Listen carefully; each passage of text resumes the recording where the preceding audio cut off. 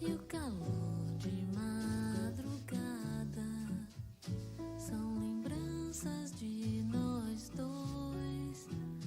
Vai você, eu vou depois. Deixa a porta aberta, eu vou.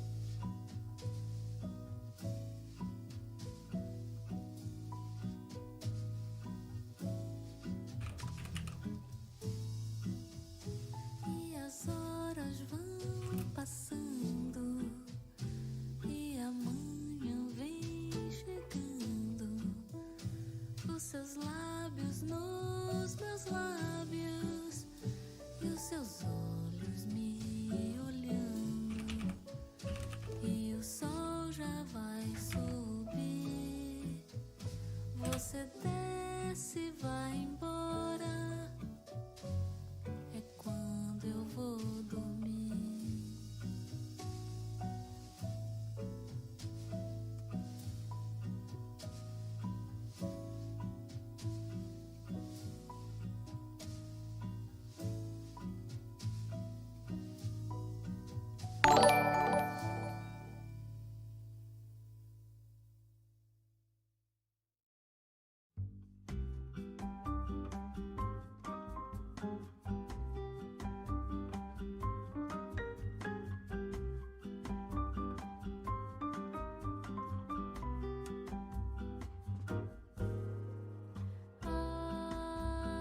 Penso na história que guardo na memória. São muitos céus azuis, muito blues. Penso na distância que andei quando criança pra poder ir trabalhar. Eu já sei remar contra a maré, mas não venha me pedir pra andar de ré, pois é. Eu cresci no gueto, eu cresci com preto. Não é você que vai fazer eu me enganar.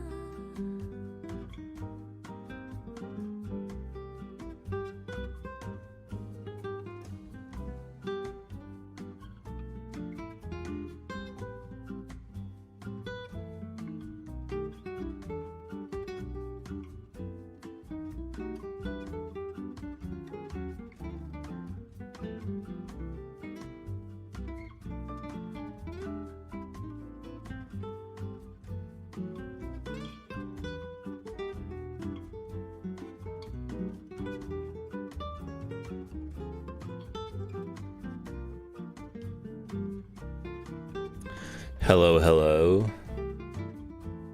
Hey, thanks for the like, Kyle. How is everyone doing? Damn, that's a... Like, the LED lighting is a bit harsh. Let me fix that.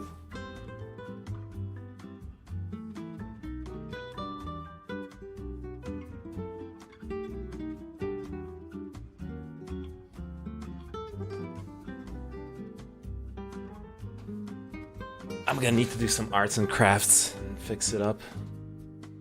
I need to hang out more with Big Bike Man sign or Sex Dog Name Man. My hair is coming back. Yeah, my hair is coming back. Hells yeah, did you know hair grew? Why are you aware of that? This is a learning stream, by the way.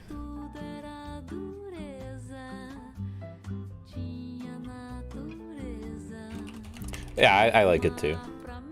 It's nice. Let me put it this way. I like it. If I give Neyman a compliment, he makes fun of me immediately. I'm sorry. I appreciate it, okay? Hey, I need to check out what the fuck's going on Facebook, because 1, 2, 3, 4, 5, 6, 7. I got 6 follows on Facebook. But I haven't streamed in 6 days. I'm not sure what's happening. Gonna grow a beard. I don't know, I was gonna shave down to the mustache again. I might leave the... I might do like the mustache plus the goatee. I need to trim it because like those like side hairs on the cheeks, I'm not a big fan. The hair is coming back soon. There will be a supply shortage on women again. Oh, don't worry. Men are fine too.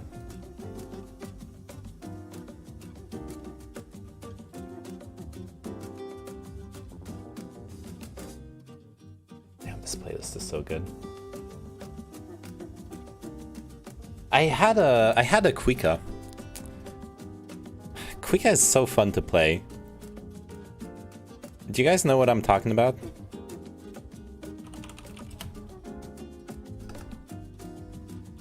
It's so cool. It's the squeaky sound you hear in Brazilian music. It's fucking awesome.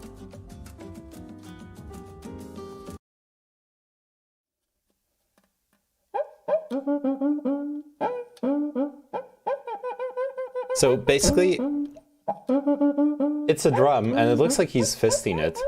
This Brazilian friction drum is traditionally used by samba schools. It produces an exotic sound which allows to be used in many different situations. But what's actually going on here is there's a stick inside. Let's see, cross section of a cuica. What? Why would I get a cross section of a uterus? What? What? Oh, that's dope as shite. It is. It really is. I'm really confused. Okay, there we go. Thank you. Anyways. So there's a stick inside. I wonder if I can find a photo of that for you. Yeah, there we go. So you see it here a little bit. You see the stick? So you take like a sponge, a wet sponge, and when you rub it against the stick, it makes those sounds. Or you can see it here, the stick sticking out. Or with your hand, anything that's like slightly wet to make that like rubbing situation, and that's the sound it makes. Other than traditional samba. Its unusual sound is used for percussion effects in a wide range of music. Hey, you thanks get for the the like, sound Frank. by rubbing a stick fixed to the drum head, inside the drum. Cool, learning something new. Good. I'm glad I taught you about this instrument. It's really cool. And it's really simple too. Like you don't, you know, there's a lot of stuff you can do with it, and it's not like hard to play. It's not hard to make a sound come out of it. Just gotta then do it in rhythm. How's it going? Hey Frank, thanks for the like. How are you doing? Oh shit, Nept. You spotted the chat command. You're the first one to use it.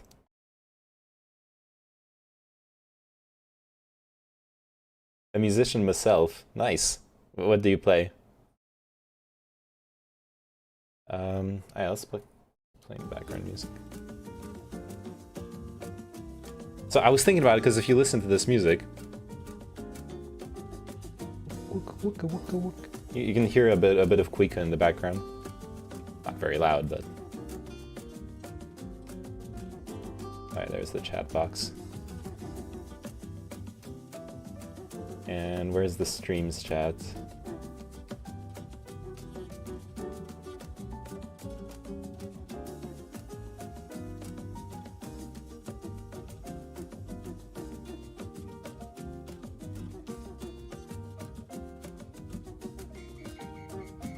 Trumpet, guitar, keys, a little djembe, harmonica. Nice. You're a very varied musician. That's sick.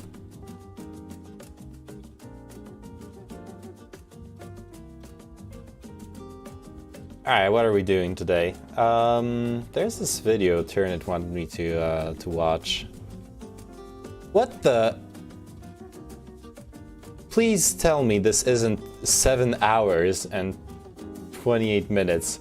Oh, yeah, he was fucking making fun of me. Just watch this quick vid on stream next time. 7 hours and a half. 7 hours and a half.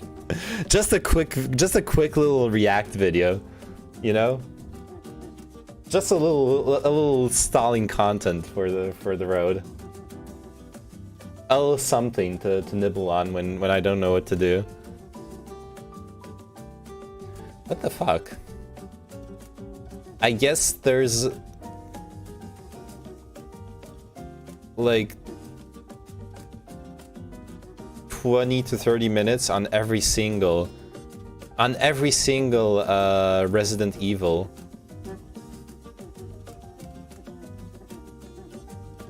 And the movies, I think. How many Resident Evil games are there? Jesus Christ. A 30-minute video would give us 7.5 hours of stream already, true.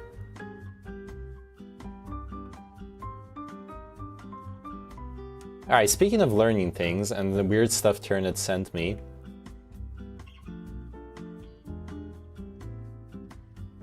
Apparently, we've been able to create chirally inverted DNA. Which, for anyone who hasn't done like much chemistry, chirality is basically the 3D orientation. You usually say like a molecule is left-handed or right-handed of a molecule. What's very interesting with this, it has some very, very interesting consequences for biochemistry. Certain drugs, certain proteins will Breaking Bad had that, nice. Will have completely different interactions with your body depending on their chirality. There actually are. Will this cure Rosary's condition? Absolutely not. This is actually a doomsday scenario. Because, anyways, let me get there. Chirality is really interesting. Certain genetic disorders, for example, will happen because of inverted chirality within your certain protein structures within your body. And yeah, like I was saying, different drugs will do different things. It's something to really watch out if you're synthesizing things for human consumption, for example, where it'll interact with the body in completely different ways. Now, why does this matter? That we made chirally inverted DNA? It matters because living matter that interacts with chirally inverted living matter can't actually break it down. So what you're looking at is basically a new doomsday scenario. Everyone knows about gray goo, right? The gray goo nano machine doomsday scenario. If we create chirally inverted bacteria, that bacteria will have no natural predator until a natural predator evolves out of the bacteria itself. That shitty game. Yeah, let's go with that. So if someone, say a lab working on the chirally inverted DNA, link article blocks here.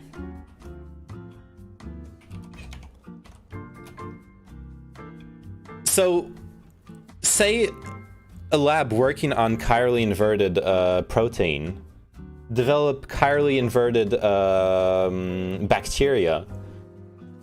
So everything, it's bacteria that works exactly the same. Like, let's go with E. coli. It's exactly the same as E. coli, except every single protein is chirally inverted relative to naturally found E. coli. That E. coli will be immune to almost every fucking natural predator or threat it has in nature. Pretty much. Like, solvents will still work if if you throw a bunch of, you know, fucking disinfectant at it, it'll break down the bacteria. But released in nature, this kind of stuff could really destroy our ecosystem. What about a gun? Yes, a gun would kill the bacteria at the exact impact point. However, guns are not very efficient ways of sterilizing surfaces. Maybe that's I don't know. Maybe that's why American healthcare has some issues. You know, they use too many guns to sterilize the surgery rooms.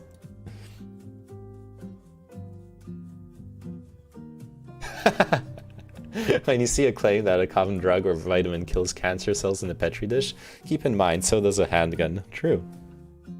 See, there's something I really like in life. It's hyper solutions. Or more commonly known, a bleach bullet, exactly. Or more commonly known as throwing out the baby with the bathwater. So the classic hyper solution I like to joke about, if someone tells me that they have like pain in their arm, I have a very simple solution for them. You can just amputate your arm, and then your arm won't hurt. It's like the Halo rings. If you kill its food, it will die. Well, the problem is, bacteria. Well, it depends on the bacteria. This doomsday scenario specifically depends on genetically engineering a chirally inverted bacteria that are not dependent on organic matter. So bacteria that are bacteria that, for example, participate in biodegradation, that are chirally inverted, will die out because there's no organic matter that is chirally inverted on our planet that they can feed off of. But bacteria that feeds off of mineral structures where chirality doesn't matter will cause that doomsday scenario. Or well, everything's relative. Obviously, like if we look at it on a 100,000 million year lifespan, then maybe they just take. Maybe they take over the world, or maybe life somehow finds a balance between different life forms of different chirality and like evolves to discover metabolic processes that don't depend on chirality, etc., etc. We would probably die. Not directly, but it would like kill off steps on the food chain going up towards us. Not to mention all sorts of new and weird forms of toxicity as we discover the interactions of chirally inverted protein that we've never tested, and how it can affect us.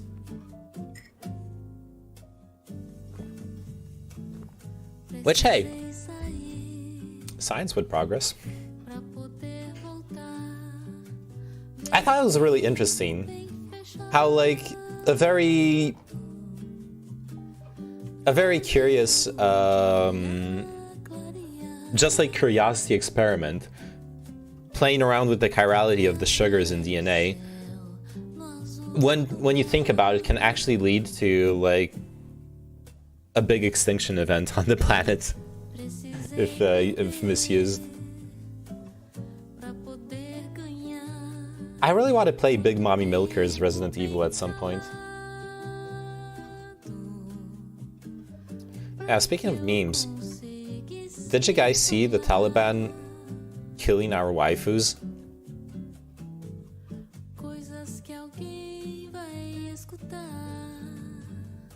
Activated charcoal barriers. I can't even show this on Twitch, this kind of brutality.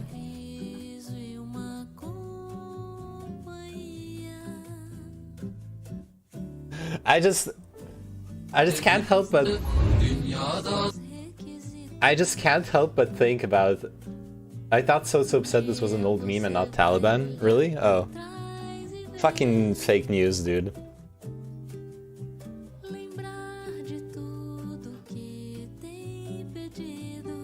Fucking fake news, dude.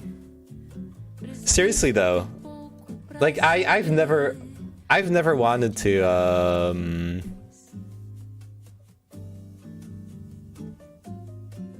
forever glad I was a part of this. Oh. Okay, yeah, it's a fucking skit. Or something. It's a good meme though. I'll be honest. Imagine how many you know what? This is the kind of ad that the US military should start running. Imagine the amount of weebs that are gonna enlist in the US Army when they see this shit. When you can actually defend your waifus IRL. Scroll down in the tweet, it has the source. It's an airsoft crew making a meme. Yeah, I saw this, the like making of, where you see the guy just chilling and whatnot. Thank God they got Madoka out.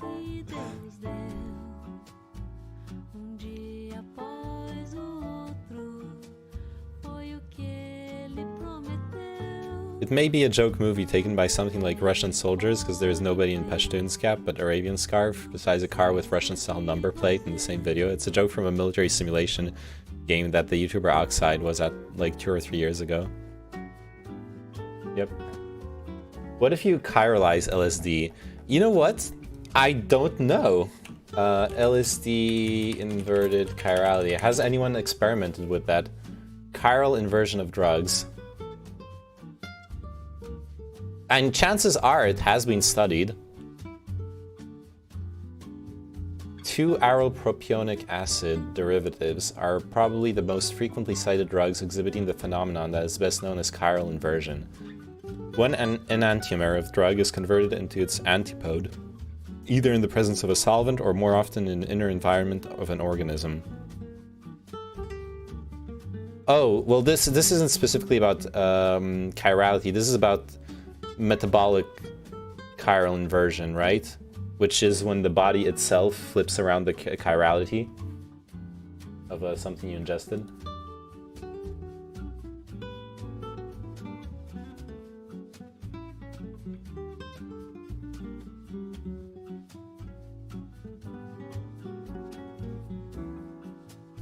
Who dat boy?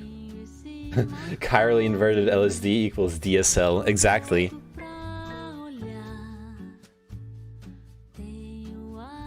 Or when it degrades. Yeah, true. Wait, why are you guys talking about OnlyFans?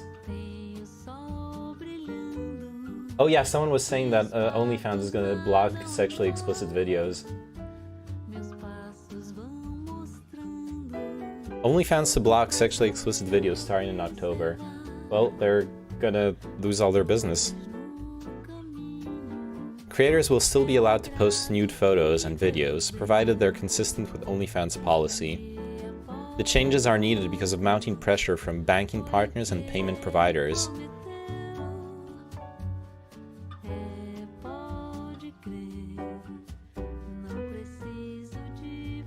OnlyFans is trying to raise money from outside investors at a valuation of more than $1 billion. The company handled more than $2 billion in sales last year.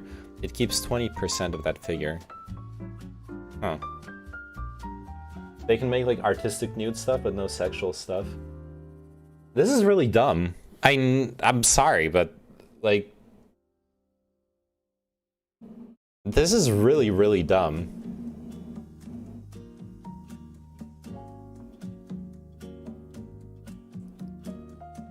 $290 a year for Bloomberg? Jesus Christ. It's so ridiculous that so many sex-related companies are still like slaves to payment processors. Shit should be changed. Need crypto fans. Yeah, I mean that's actually a fair argument for cryptocurrency-based payments. Absolutely. It's literally like dumb censorship, and that cryptocurrency would let you go around.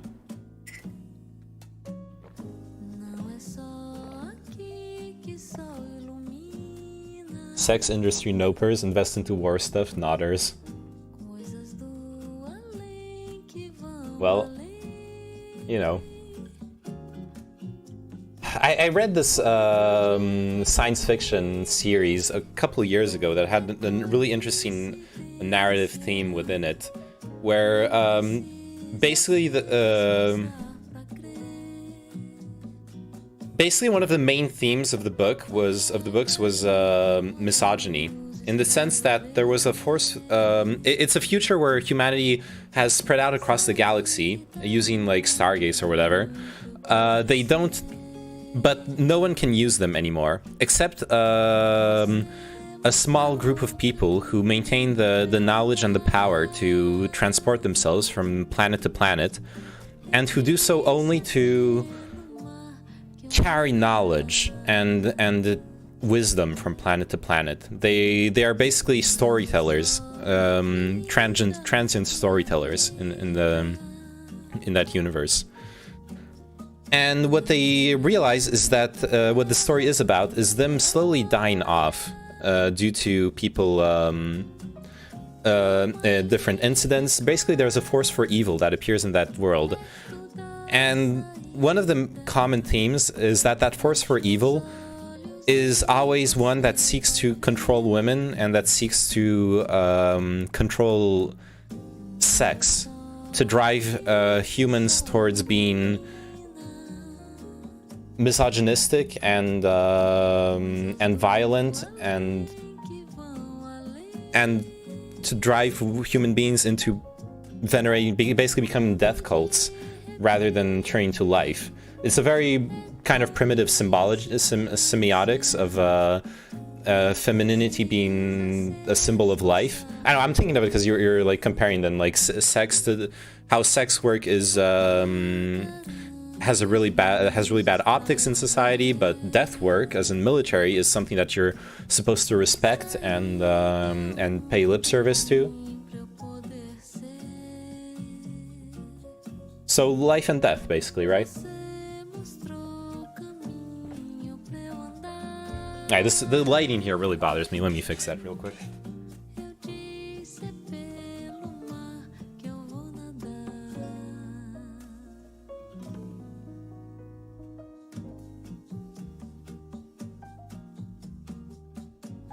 Alright, that's much better.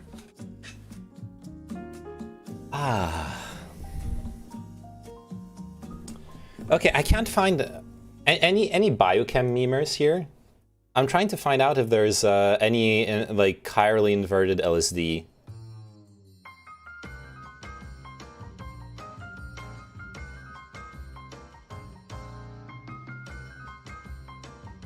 I'm somewhat of a biochemist myself. I have never seen so many people here. Ooh. Well, that's because you... I think you've... Well, it depends. It really depends. Most of my viewership comes from a site called streams.gg, and there it really depends if someone else is streaming something something they prefer watching, or also another thing that affects my viewership a lot is whether I play video games or not. No one wants to watch me play video games. Everyone just wants to watch me talk about sex or chirality, apparently. That highly depends on the society, though. In the US, they suck off the military, but here in Germany, we have an extremely split relationship with our military. Yeah, sure. No, chat is full of Afghanistan experts this week. True! They're taking a break from virology. True! Goofs in Afghanistan. I affect your viewership a lot as well. One viewer if they see me. True. But yes, an inverted LSD would exist and would not interact with you probably. No, Turnit, drugs don't work that way. A lot of drugs, when you invert the chirality, they have different effects. Or similar effects. Like, you can't just assume that it will not interact with you. It's more complex than that. You're looking to get high in new ways, or what's going on? No, it's because we were talking about an article, how biochemists have successfully created chirally inverted DNA, and how synthesizing chirally inverted bacteria that would feed off of inorganic matter could be a doomsday scenario, or like a mass extinction event on this planet. Basically, it's a very interesting technology to create chirally inverted life forms, especially for drugs and medication, because, like I said, chirally inverted medication can have very different effects. But releasing this kind of bacteria could be like a doomsday scenario for the planet.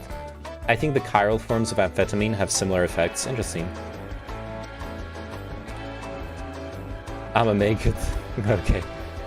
The Taliban has changed. They are cool feminists now. I'm not so sure of that. I have no idea how biology works. Well, basically, chirality. This is gonna be my like dumbass. I don't know that much about the subject take, but I think I understand. I have a superficial understanding of it. This is chirality. Chirality is basically just the orientation of a molecule. So as you see, those two molecules are composed of exactly the same parts, but they're inverted geometrically, right? They're not the same. They're the same shape, but symmetrical, flipped around. So when you have molecules that can be flipped around like that, what you can notice is that they'll interact differently with the rest of your body, because a lot of the stuff that happens in your body is like receptors. Say like in neurons, receptors expect a protein that will have like the right shape to fit in and activate it, for example, stuff like that. But so if you suddenly flip the shape around, it might not work. Or it might work in different ways, in unexpected ways. So what's interesting is that even though specific chirally inverted molecules will still interact with our bodies, there is this idea that chirally inverted life forms in general cannot consume inverted life forms. So if you create bacteria that can sustain themselves off of mineral products and that are chirally inverted, they might end up having no natural predators and completely overwhelm the ecosystems they're released in, leading to an extinction event. Medication, just use heroin, makes pain go away. That it does. Shouldn't use it though, but yeah. This designer drug is all too complicated, just use some of that old school heroin, it will flip you around. I have no clue what the name is on about, that's why I'm shitposting. I've noticed you do that, Chinchilla. Well, actually you shitpost even when you know what's going on, so actually you just shitpost. National predators, more Twitch drama. Yes, exactly. National predators are a threat to. I'm not going in there, Chinchilla. No, bad chatter. We're not a drama stream. Wouldn't they have problems surviving by themselves? They would if they were bacteria that were dependent on other biological material. But a lot of bacteria, there is a lot of bacteria, I forgot the term for it, but there's a lot of bacteria that is capable of consuming, what's the term for it? Oh yeah, this is the wiki article Tiernan sent me.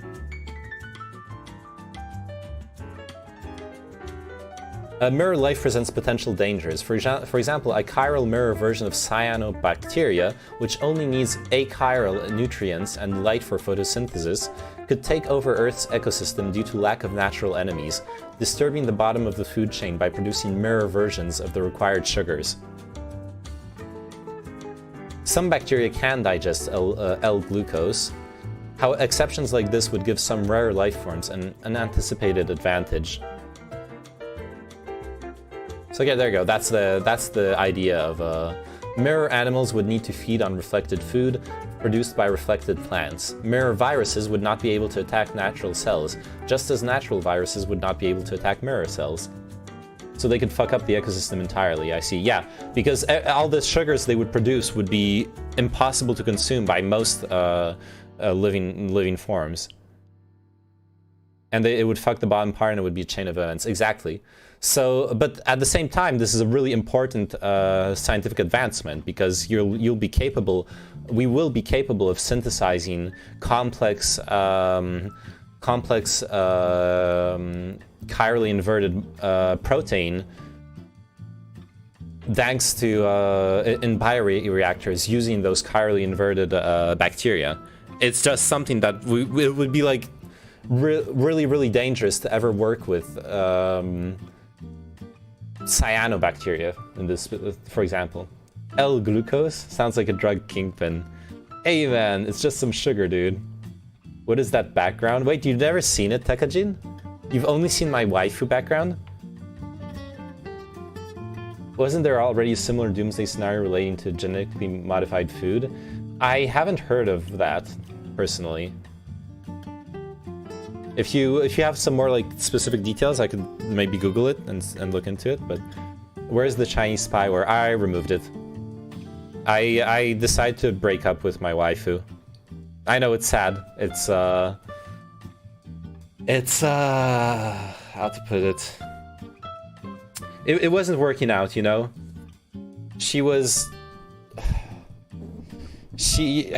We needed different things in the relationship. That's why you've been gone, huh? Dooming over that, yeah.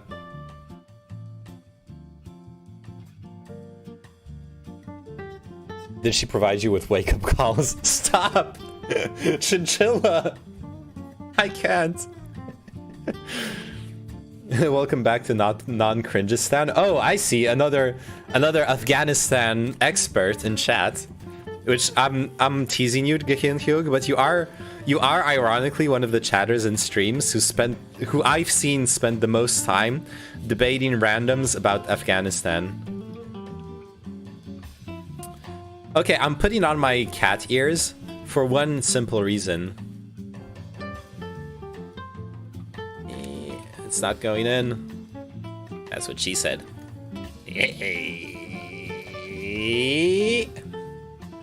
Okay. I've been talking with this girl on Bumble, and I told her she made some joke about calling me kitten. So I told her I had cat ears. So I sent her a selfie with the cat ears, and I don't understand. She was like super impressed by them. She was like, "Wow, that's so cool." I was like, "It's literally a fucking piece of paper. I just cut out a piece of paper. It's like a 5-minute crafts project." What are you on? So like, I'm glad she likes it, but still, getting catfished. I don't think so. Maybe. Well, you know what she into? Yeah, she into that cat boy bussy. Because I will have nothing but people admitting that we fucked up and failed Afghanistan. I will not have people weasel out of this. Fair enough. Artifacts, poppy, minerals is what Afghanistan is about. Not hurt people as it should. I agree with that. Yeah.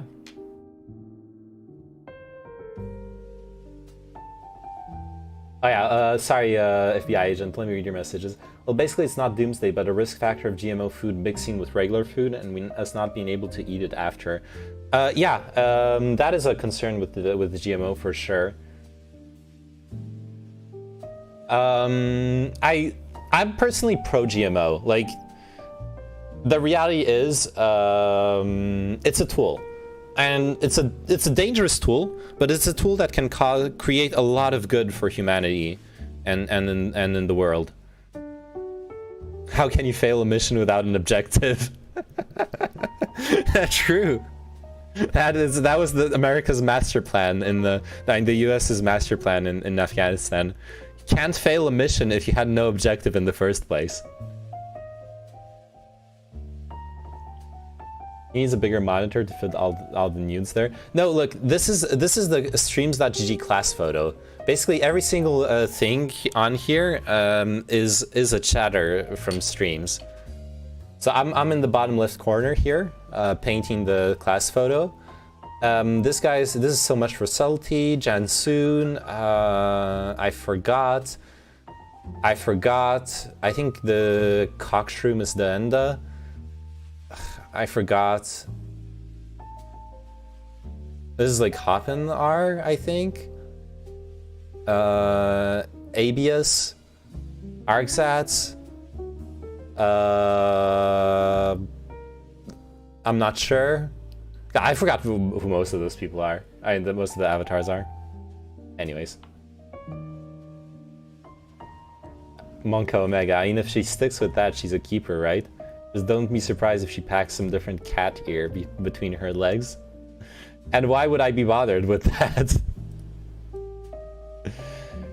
Pro-GMO, anti-genetic IP. Yeah. The only situation where I could see genetic IP making sense is if you actually synthesized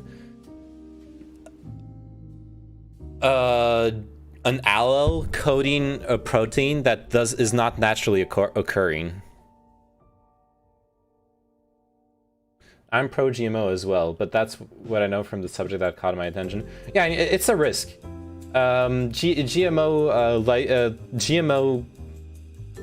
phenotypes spreading out throughout the ecosystem is a risk that is usually greatly mitigated by just not implementing phenotypes that are dangerous. Like for the most part, it shouldn't be an issue. But it could be. Like, I'm not going to pretend we know long-term effects when we haven't been eating GMOs for, like 50 years. But soon enough, that'll happen. We will have been eating them for 50 years, and by then we will be dying to climate change, so who cares? Hey! I'm guessing the avatars are only from streams, or what is the site called? Most of them, yeah. There is, at the time I had one regular Twitch chatter, which was Moopy Cake. So Moopy Cake is the Ahegao cream cake, because he wanted to be a cream pie. So I created a cream pie with an Ahegao face for his avatar. And Tyrannid, who I know from before, who I know from years ago. That's him. But if I did the class photo again nowadays, I would 100% include like people, all the Twitch chatters and the Facebook chatters and anyone else who wanted to show up.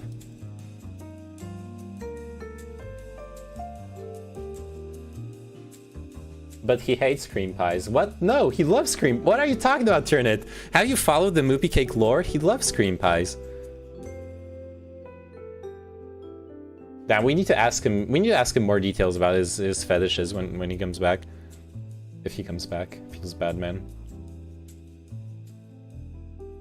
Sorry, what did you say? I have no clue. Too busy building up my drug empire as El Glucose. What is good? We have good safety standards nowadays and good control. It depends. You need old school genetic modification methods versus modern day methodology, which needs perfection. I don't know. The problem is with highly experimental. Well, yeah, not experimental, but fields like genetic modification is new technology. Like, imagine if now that we have the splicer meme, imagine if we had to wait like 10 or 15 years before using it in to modify stuff that's gonna directly affect people. That would be insane. Just because it's a recent technology doesn't mean it needs to be like limited in its use. It has to be case by case, honestly. Am I a furry though? No, I'm not.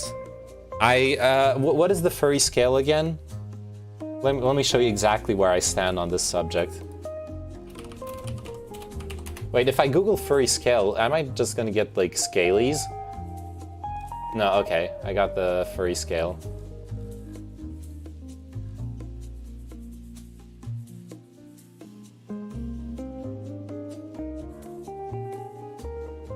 Okay, I'll be honest with you.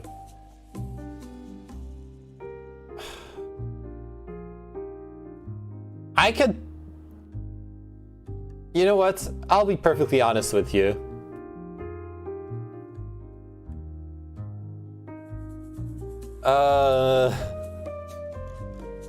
He's not gonna be honest. No, I'm gonna be honest.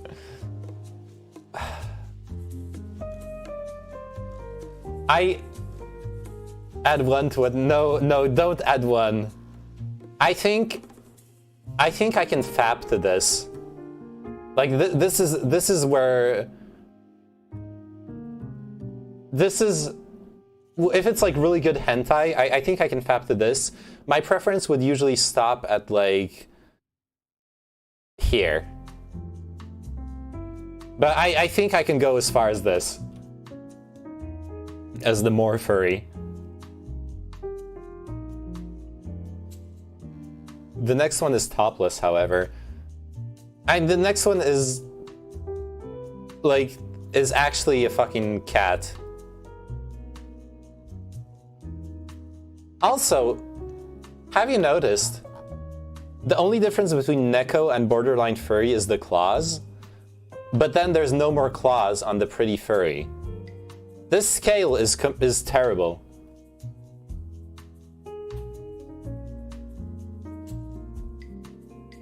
My parents caught me looking at mares at 11. What are mares? Is that like the term for brony porn? And more furry has claws again, and very furry doesn't. Oh yeah, true. Very furry doesn't. This is very inconsistent. This scale is bad. I probably shouldn't be. It's okay.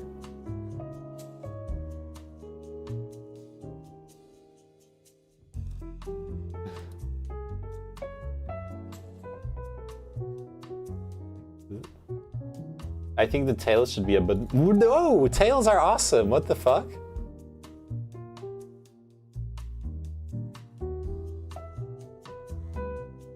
Look.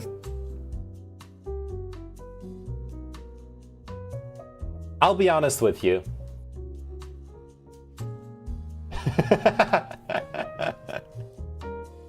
The disappointed dad look.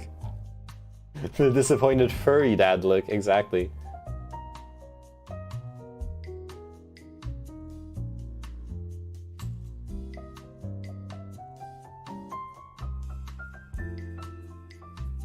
I don't know, look. You have to realize that if you're I don't know. Because every single thing I've seen on the internet of like people walking around with like butt plug tails is they're into some like hardcore pet play usually. But if it's just like a butt plug with the tail sticking out, I mean that can be pretty hot. You just want to shove a butt plug into someone's name, be honest, you don't care about the tail. No, the tail is cool. That being said, butt plugs are pretty awesome. Like if you've never had sex with like vaginal sex with someone who has a butt plug in at the same time, you actually feel the butt plug through the walls. It's interesting. It's like if you're with someone who enjoys that kind of stuff, it can be fun.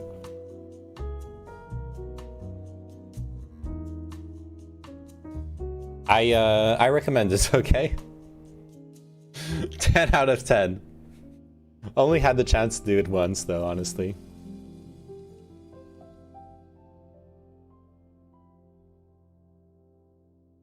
But I've been thinking about it recently. I've been thinking about it recently because how do you get someone to enjoy it? Asking for someone else. You ask them if they would be interested in like butt play type stuff, and if they are interested, look, the person I met who did that, they already liked it. They were like a really kinky lady who would go to like fetish parties and swinger parties, stuff like that. She was like full on in that fetish lifestyle. So the first we went on a date, and then the second time we saw each other, she invited me over to her place. And as I was in the subway, like coming over, she sent me a picture of her ass with the like butt plug gem shining out of it. So like at that point, I knew it was gonna be a fun evening, you know. But I never like tried to get someone to try that shit out, you know? What a keeper. Don't do things with someone that doesn't enjoy that stuff. Good sex take from someone that even streams politics. Wow. Hey, that's only because I'm talking to people that I don't do podcasts with, Chinchilla. I'm sorry. I swore to myself I'm not gonna do this, okay? I'm not doing that. I take back what I just said. No, you're not gonna bait me. Fuck.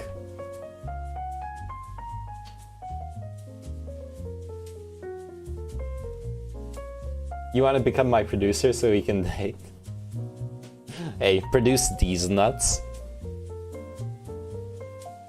Now, I don't know. I've never had experience trying to get someone to get into butt play because it's not something I care about in and of itself. Like, I care about making my partner happy. So if my partner wants to explore that, I'm down. If they don't want to, then I assume they don't want to. Like, I don't need to make them try it out. But if they're curious, but like, don't pressure them. But if they're curious, I would recommend probably going at it progressively with a lot of lube. Because butt stuff, if done wrong, can be very painful. And even if you're gonna enjoy it, it can be really painful. Same, if she kinky, I'm kinky. If not, I don't really care about it. Yeah. That's the difference between a fetish and a fixation. If you're fixated on something, then you need it for your sex life. If it's just a fetish, then, you know, it's nice, you enjoy it, but you don't need it. It's a bonus if you can get it. If there's nothing else in the relationship and you don't have it, then it's kind of like, why are you there? But like, it's not gonna make or break a relationship by itself, right?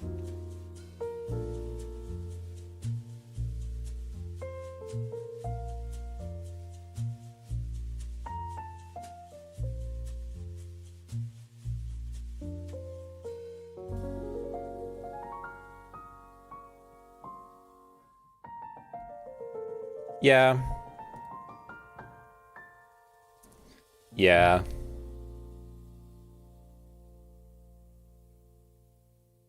Daddy, ohayo. Ohayo. Oh shit. Daddy, ohayo. Ohayo. Ah. I sometimes see people saying shit. Imagine needing this to get off about some fetishes, but at least for me it's not like that. It's like those things can add more fun, but...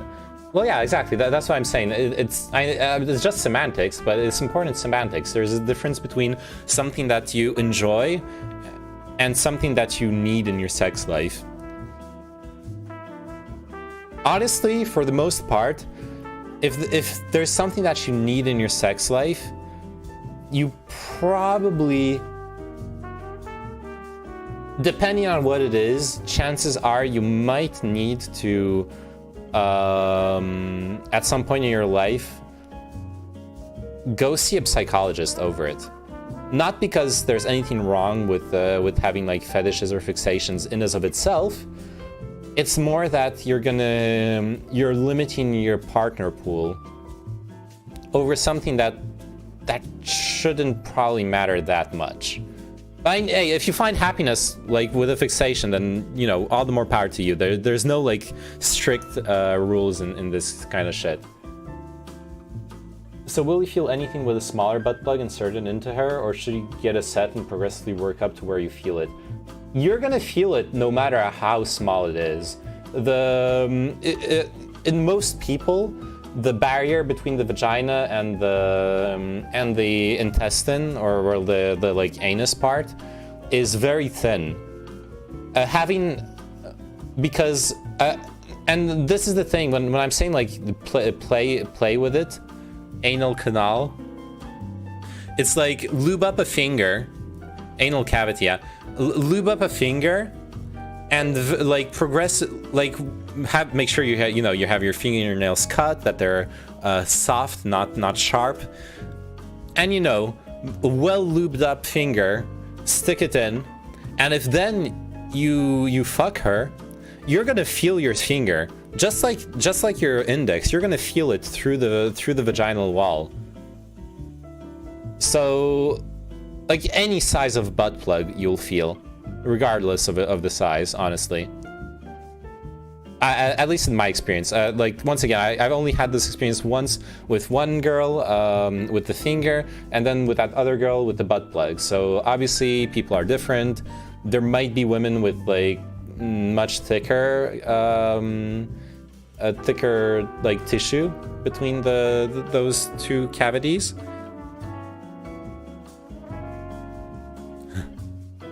I'm eating lunch right now, but yes, butt play, yes, okay. Any size of butt plug, lots of lube, cut your nails. Yes, thick. Full kinky, or have your potential partner see a psychologist to develop that kink. See, that's weird, honestly. Like,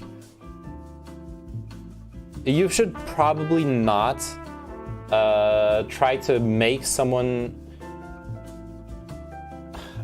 It's weird, like, I've had to self-reflect because I'm a very kinky person and realize that certain behavior I've had in past relationships tended towards like a manipulative, grooming type behavior of like trying to manipulate my partner into trying out and enjoying new kinks. And that is mostly because the woman I discovered sex with was super kinky, and she got me used to a very, very kinky sex life, and that kind of normalized it for me. But that's not a healthy interaction in a relationship. It's something I regret doing, and I feel very strongly about for like the future. Yeah, that's what I meant by soft nails, Gehirnhyo. Don't just cut your nails, but also use a file to make sure the edges are smooth.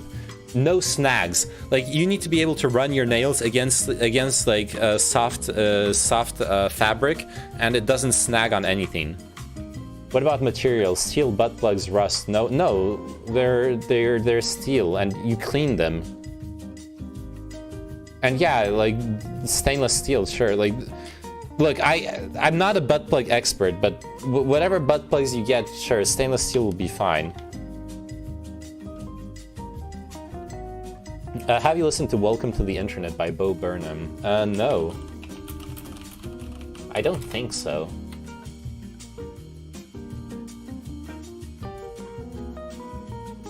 Wait, is that copyrighted?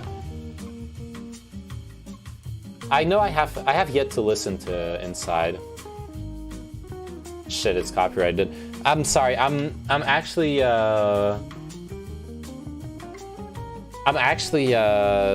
restreaming to YouTube now because I'm gonna do the podcast in 5 minutes.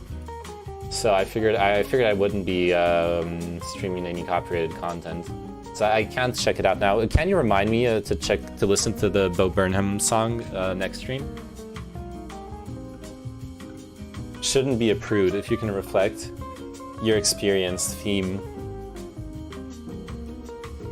Okay, I don't know what's the last thing you said, but yeah, no, being prudish is not necessary. I'm an anti-prude. I fucking hate prudishness as a principle. Thanks for the content. This will go in my shit Neyman and Says compilation. Oh, Bukra, can you hop into my Twitch chat and type !endurance? I'm gonna start slowly posting your memes into as chat commands. Means heal me. Oh yeah, I feel you, 100%. Yeah, as long as you can reflect on consent is the important part for me. Like, there's nothing wrong with kinks as long as they're consensual and practiced safely.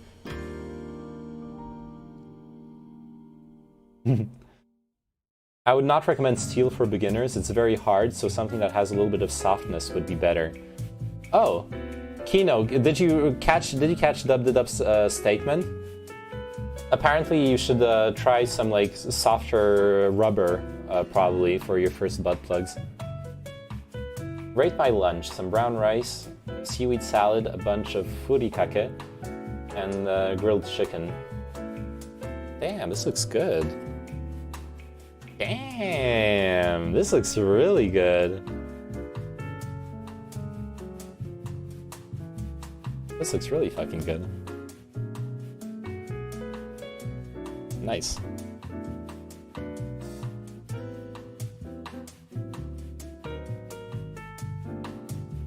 Ah shit, my other account, yep. Knee exploder. We found your alt, Bukra. You can no longer hide. So, this skin looks beautifully crispy on the chicken. Did you do any sauce with it, or something special, Kino? Saving all knee exploding names, nice. You will be the king of exploded knees.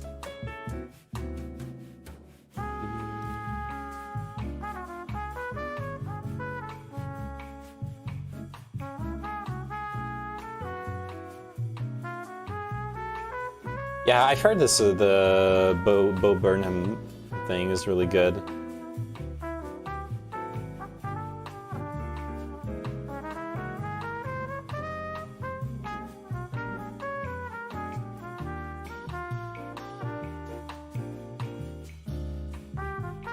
Needs a plum or raspberry thin. I don't know. It depends on taste, right? I'm not a big like sugar person or sweet person in general. So I don't like this looks great to me. But I could see someone who's into like mixing sweet and sour, throwing that in. I'm learning GPU repair. Gonna make a new account. Exploded PCB. Nice. That's a really good name, Bukra. I used this spice packet. Spicy barbecue powder, Lee brand. Also good for pork ribs. Well, from the photo, we can tell that there is what? Hot peppers, garlic, salt and pepper, lemon, onion. What is this? Fuck. This looks, from the outside, this looks like lemongrass. Alright, guys. It's time for this week's Lid Praxis episode, which is on one of the most shallot. You think those are shallots? I think that was lemongrass, honestly. Lemongrass, yes. Okay. Tonight's Lib Praxis episode will be about the most interesting thing, the most fascinating subject we've yet to hit upon. Taxes.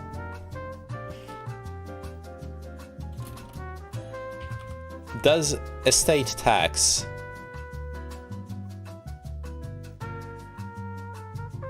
let's name it estate tax versus inequality. That'll be the stream title.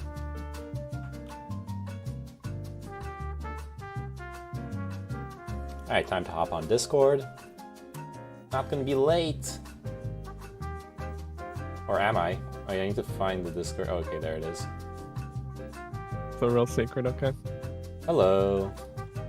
Hi. Hi. How are you doing, Name Menon? Good, and you? Just great. Just great? Just Damn. great. You know, I'm doing just great. All right. What have you been streaming so far today? Today, Oh shit. Here. we've been discussing butt plugs. Yeah? Uh-huh. Yeah. Butt plugs and what else? Oh yeah, chirally inverted life forms. That was an interesting Wait, article what? Turnet sent me. So you know how chirality is? You know what it means? No.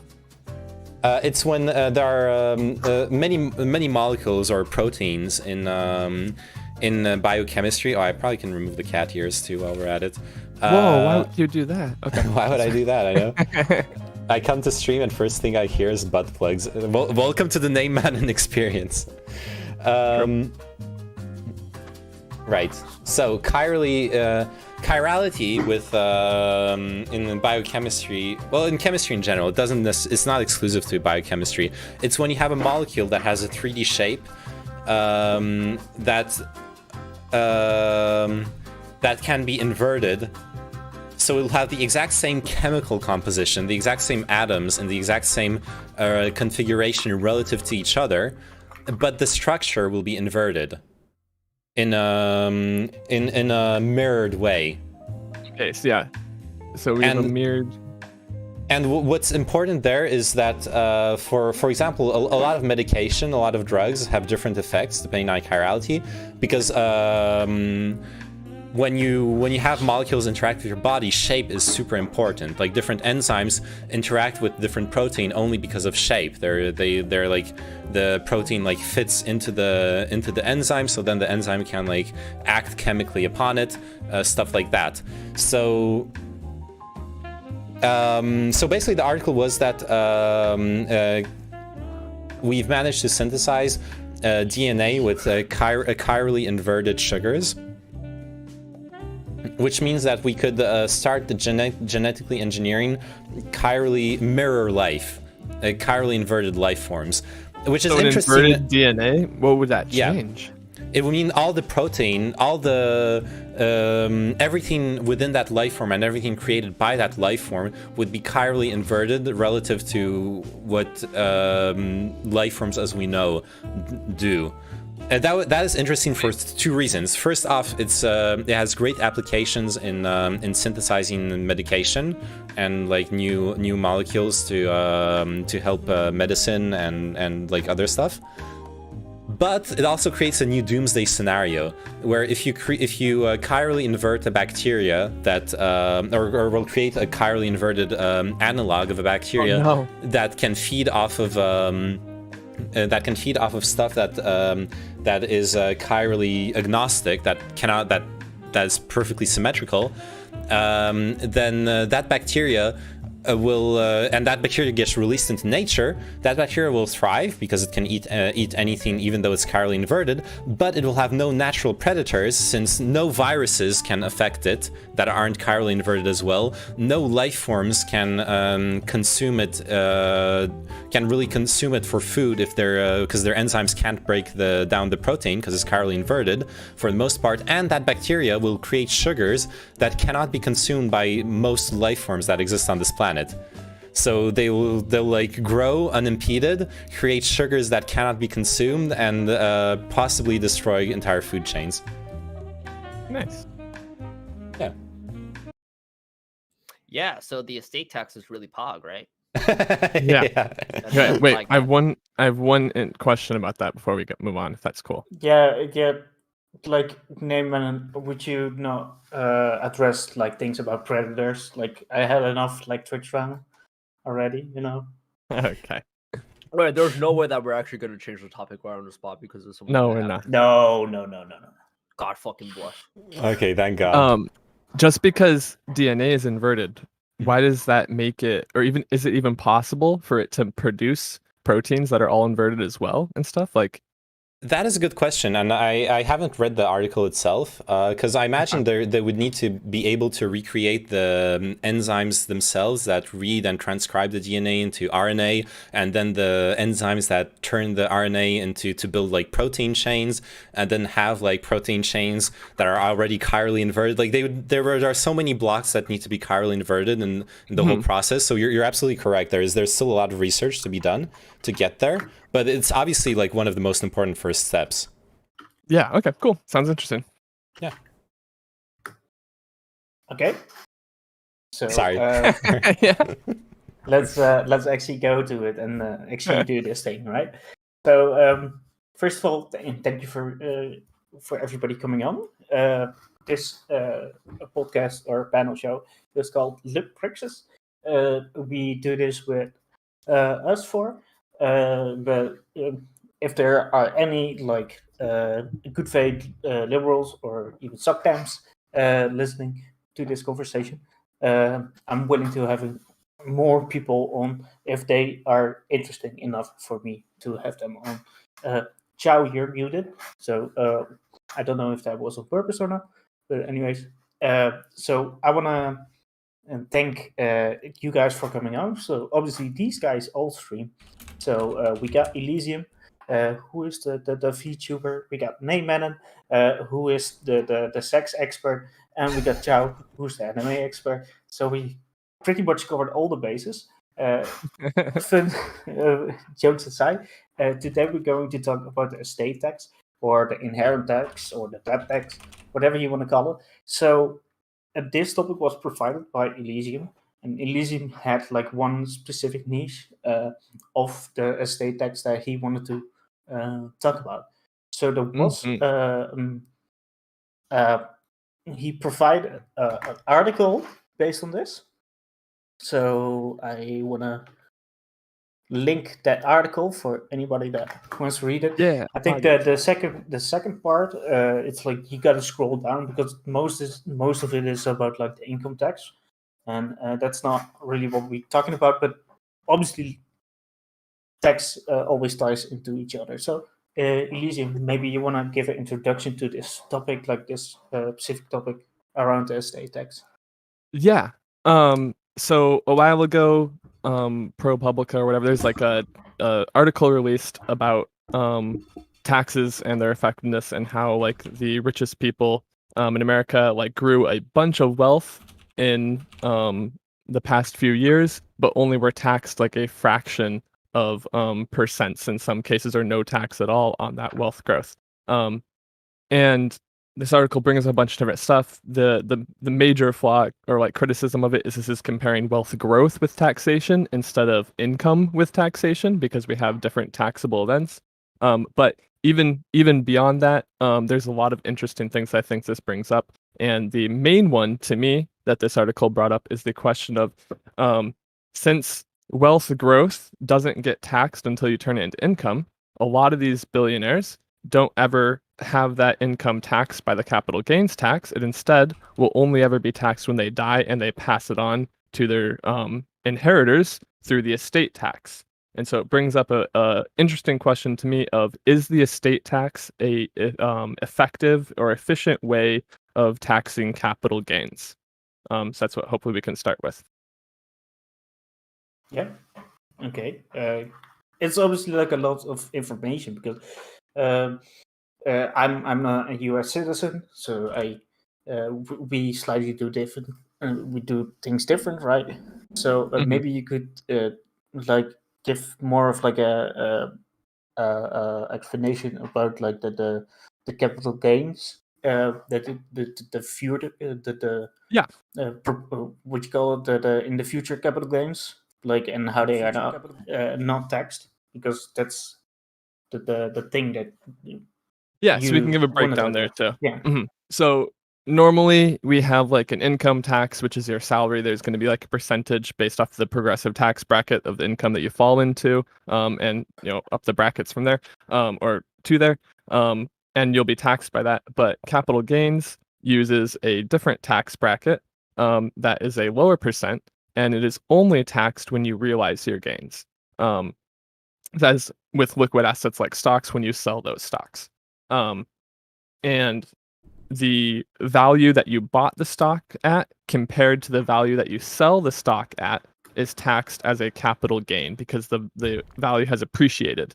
So that has a lower tax on that gain of wealth than income does. And the issue that this question is bringing up, if someone never sells those stocks until they die, that capital gains tax never goes into effect because the stock has never been realized or sold, so it's never been taxed. So the capital gains tax effectively doesn't apply to that stock. Instead, hits the estate tax because the estate tax is what the United States does when someone dies, and then that wealth gets transferred after the estate tax to the inheritors. Is there any more clarification there that we want? I have a question. Sorry, isn't the capital gains tax still paid? Because I guess it depends on the choice of the estate. But if the estate chooses to sell off the stock assets in that account, then they still have to pay capital gains tax on it before sending it off to be inherited and then go through the estate tax, right? It's not exempt from capital gains just because the person died. It's just that it's not necessarily sold yet, right? I don't know that specific scenario. I would assume that's probably accurate. Okay, so if say like a dad dies and they have stock, they don't have to sell the stock and give it to the kid. They could just give the stock. Yeah. So then it wouldn't be subject to capital gains. No, but if they did sell it, if they did sell it, it would. But you probably don't have to. You don't have to. You could just transfer ownership. And then that would probably be subject to the estate tax. So think about this well. To name Mannon's question, if an estate or a trust like wanted to actually sell the asset, I'm sure it would be taxed as capital gains.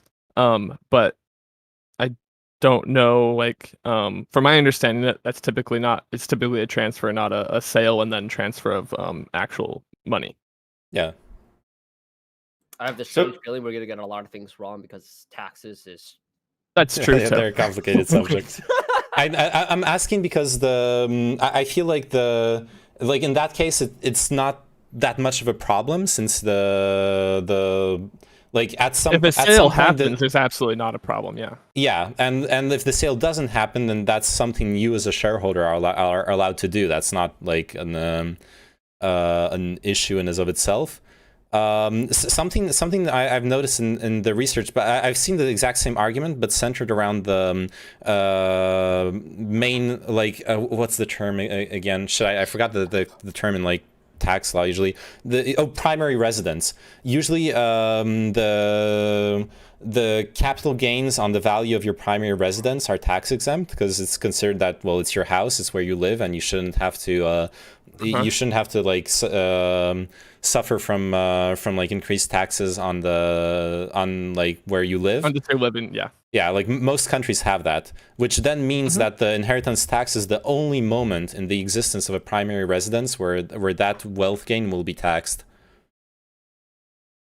All right. It seems like I have been blessed with a chatter who does say that even if you were to transfer things like stocks, there is a taxable event. I don't know what that tax would be, but nice. Isn't that the estate tax? So that's the whole point. I don't know if that's the estate tax or if that's something else, but it's a taxable event. Okay. In other words, it does get taxed. Yeah. So, the unrealized, capital gains, right?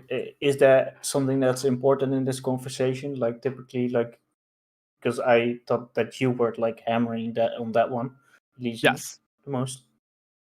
Yeah. So if we're talking about stocks that haven't been sold, which in my understanding is the vast majority of these estate transfers, then it doesn't ever hit a tax. Well, the taxable event that it hits is the estate tax, not the capital gains tax. Well, except that according to Chow's chatter, it resets the value of the stock. You pay the You pay the capital gains, and then the value of the stock is set at the value that you paid taxes on. I would love to see a link for what they're talking about. Yeah. Yeah, I don't know if they're an expert or not, but that's what they're saying. Yeah. Okay. So, Chow, you have anything to say on this? Yeah, so I was doing some last minute research on the estate tax and the typical arguments against them, which are, oh, it's bad, it's the death tax, or it doesn't do anything, or it has negative effects and things like that. And most of the arguments have very little to no basis in reality. And basically, there are no facts to back up those arguments. I haven't finished the article yet, but for the most part, I am in favor of the estate tax because So you I do you want to think. move on, like from Elysium's question? Like I'm not quite sure if Elysium Well, is done basically, with. I have no idea what was Elysium's position. He wanted to argue whether or not it was effective in collecting capital gains. Mm-hmm. Um, I don't know if he gave a clear yes or no on that, but No, I am just brought going up the to- question so far. Okay, exactly. Yeah. So my take is it is effective at collecting capital gains. Now, I think what is to be discussed is by how much and whether or not it could be better or worse. I think those are just value judgments in that we're all going to have different opinions. Uh, the estate tax is like any other tax. It collects something and it adds revenue to the US government in order to pay for stuff. So it at least does that. So you want to go and just talk about the estate tax then, in general, Elysium? Are you fine Well, with that? No, I'm not. Okay. I only introduced it. I guess we didn't get to like more data. Maybe open it up too quick. But I guess when I was looking into this, I'm gonna throw 2 links into our our What do you group mean by LTR? chat. Could you just link it in chat as well, so people that watch can actually? There's a lot of chats. Okay, yes. Yeah, I will do the rest. Okay, Oh, okay. if you would like to put it in the group chat, then I could put it in my chat. Yeah, that's what my general goal for that was. Hang on. Where is my second one that I cared about for this part of it? Oh, right, is this cringe one. Okay. I covered Chinchilla's chat. Okay, so looking at these 2, one is like a tax lobbyist group, and the other one is a study that was cited by actually like a few different articles on estate inheritance tax stuff. And between the 2 of them, it doesn't seem like super clear if how effective the estate tax is. So this person's study comparing how much wealth has been inherited in a year versus how much the estate tax captured in a year. If I understand correctly, is claiming that the estate tax had an effective tax rate of about 2%. And the other one is talking about even though that the estate tax has an upper bracket of 40% tax rate, with the exemption, it has an effective tax rate of 17%. So whether it's 2% or 17%, or somewhere in between there in this range, I think overall, if we're comparing this to a capital gains tax, this doesn't seem very effective. It's kind of how I've been feeling about this. And the other element to this was because the exemption for the capital gains tax, or for the estate tax is so high, or the tax credit for the estate tax is so high, it's like 5 million right now, or even got expanded to 10 million because they removed the joint thing.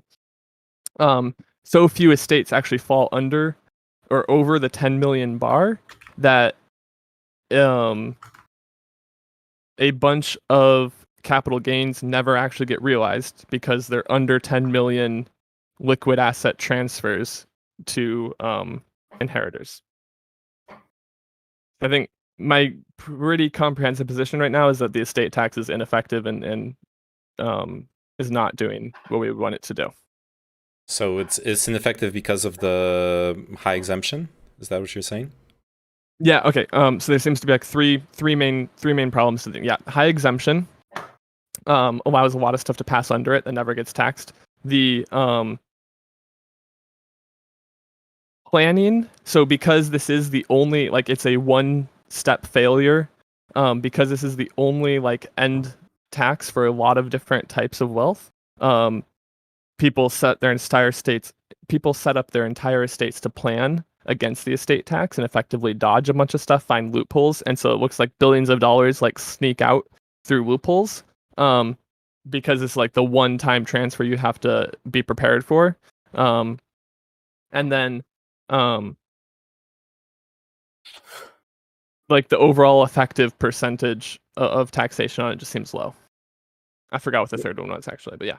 Yeah, so you go into the general talk about the state tax, but one of these things that I also have read that is that you can transfer it like already like your inheritance before you die. So that's like super great if you are like rich, right? And you can inherit or you can transfer that money, right? 20 years before you die, because then like over time that money will appreciate, right, in more money. Mhm. So you will give your kids like $5 million, right?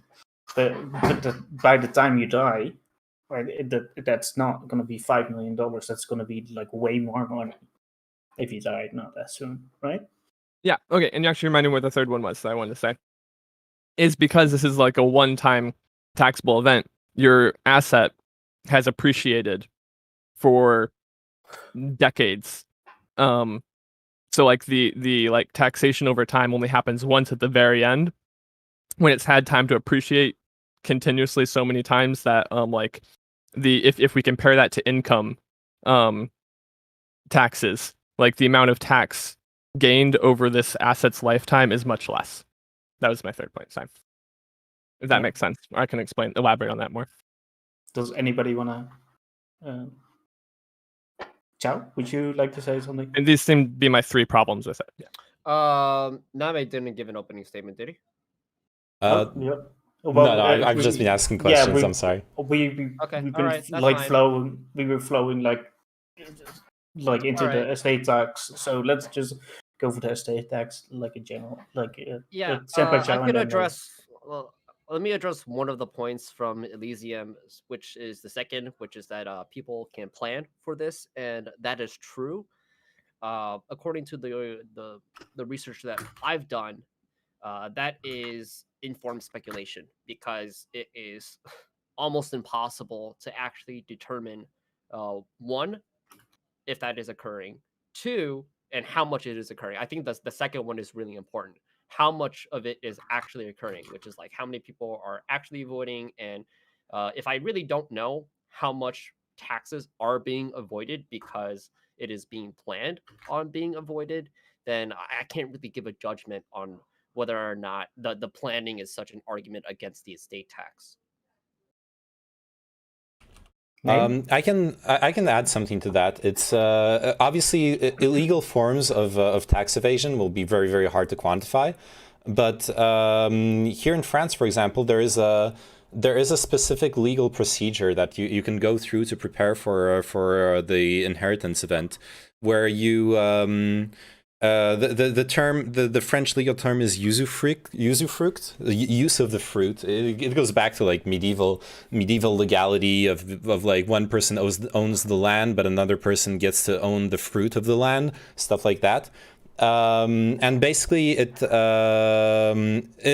put simply, it means that if you don't expect to die in the next like 20, I think it takes 20 years for it to come to fruition, you can sign off the usufruct of a property you own to your children, and you'll still be the owner of what they call the naked property, the like actual walls and ground, but your children will be the owners of the use of the fruit. And that usufruct will over a span of 20, I think it's 20 years, will lose its taxable status progressively year over year. It's a certain percentage every year, to the point where it's no longer taxable property. It just It's 100% of the usufruct belongs to the children, and when the inheritance comes and the naked property comes down to them as well, they don't have any more tax. They don't have any it's not going to be counted inside the inheritance tax. I find those. I don't know. I don't know of anything similar in other legislations, but I thought it would be interesting to point out. In general, I feel like the discussion around the estate tax is indirectly a discussion about wealth inequality, not income inequality, wealth inequality, and how and whether we want to socially engineer taxes to mitigate it or control it, right? Yeah, so then the common arguments for the estate tax is that, or like one of the goals of the estate tax is to decrease the wealth from the very top, which I think does accomplish that just from economic reasoning. Now, something about the estate tax and what I felt like a lot of what Elysium was talking about were more so of the externalities to the estate tax, which are relevant to the estate tax, which are just like the loopholes. I think it's like really easy to just say loopholes are bad, blatant tax avoidance is bad, and anything illegal to avoid taxes, like putting them offshoring, things like that, is all bad. And that might be like none of the stuff that I was trying to refer to was about loopholes. What about loopholes? I wasn't trying to refer to, like, I wasn't even trying to get into like illegal ways. I was just talking about like the two things that I think you might be referring to as externalities, where because it's like a one-time event that you can just like plan your entire state around it to like maximize your efficient transfer. You don't have to do anything illegal there. In my mind, that would be like a loophole. Yeah, I would say like legal things that you do to avoid evade tax things are loopholes, right? Sure. And so like, yeah, that's a problem, but it might just manifest itself in like someone's going to make different types of investments or make different decisions near the end of their estate lifetime than they would if they're just trying to maximize their wealth, because they might be saying, well, I don't actually want to pass this threshold of wealth. So I'm going to buy something that's just under it, but still has the potential to like grow. Like, do you see what I'm trying to say? They're like, you might make different decisions because of this event that's coming up than you would if you're just trying to make normal investments or if you're just trying to like grow your wealth. I think that's really interesting because like the people who do want to get rid of the estate tax use that same argument. In that, that's like a weird thing. And et cetera, et cetera. I'm going to scroll through my article because it did address that. Okay. I completely forgot what it did say about it. But I think that's just like a natural thing when it comes to taxes. When people, everybody makes different decisions because of taxes. It doesn't matter if it's the estate tax or if it's the income tax or state, federal, things like that. We all make different decisions because of certain costs that we know are going to come, or we take certain things because of risk. I think that's just something natural. I don't think there's anything bad to that. Elysium, I have a question for you. Because do you think it's when you say not effective, does that mean you're implying that you want to get rid of it, or are you implying that you want to see it in a better form? I want to see it in a much better form. Yeah. Okay, because I think that's where Senpai Chow was like alluding to. Name? Yeah, I just want to add relative to the like, I don't know, in like with the whole fiscal optimization thing, it's just interesting because it's one of those things where obviously you need to be really, really wealthy to be able to pull that off, to be like, okay, I can diversify like my assets this and that way in order to optimize for like this specific tax bracket, and that most people are never going to be able to access that. To be fair, well, with a $10 million exemption, like you don't have to optimize for that.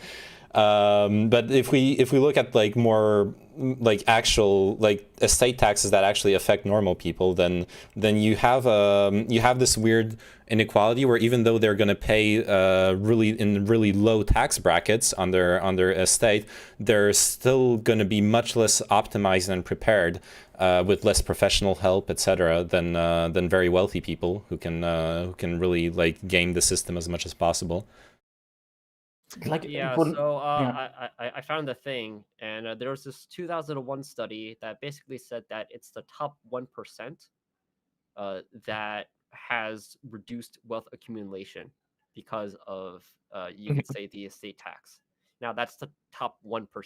But it's also the top 1% that even care about the estate tax because everyone else has a tax credit that yeets them out of it. Yeah, exactly. So then like but then I guess like it kind of goes circular because we have the estate tax that is taking out that is trying to raise money, but then the people who we're like I guess trying to raise money from are not accumulating wealth as much as they would in the absence of the estate tax, but we are still getting revenue. So Okay, then it's but still positive for the U.S. government, correct? sure, compared to not having any tax, yeah. Yeah. So then, But a tax is only wouldn't hitting that the be effective? 1%. No. Well, okay, so sorry. I guess if you're saying effective to nothing, then yes, but effective compared to like an income tax, like what we normally tax income at, no. Does that make sense? Well, then, like, how would you want to implement something for the Yeah. estate Well, tax that would besides that, achieve the income tax? Because, like, that I think that's the problem is that they're two mhm. completely different things. It's like how it's a big problem. Is like how do we tax wealth? Well, um, Do we force I people will to hope sell stock? to get into it more in the second half, but like effectively, I think the solution that I see more is that um it would just be much better in my understanding of the situation if an estate tax didn't exist, but the capital gains tax just applied to transfers of wealth at death. So like we reset the um, value of the asset to its current value, and the inheritor pays the capital gains on what they're inheriting. Is my short answer to that. you would still have like estate tax, would you pretty much say? Like it has the same effect, right? Like No, because the estate different. tax isn't being effective. The highest estimation of its effective tax rate is 17% for Yeah. people that it actually applies to. So Yeah. 17% capital gain. If we're effectively saying someone has a 17% capital gains tax versus having the full normal capital gains tax applied to them, then no, I don't call that effective. No, We're like, so one of these things that I also have read about is like we're talking about like a 10 million exemption, but it's actually a $20 million exemption. First of all, if you have $20 million, then you're probably gonna game the shit out of the system with like a lawyer or something like that, right? Some expert. And the 20 million comes from the fact that if you have like a spouse, you can still transfer that money if you and your spouse are alive. So you can transfer 20 million. If you are on your own, you can only transfer 10 million. So what happens is that before people die, they obviously like transfer that money, right? Because otherwise they yeah. don't So use the this 10 million exemption, which is like bogus to me that they wouldn't use it, right? so this is the other part of why If you got I that think, money. yeah, like referring to Chow saying that like it's a one tax on the 1%, so it's still like anyone who's not in the 1% is going under that bar. So say I'm just like a really well off person, I've got like $7 million to transfer to my kids. If these are all unrealized gains, this is now $7 million worth of assets that are never being taxed because they're all hitting under the tax credit. So for people that are very wealthy but not billionaires, there is a bunch of tax revenue that's never being taxed in the current system. There's a bunch of capital gains that are never going taxed because they just get transferred under the tax credit for the estate tax. So that's another reason why I'm trying to say that's ineffective overall, because it only hits the 1% when people in higher tax brackets who aren't part of the 1% are still transferring large amount of assets to their descendants. Wait, but how's it not getting taxed? It's Because getting it's under taxed the from, like, tax credit. Wait, it is getting taxed by the estate tax, but the estate tax credit cancels it out. So there is no taxable income or wealth at the end of the tax credit. So from the government's perspective, Can you tell me more Okay. about the tax credit, because I haven't read on that. yeah, so the basic tax credit used to be 5 million and it's been increased to 10 million under Trump and stuff. So if we're talking back in time in the 2000s when a lot of this stuff like and before 2017 or 19 or whatever, when that change went into place, when most of the articles that I found talking about are talking about if I've got under 5 million in my estate to transfer and my tax credit is 5 million something, that credit covers everything. So we've transferred $5 million of wealth, and if any of that wealth that we're transferring was capital gains that had never been realized, that has effectively never been taxed. Yeah, okay. So then I just want to clarify that wouldn't that still be an externality to the estate tax? Like, couldn't we just get rid of the credit and then still have the estate tax? We could, but that seems like a really hard option. Okay, Why? yeah. I mean, like, a lot of people already do hit the estate tax, because of moral rhetoric, calling it the death tax, etc., etc. Even though And only that's a like the problem too, top yeah. percent actually, yeah. So that's the political side to this discussion. So Chinchilla, you said why can't we just like straight get rid of that? Because people who okay, this brings up the two big problems for liquid assets like stocks. All these things are really good. Because if I'm transferring like $10 million of stocks to someone and that person has to pay, you know, making up numbers, they have to pay $1 million in tax for it, but they're gaining $10 million in liquid wealth. For them to sell off 1 million of those assets to pay the tax and then have $9 million is like a complete gain for them. But if my transfer is in hard assets, like property or treasure, like these things that can't be easily sold or realized, then I'm now inheriting something that has a lot of value, but I'm now stuck with a tax bill on it that I have possibly no way of actually paying.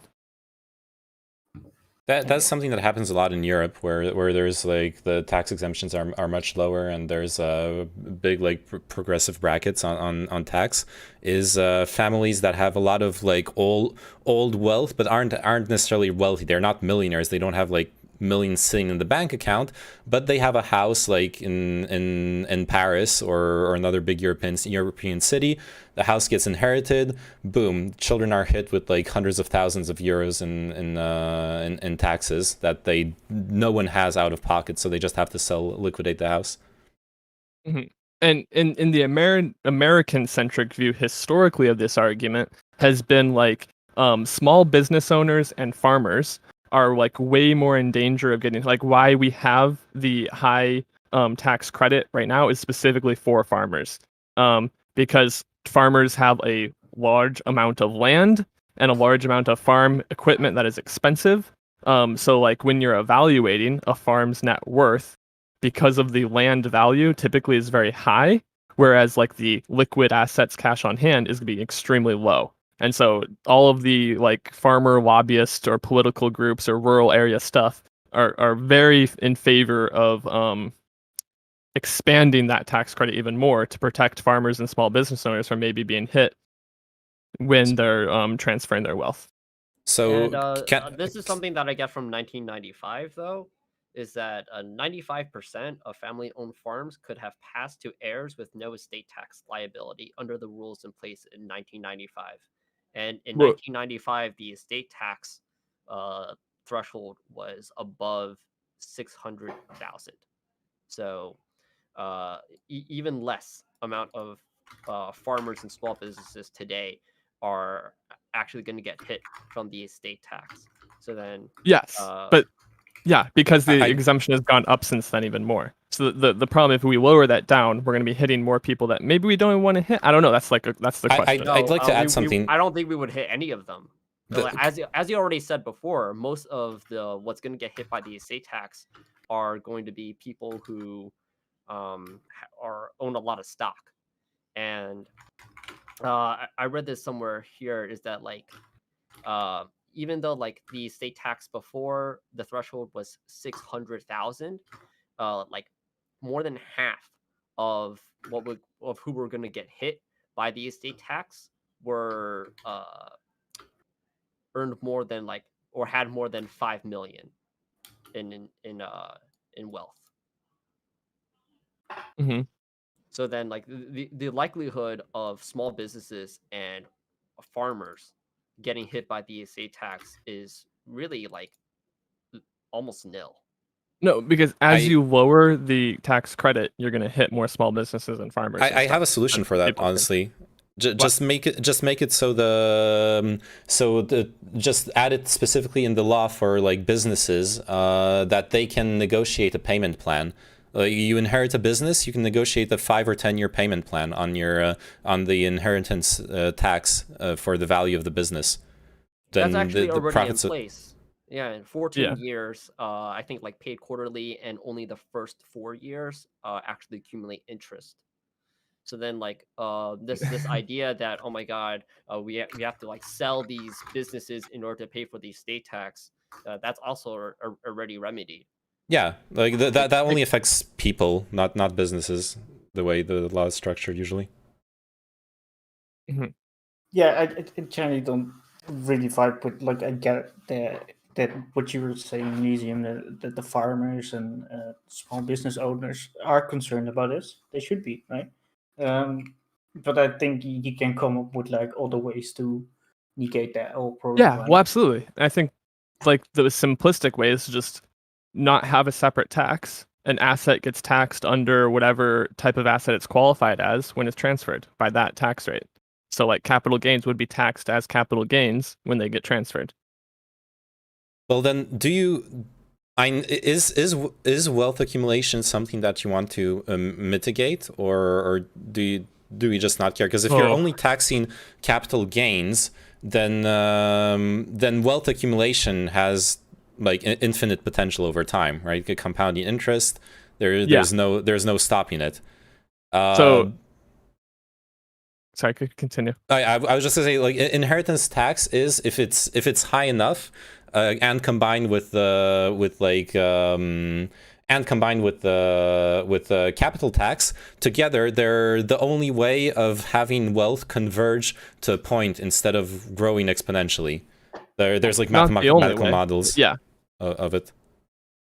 Well, maybe not the only way, yeah, but it's like one of the clearer ways. Sorry. I would say, especially something I like about taxes is we can be very targeted with them. If it depends on what our purpose of inheritance and estate taxes are. If our purpose of these things is to limit wealth itself, then they're probably not very effective at that because they only happen when people die.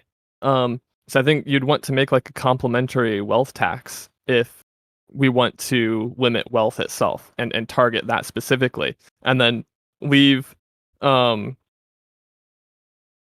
whatever estate tax or like thing that we create around it as the tax on transferring your assets, not on limiting wealth. Hold on, wait. So you want to?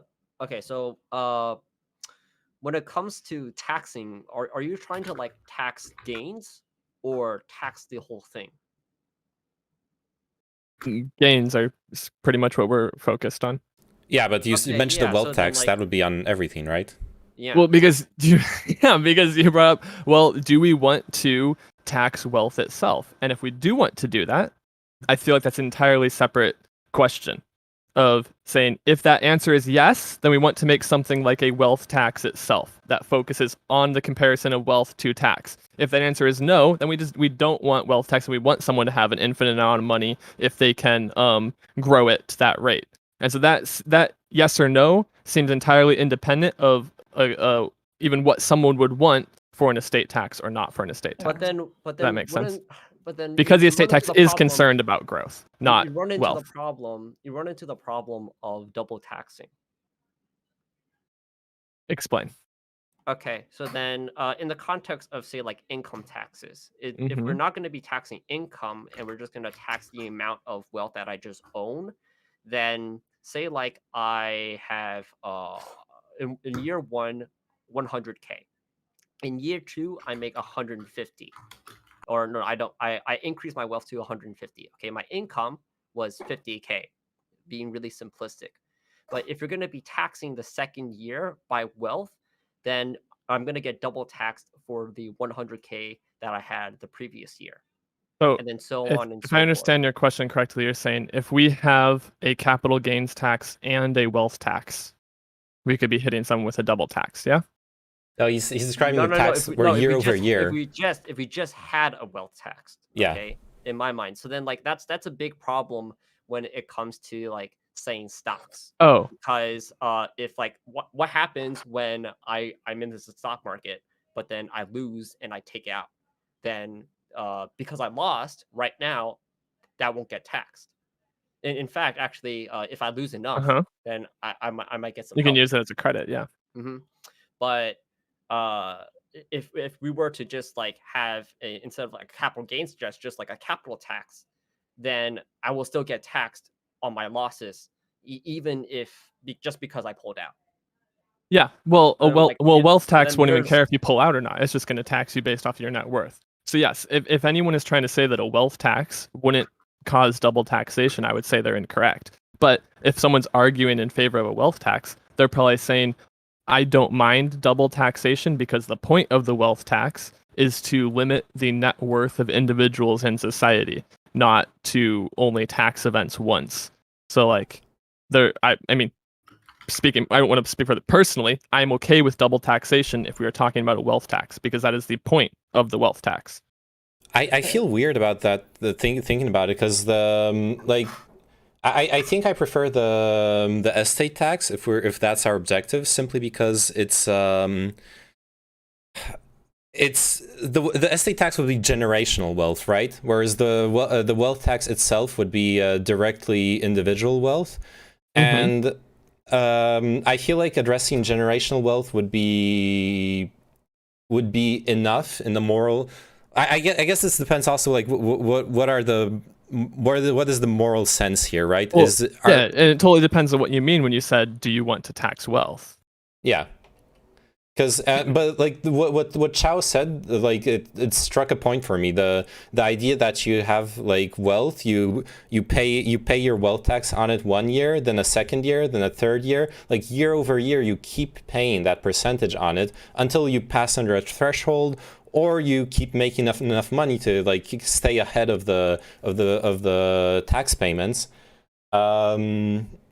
It's mechanically, it's probably okay. It's in principle, it seems like a hard, like a. I don't know. In France, there actually is a wealth tax. So, like, obviously, there are countries where it actually has political will behind it, but it's like a hard one to pass through. Which I guess the estate tax is too. Like you're saying, people call it. If I'm death understanding tax. you correctly, what you proposed to me is saying, do you think someone should be able to have infinitely growing wealth? You're saying yes. Because the lifetime, no one lives forever, right? Even if they accumulate obscene amounts of wealth, no one lives forever yet. Well, yet, yeah, sure. if there is an important inheritance tax at the end of their life, then sure, they accumulated an obscene amount of wealth. The end of their life arrives, and then it's over. Like their children will be really wealthy, but a lot of that money goes away in taxation, right? Okay, right now, a lot of it doesn't. Well, so then I'm talking in the hypothetical. Tax. Yeah. Okay, yeah. So, engage in hypothetical world. Or other countries that actually do that. Yeah, or that. I am actually a person who believes that people can have as much wealth as they want, as they can. Sure. So then, with that in mind, then how are you going to persuade me then? Okay, so we're talking specifically about wealth taxes now, right? If I'm understanding correctly, just making sure I'm following. Okay, yeah, because your proposal in order to replace the estate tax would be a wealth tax. No. In response, my proposal to replace the estate tax is to tax capital gains as capital gains when they're transferred. So That's already happening. That's already happening. It's not right now. happening though. It is happening. Because the step up, fuck, I forgot. Like whatever the step up thing is called, doesn't tax it. It goes under the estate tax, and the value of the asset is stepped up. So capital gains tax do not apply to unrealized gains. It goes through the estate tax, and I would undo that essentially. Okay, so we would get rid of the step-up basis loophole. I saw that in my chat. So then, It's not even a loophole. That's just policy right now. What is? Yeah. We already We can call discussed it a this, Elysium. loophole. Okay, we would call Sorry, it a loophole. my bad. It doesn't matter. Okay. So, can you explain that for me?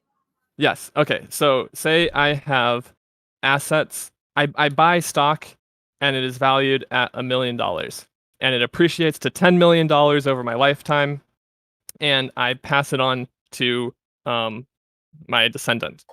And for simplicity, there's a $10 million tax credit on my estate tax. So the step up policy says when this person inherits or gets this because inheritance brings up inheritance taxes, which can be entirely separate. So I'm trying to avoid using that word. When this person receives this estate transfer, it is valued at $10 million currently in the transfer, and because of the step up policy, when I get it, its capital gains marker is moved from that $1 million that I bought it at to that $10 million I get transferred to for going to the future. So now, when this person has if they sell that stock, the capital gains marker is 10 million for the stock that they have, not 1 million. And because of that tax exemption being $10 million, that tax credit being $10 million right there, I have transferred that wealth to this person, and that 1 million to 10 million capital gains has never been taxed and is now 10 million on their tax sheet for their capital gains. Does that make sense? Because it gets hit, the capital gains marker for it that we're going to mark for when the capital gains tax to apply to it gets stepped up at the time of transfer. So that is the step up policy. And the capital gains before the transfer, that's basically null. Yeah, because instead of having a capital gains tax, it goes to the estate tax, and its capital gains marker is stepped up. Wait, so then it is getting taxed. It's just getting taxed through the estate tax. So then, yeah, but the exemption is so high. Because the estate tax has so many things on it, it can effectively not be taxed. Okay, another question. So usually when like these things are being given credit, it's because the other person did something. So like a lot of businesses get credit because they provide their workers with like health insurance, things like that. So then what is the requirement to getting the credit? Because like if it's worth it, then like if the credit is being given because it's providing people with social benefits that would have otherwise been done by the government, then that does fall under basically that we basically so now consider that as like we're getting into other like credits that people can apply to this are like a lot about charity stuff. There's I can link a fucking transfer code. Here I'll throw it in our group thing.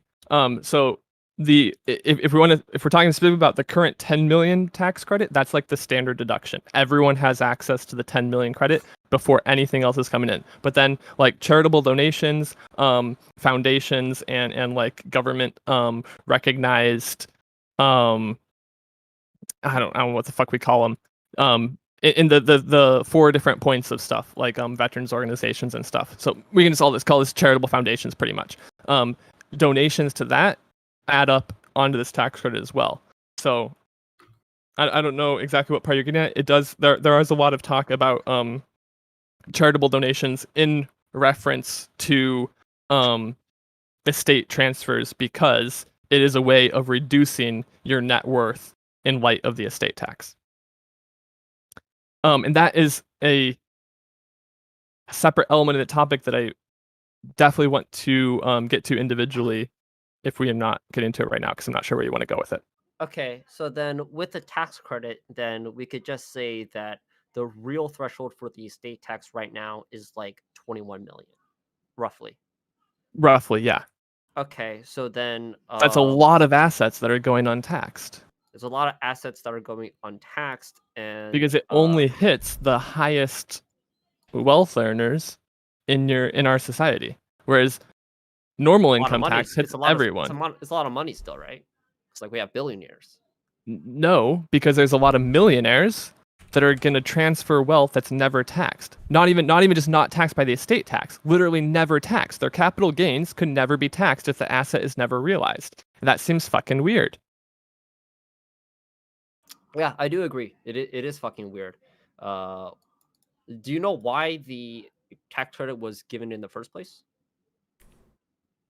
Because of small businesses and farmers, is my understanding, trying to protect them, and that is expanded. And also,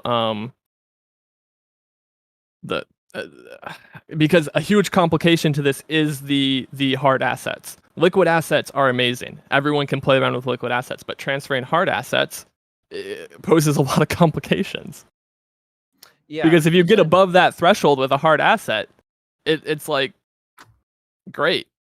so then, like, to me, what would be really easy is whether or not the small businesses and farmers are actually going to get hit by the estate tax. And then, if that is the case, then the whole reasoning to the tax credit would then be null, correct? Because, like, if it is, Yes. if the tax credit is actually helping the small businesses and the farmers, Yes. then Maybe it's okay. But if maybe it's it's not okay, even right? doing that, then it seems very, very bad. Yeah. Okay, I so totally then agree. that's something that we have to find out, right? Well, Yeah. And so currently also- it's not. Go. Well, even if it helps them, if you just make like a different structure to the law that helps them, that also doesn't have that loophole, then that's like objectively better too. Yeah, because now there's a comparison of how many people are we protecting versus how much tax revenue are we now like allowing to go untaxed and stuff. Like that's gonna be a huge discussion. Which, like, going back to earlier, like I think what's done in a lot of countries where you can just postpone payments of the estate tax for a while to protect the business and business assets is like a very sensible way of handling that, because businesses are supposed to make money, right? They should be able to pay off payments for a while. Yeah, that sounds super interesting because I making a payment plan for it does seem to make sense. But now you're also saying like, for whatever X number of years for this payment plan, this person's tax liability is gonna be really high. But like, if they are getting such a valuable asset, I mean, it should balance out, right? But like, what if it's just like real estate? Like you would, I don't know, you would hope that you would be able to leverage that asset into income to offset that imbalance over a period of time. That's like the whole point, right? Like, yeah. And if that does seem to address the core of the problem. Like, if we're gonna take a purely like capitalist perspective, if you can't really leverage a wealthy asset to make income off of it, then maybe someone else should be handling it. You should sell it to them, and they'll like make more money off of it, and you'll be able to do what you're good at with the money you get off of that asset, right? Yeah, I mean and this is like, okay, this is where I'm like talking out of my ass because I don't know much about like hard assets. I'm not fucking wealthy at all. So like real estate's the only thing that I kind of understand in this regard. I could understand like if you inherit a super big mansion that like you don't have a prospect of renting out to someone or something like that, then like this could be like a dead-ish asset that should like be appreciating in value too. So like I understand you couldn't like realize any income off of some assets maybe, or like I don't know, like if you have like treasuries that are only going to pay off in like 20 years, but there's like you get transferred like millions of them. Like I don't know if there's like, but you can still sell stuff. I don't know. Yeah, I do feel like it gets weird, but I feel like that's like enough of mitigation that like you can have a payment plan system to help people out, and they're still benefiting. Yeah. I'd also like to point out, in my research, I stumbled upon statistics addressing the specific argument that, admittedly, aren't going to be like easy to leverage in a political discourse situation. Like I could see people getting pissed off at you telling them that, but statistically, people who inherit a business are extremely likely to run it to the ground or mismanage it. Maybe not like bankrupt it, but they're extremely likely to mismanage it. There's like research into it. Yeah, people are fucking stupid. Yeah, that's right, man. That's right, Naman, right? Being born out of someone doesn't mean you inherit their business acumen and their expertise. They might as well just sell it out of if they're really smart, right? Oh, that's what I'm saying. Maybe, like, man. Either they actually studied and worked in the business force and them to sell it. well, well, you shouldn't force them. That's why I'm saying like payment plans and whatnot. But it's in most cases actually forcing them to sell it is probably the best outcome. Like, unironically. What do you mean? It's in their DNA. Look at Donald Trump. Yeah. He had like a small loan of $1 million. A small loan of $1 million. How many bankruptcies again? Sorry, I forgot. Let's not talk about that then. Oh No, boy. but Elysium, first of all, I thought you picked this topic because you might have like 20,000 millions on the bank, and you want to. Well, I transfer that pretend I money, don't. so- Come on, I've got to be so- like Hassan here. I'm just one of you Okay. guys. Okay, Mr. Champagne Socialist. So, so I wanted to when we talk about these small business and farmers, like compared to the other, like, do you know, like, because he said like this is not for them or something. It's made for them, but hmm which amount do you have, like, a percentage that you know of, like, that it's I can't actually help. for those people compared to other people? I don't. I don't know. I can help. didn't see I stats got like you. that. All right. I'm being helpful this time. All right. Only roughly 80 small businesses and small farms estates nationwide will face any estate tax in Mhm. 2017. All right. I'm not saying 80%. I'm saying 80. That's the Yeah. hard number. Okay. Out of the 2.7 million that exist, only 80 of them will be subjected to the estate tax in 2017. And since 2017, the threshold has only increased. Yeah, Yeah, so if we're arguing about current standards, it's definitely like I think almost I would hope almost everyone would agree that our current tax credit is too high for an effective tax. So, what would Like you say getting into to, like what it should be, I don't really know. Sorry, go. like, one of the plans that I heard from Joe Biden was to go at like the 1 million mark. So maybe we can chat a little bit about that. If you guys think that would be effective, or if you guys think that is also still too high. One thing that's really important in my opinion for structuring an estate tax is progressive structuring. I think it makes a lot of sense to have just progressive brackets, because then you can really fine tune it relative to wealth levels in the country and so on and so forth. If you're only taxing, so let's take Joe Biden's 1 million. Well, like that's still a lot of money. But let's say you're like, you know what? I want to start at 500K, but from 500K to 1 million, the tax will only be 5%. So you're inheriting 750K. You got 500K exempt, and then 250K you pay 5% on it. And suddenly it's like, for the voter base, it's much easier. You're like looking at your own level of wealth, and you're like, wait, I'll only have to pay this small amount, but then there will be all this like tax revenue coming into the country. This is actually sensible. Everyone's like pitching in their part, but it's like everyone's pitching in according to their means, not like a flat cutoff and then it's 40%, which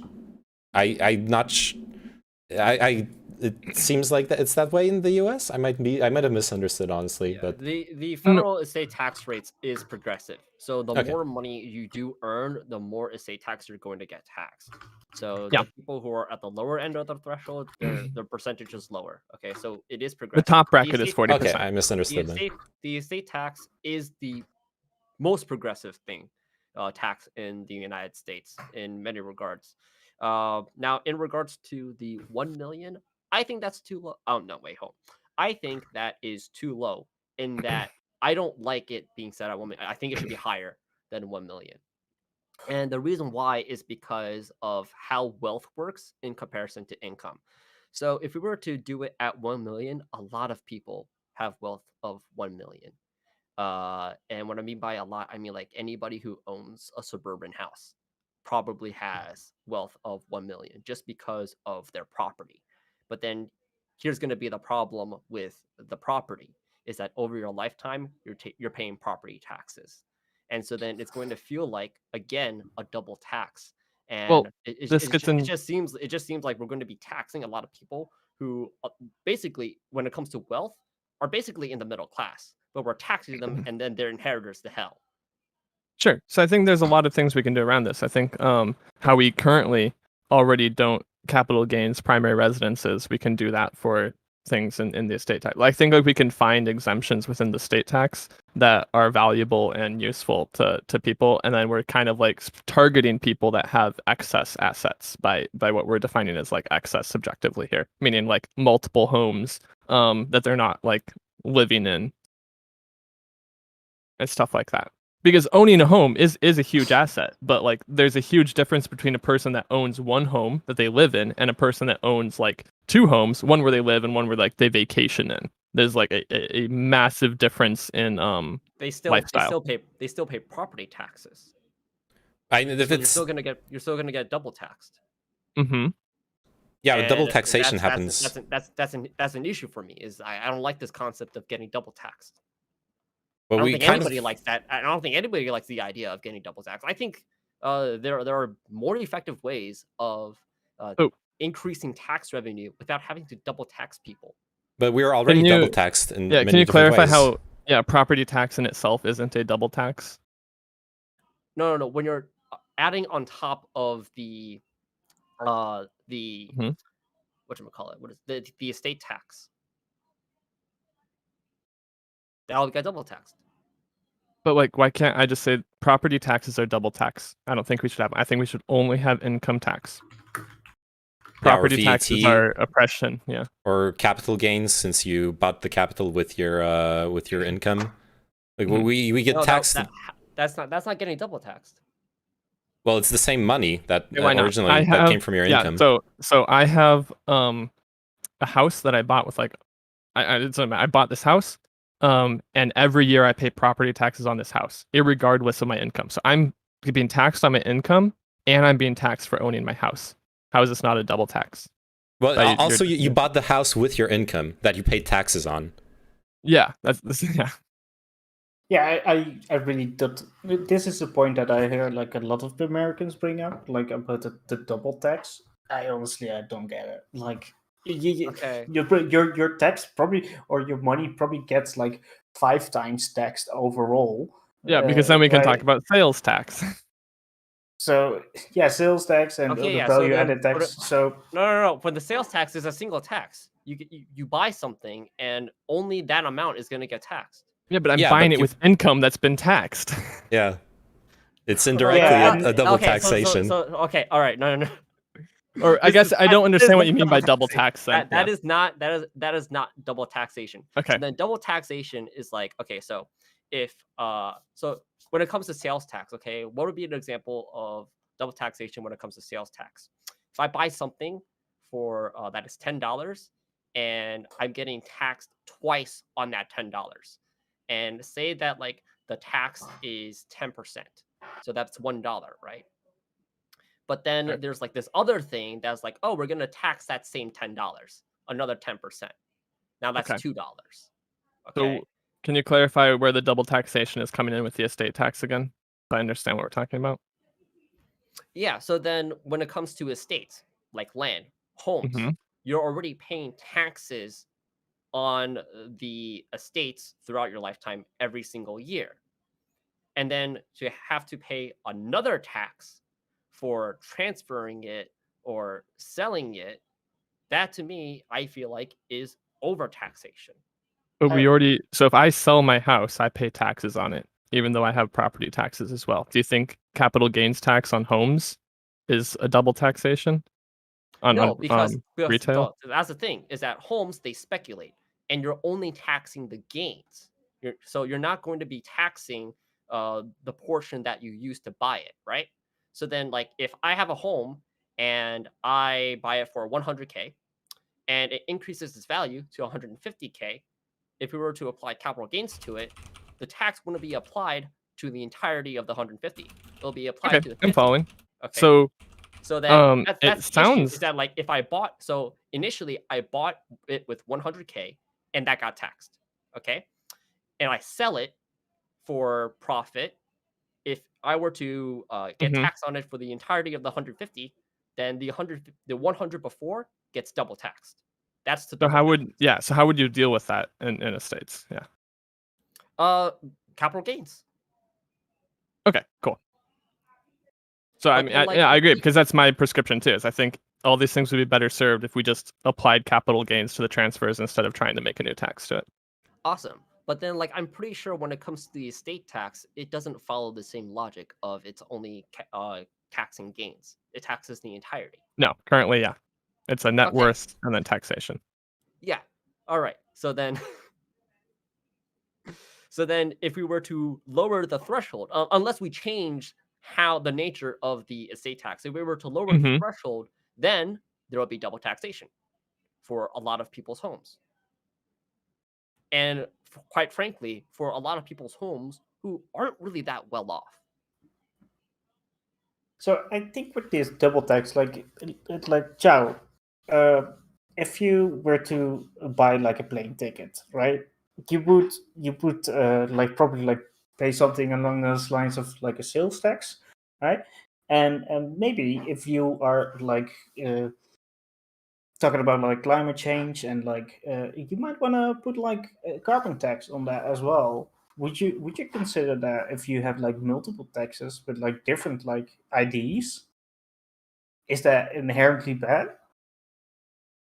Because it's like a double taxation. A carbon tax will be a double taxation. No, if so, Okay, so you would like, you okay, would so have the like a issue sales with the tax and issue, a the carbon issue, tax okay, so the issue with on the flight ticket. again, the issue with a double taxation isn't that things are getting taxed twice. It's that you got taxed for one amount in the beginning, and then you're gonna get taxed for the same amount at the end. Okay, instead of the gains. Whereas for a carbon tax, This is that is something that it doesn't really fall under as double taxation. So Yeah, it's Like, not the if you, double. I'm really explaining it really hard, but like there is a difference between Yeah, what I explained with home and carbon tax on top of a sales tax. I think I understand what Chao is saying here. He's saying that he's against the basically, if you look at it a different way, an estate tax is just a wealth tax that occurs once at the end of someone's life, right? Yeah. What Chao is saying is that he disagrees with the principle of a tax that applies on the sum total of wealth indiscriminately. Oh, chinchilla. Yeah. So this is a double taxation example when it comes to the plane ticket. You pay a tax boarding the plane, and then you pay a tax leaving the plane. Pretty fucking stupid, right? I'm not quite sure. That could be just one If and I the had to, same if I tax had to then. pay a toll to Yeah. get onto the bridge, but then I had to pay another a toll to leave the bridge, I would be pretty fucking mad. Yeah. It's good. Those that's just like implementation, right? Because you couldn't have it be the same amount but just paid once. It doesn't necessarily matter that much. Oh no, because like, how about this?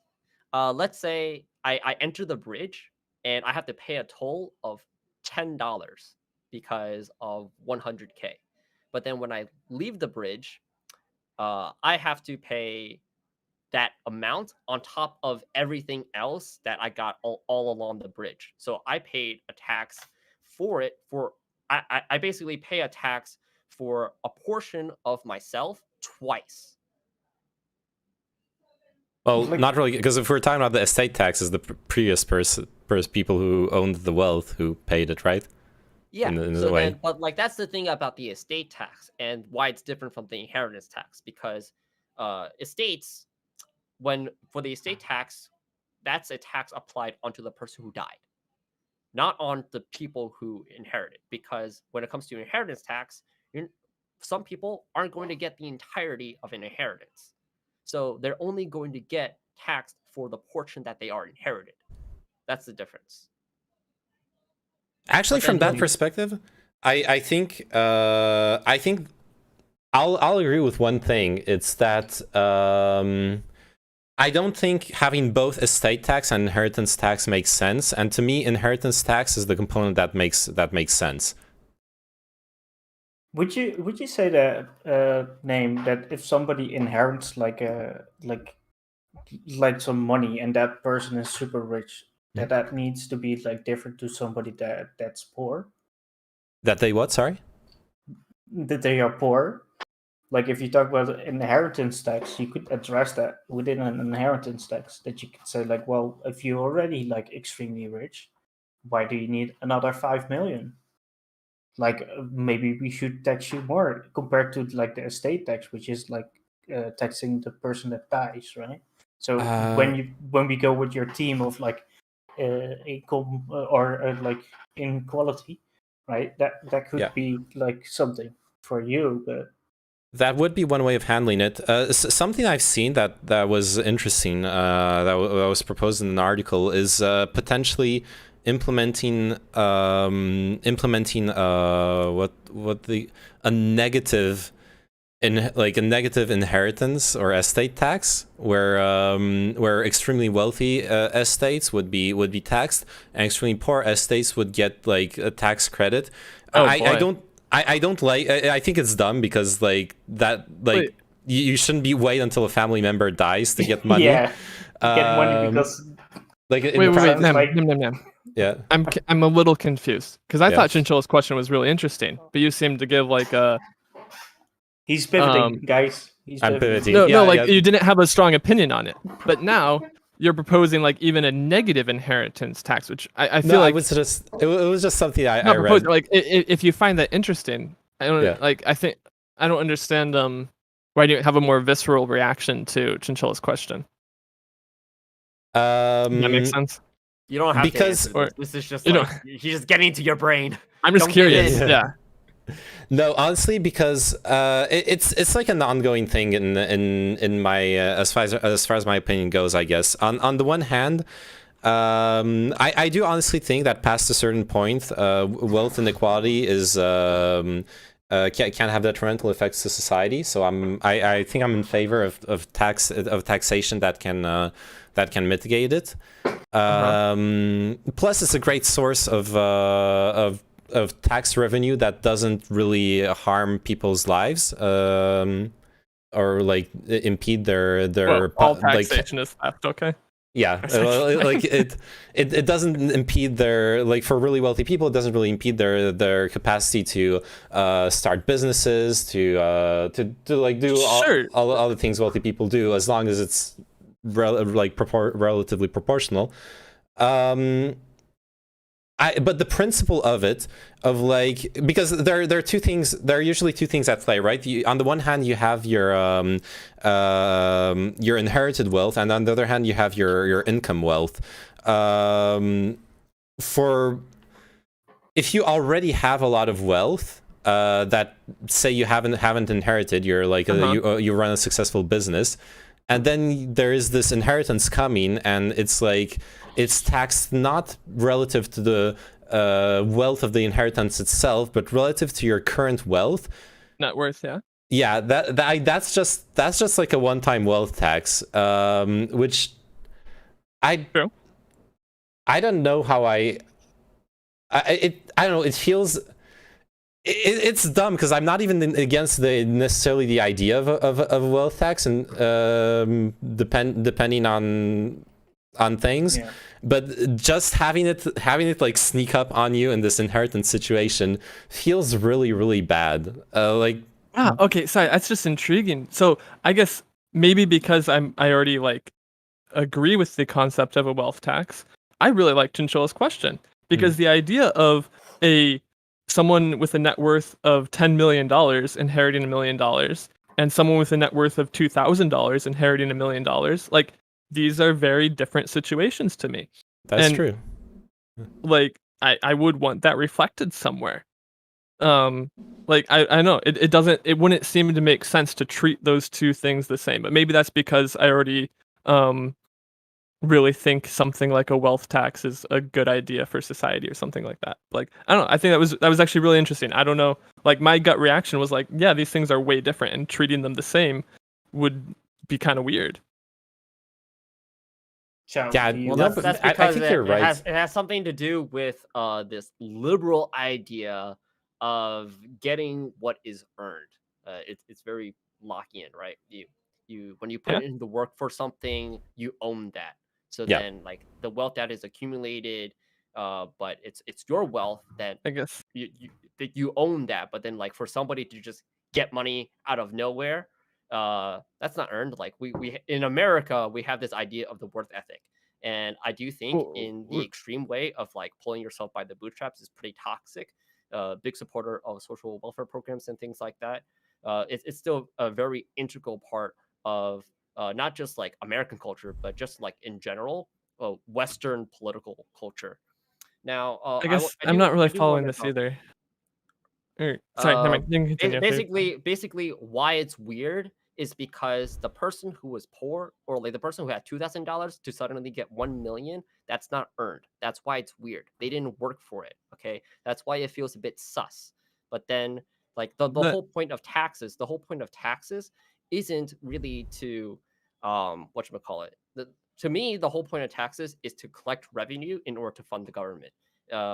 Now, like some people want to like put in that like there's another objective, which is to control wealth inequality or to make sure that like rich people don't blah blah blah. To me, I just think the taxes should be progressive because people who are richer, who are more well off, are both able or should be able to provide more for society, for their community, and they just have the pragmatic ability to fend for themselves while still paying higher taxes. Okay. So then, like to me, because the progressive objective. tax is what I was going to ask you. That this can't you take that exact same logic and say someone that has a net worth of 10 million inheriting a million has more capability to provide for society, so we can tax that differently than someone with a net worth of 2,000 inheriting a million?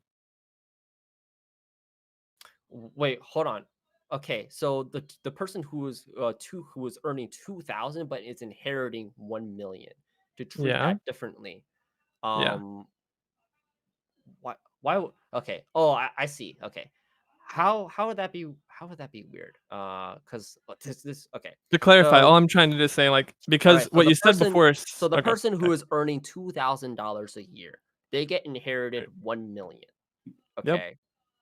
From somebody who's really, really rich. And Yep. then there's a person who earns 1 million a year, but they Or get no, they just have inherited. a net worth of like $10 million.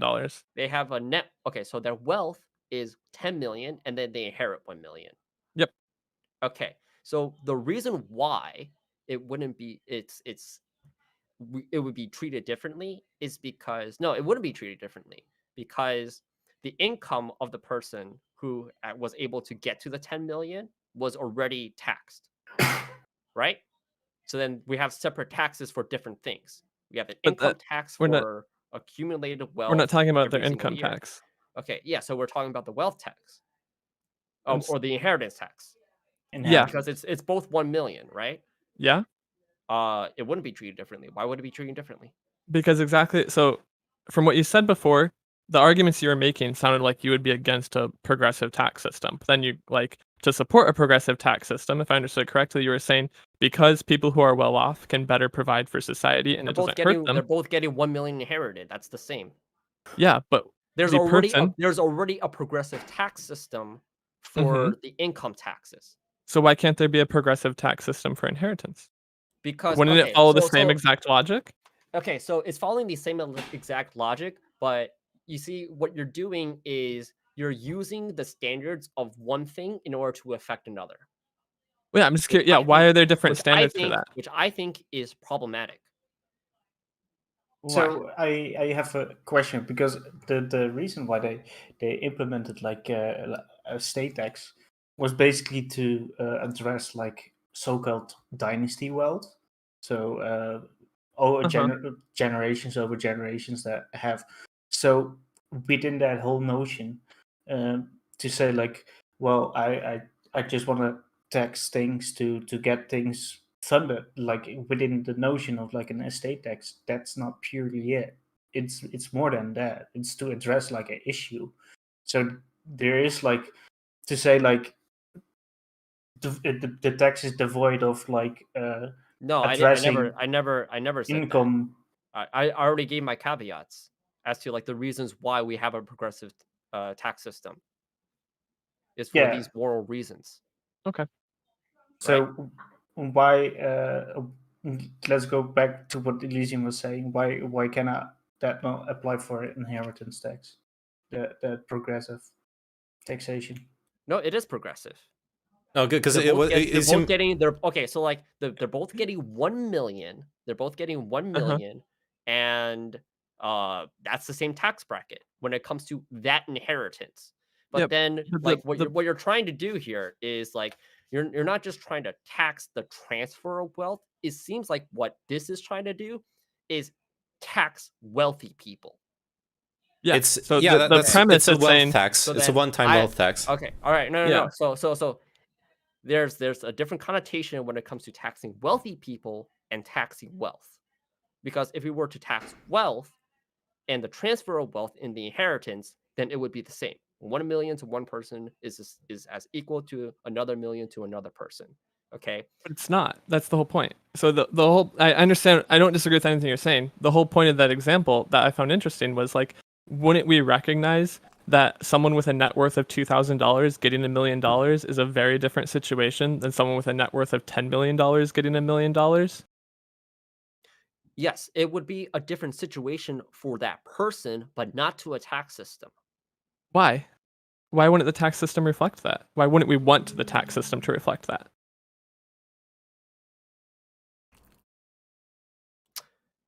It's really complicated.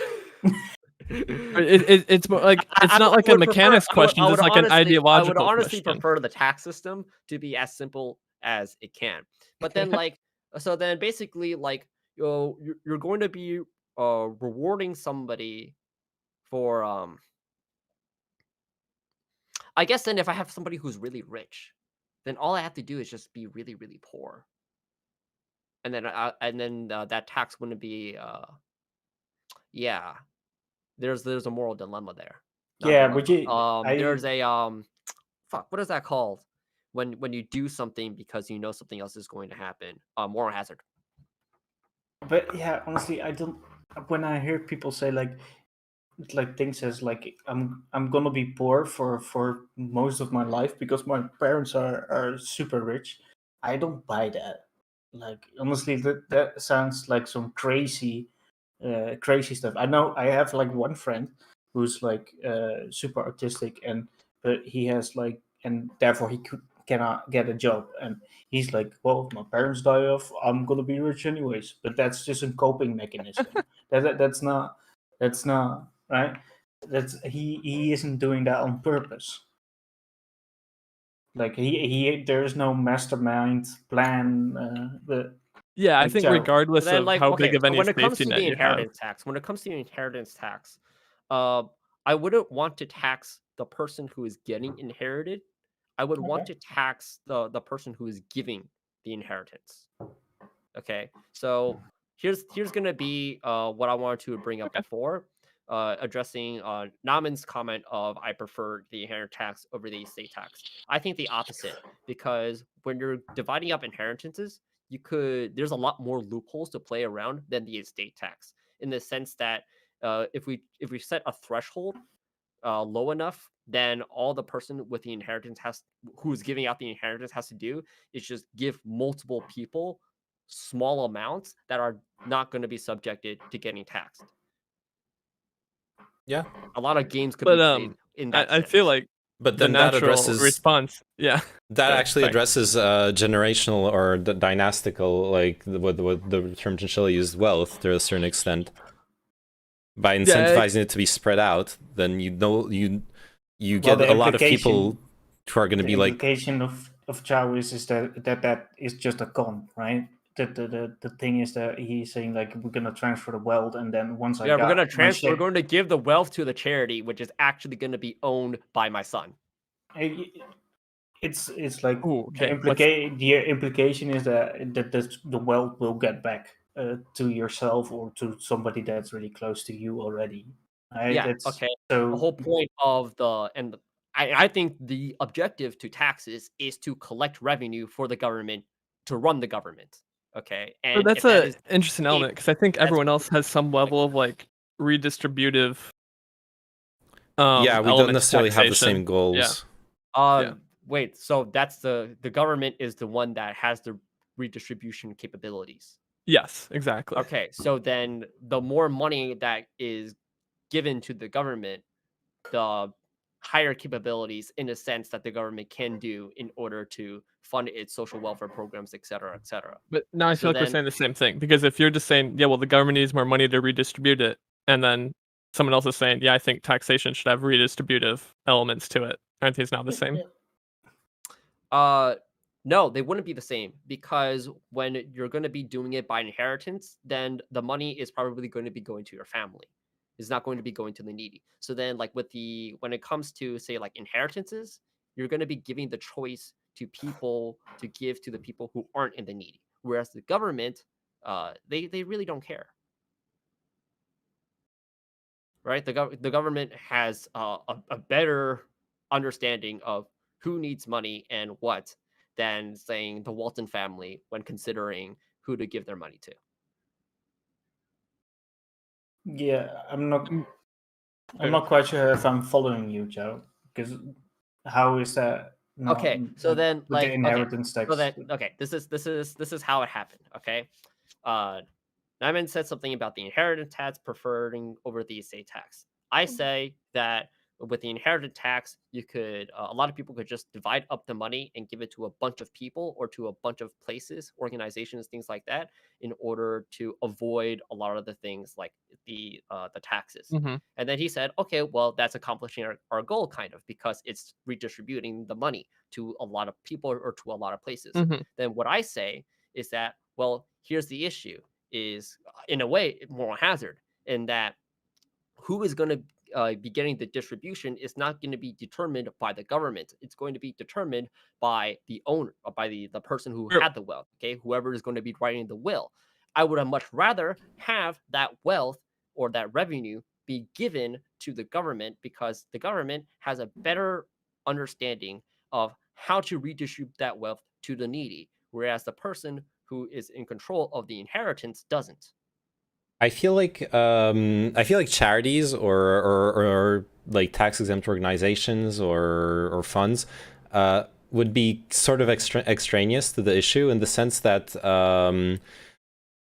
usually in tax systems we like giving people the choice of being able to give money to charity to kind of decide how they want their money to be, like you said, redistributed into social welfare, right? If what Sorry.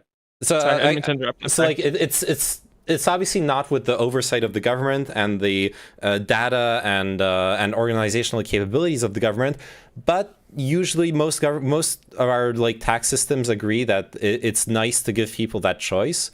So I don't know that that's something. Like if I see someone splitting up the estate so that the inheritances, there's like a little bit of money to their children, their spouse, and then like money spread out across a couple like charities, then I honestly would look at the charities, and if they're legit charities, but that's like an extraneous problem to the issue, then that's a form of social welfare too, right? We still incentivize that person. And the charities are owned by their daughters, sons, or people who don't subscribe to any sort of one sex, and they're the ones that are actually going to be able to tap into that money because profits from charities, things like that. And then If they're fraudulent, at the end of the day, the wealth from one person then goes to another, and it doesn't go actually to the needy. But yeah, but that's solved by cracking down on fraudulent the charities. stronger argument against charities is that in history, charities are unreliable because it depends on the state of the economy. So before the Great Depression, most of the social welfare system was run by charities.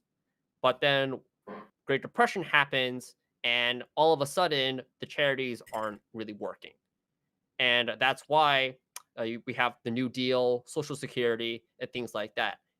We replaced what the charities gave to the community, as well as churches. Okay, a lot of churches went down because of that.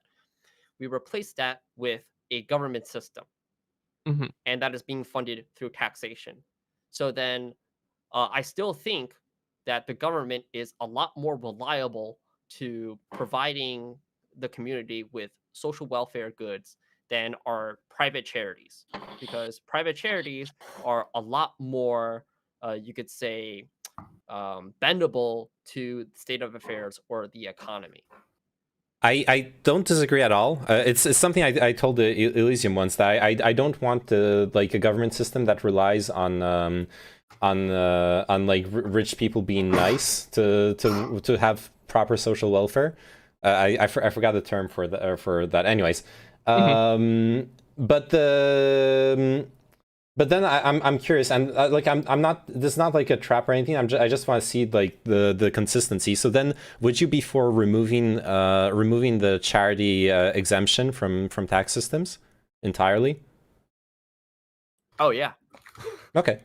I think charity is a ruse. Oh my god. I hate, oh, give this to charity, give that to charity. I would probably get rid of that. But then you come into this problem of, if you get rid of the charity tax exemption politically, okay, this is the political challenge.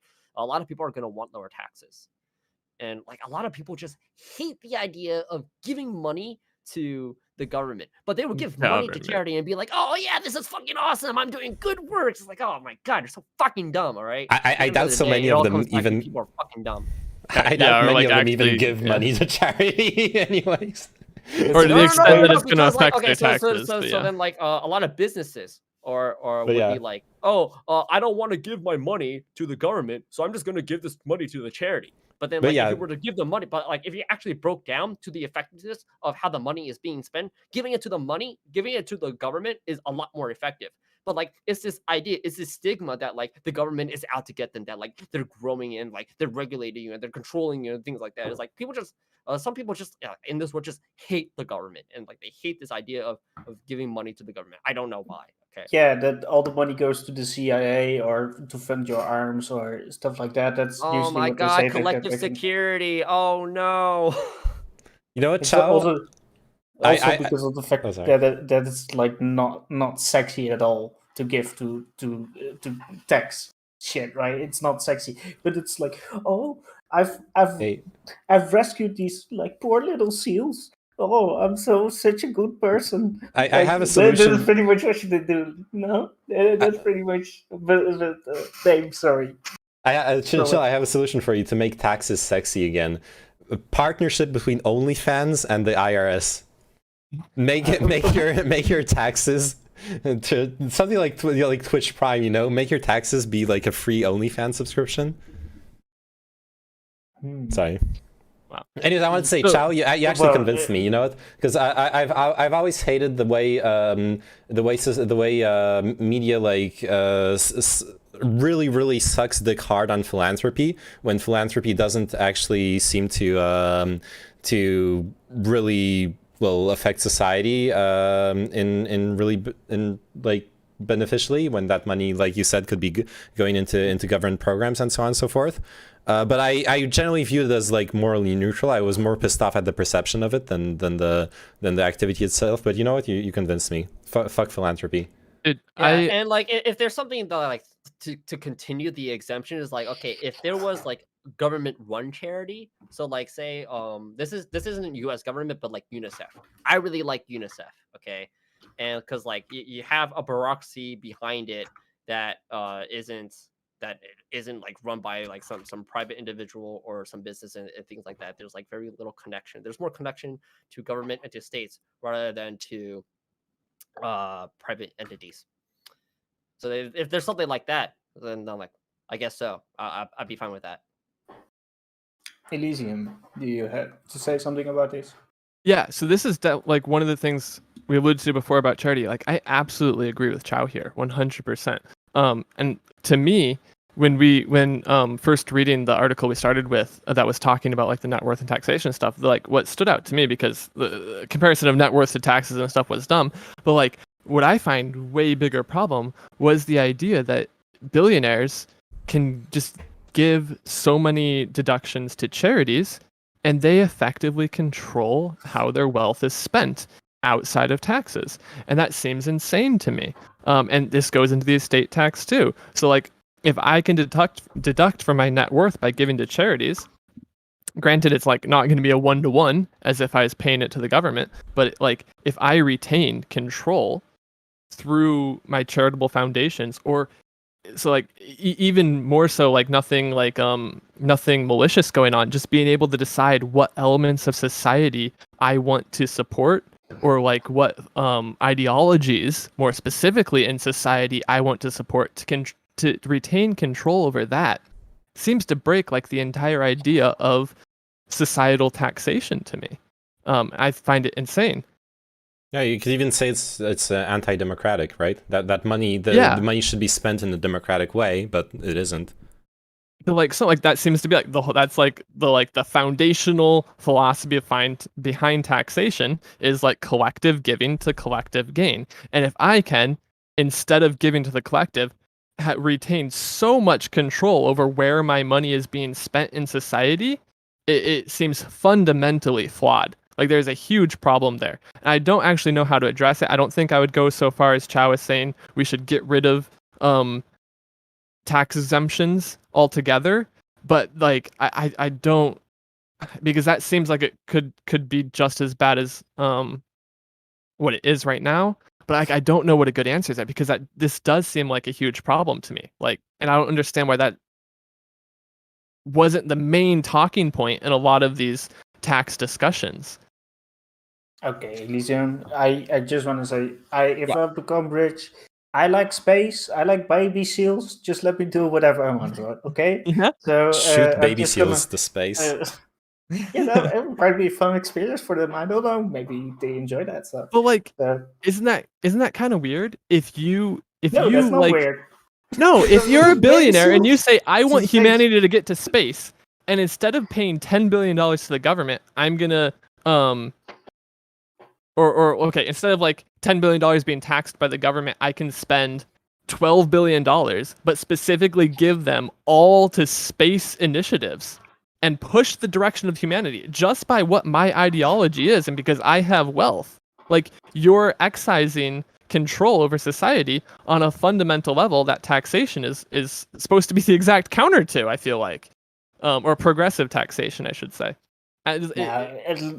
Elysium, it's my money. I earned it with my with my sweat and tears. And go fuck yourself. No, just kidding. Yeah. Taxation is theft. The only person who can tread on me is Pokimane, okay? Okay. So thank you, Payne, for the Coomer takes. So I guess it feels like a huge problem. That's all I'm saying. Yeah, I think we all agree. So I wanted to get off the circle jerk here. So I want to shit on exemptions more, because like there's another exemption that I hate. So businesses who keep on making investments into themselves, which is just like making them larger and larger and larger and larger, and they're not getting taxed because, oh my god, we want to incentivize investments and things like that. For like Amazon, it's like, oh shit, we got all this money. All right, I guess we're just gonna buy Twitch. It's like, oh shit, I guess like that money is not gonna be taxed because we made ourselves bigger, right? But then it's like, yeah, because we spent it. But taxing profits makes sense to me. Yes, that one's hard to like. I agree with the principle on you, Chow. I just don't see how in praxis you could like actually curb excessive like overinvesting or over leveraging your income. Isn't that going to curb itself? If you invest poorly, you're going to lose your money. Well, yeah, but like companies haven't. Like honestly, hasn't Amazon like been losing money on Twitch year over year? Yeah, because but they can afford it. It's the same with YouTube. It's like if you are like in tech, and maybe like Elysium can talk about this, like having like different like things being integrated to each other will benefit you over time. So maybe they they lose like money on the Twitch side, but by having Twitch, they incentivize people to get like the primes and the stuff, and then Sure. from there on out, they get shit, right? And they're is- not yeah, getting for taxed sure by an the investment. government because they made the investment. So It is definitely like a more long-term investment, and they are essentially like bribing people to stay on the platform with Twitch Prime, and carrying a lot of the costs with their already server infrastructure in place that they don't have to charge as much for. They also buy But, a like, lot the of the goal ad of that- time. Oh, sorry. Go. Yeah. But the goal of that is like for this investment to pay off. If Twitch never does become profitable, then like that wouldn't be a good decision. Or if you're not looking for a profit outcome from something like Twitch, you're looking for some other utilization, and if that doesn't realize itself, then it's like the investment. If the investment doesn't pay off in the way you want it to, you're not gaining. Is all I'm trying to say. I know that for a fact, like Mixer shut down because of the fact that Microsoft was like, oh, "Why the fuck are we doing this? Like, it doesn't benefit us at all." And it was so funny because you basically set up this $1 million platform, and then you go like, "Oh shit, why do we actually need this shit?" And then it was like, "Oh, we don't." So they pulled the plug. That pretty much what happened. So yeah, okay. That being said, like, Chow, do you wanna talk more about this, like in a specific, like related to the topic? Like, Or yeah, I guess like what part of investment or like only taxing profits, or how would you address it even? It just seems so hard. only taxing profits. Yeah, currently. We kind of already do only tax profits. We tax income. Or okay, sorry. You seem to say that you don't like the idea of carry forward losses or investments deducting from your profits, and so large companies don't get taxed as much. Or is I misunderstanding? Oh yeah. So then to me, the solution wouldn't necessarily be to the solution to me would not be to just tax profits or to get rid of the what is it called, the exemption of taxes because of investments. Here, So go. then like I Yeah. guess maybe something in the middle would be, if you make this exemption, if you make this investment, some part of it would be exempted, okay, but not the entire thing. Okay, I think the entire thing is way too much, because then all you create is this loophole of Jeff Bezos, who was previous CEO. Who's the current CEO, by the way? I don't even know that. I feel like people should know that. I feel like I should know that. Anyways, back to the point that they give themselves like an income of 80 grand a year, but then they just put like everything back into Amazon. Then Amazon just like feeds itself food and it grows, and none of it is getting taxed.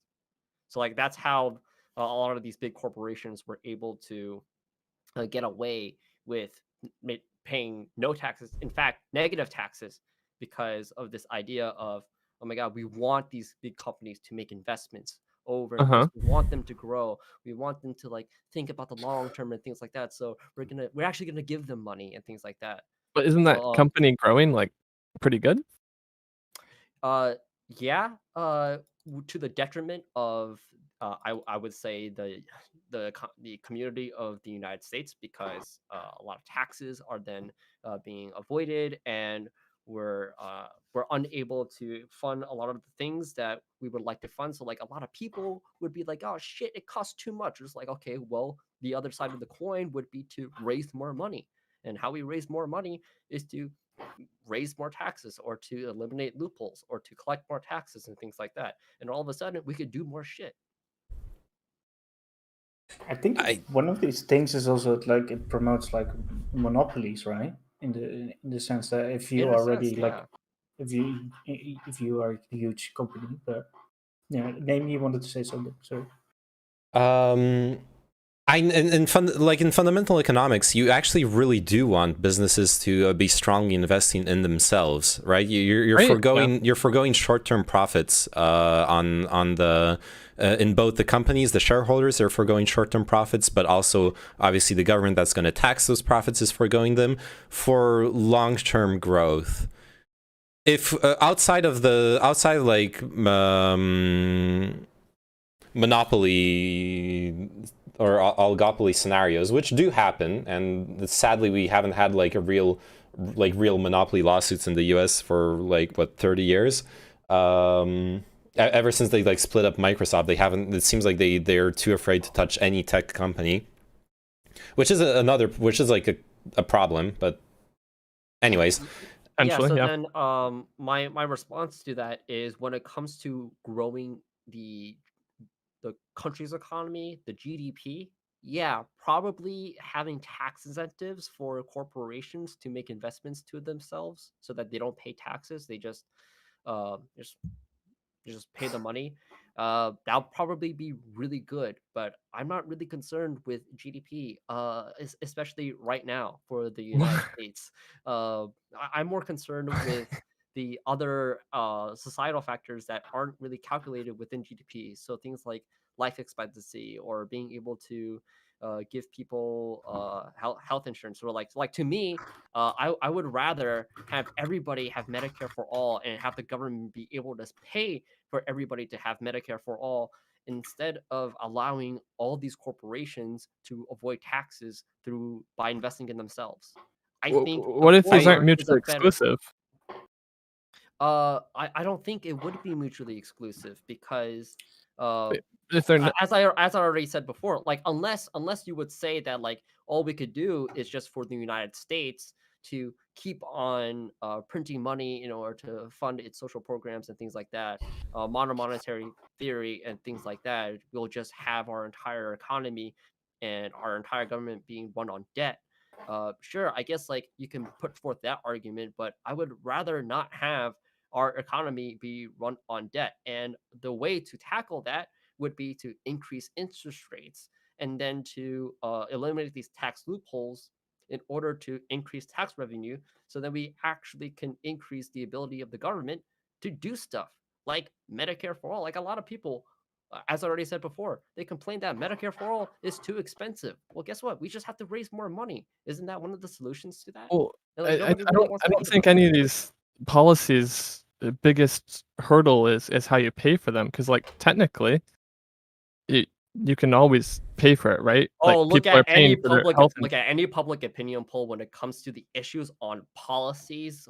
The top one, if it's not the top one, is, oh my god, how are we going to pay for it? It's too expensive. Like we hear this over and over again. Right, but How are we going just to pay because for it? it's How are we public going to pay for it? opinion wouldn't mean like We're in a democracy, okay? Public opinion's pretty important, isn't it? I agree, but like that doesn't mean it sets whether it's feasible or not. Like just from like It a does set what is- it pure does set what is feasibility, feasible. if people are paying for health insurance right now, right, then if this became a tax instead of just a instead of a private transaction, all things being equal, it would have to still be feasible, right? Does that make sense? Yeah, so then like basically what you're saying is, well, we could, instead of eliminating these loopholes, we could just raise revenues in other ways. I agree with you. But to me, I would much rather be raising taxes on the wealthy or corporations rather than raising taxes on, say, people all over. So like even though Sure. on average, okay, if we were to make Medicare for all a government policy and everybody's taxes were to increase based on like the average, then like everybody's going to be saving money. I agree with that. But then when it comes to practically like trying to sell this message, virtually everybody, I don't know, I do know why. It's because they're fucking stupid, doesn't like the idea of their taxes being raised. And so then, like, even when the argument constantly is you will be much richer and better off with the Medicare for all policy, they still don't care. It's just like this idea of them getting more taxed by the government is like blocking themselves from seeing anything else. Okay, it's ridiculous. I don't. I hate humans. I'm sorry to go back to this, but like, investment is not a loophole to taxation, really. Even though it can seem like that, if a company is making like really aggressive acquisitions, it's and I'm not saying this in the sense of like, and I totally agree with you. Like GDP should not be the metric of success for a country. There are plenty of other factors that are just as, if not more important, to measure if a country is successful. I 100% agree with that. It's just I don't see any form of policy that can be practical where you force a company to take profits even if the leadership of the company thinks that it's in their interest to, instead of taking profits, to invest.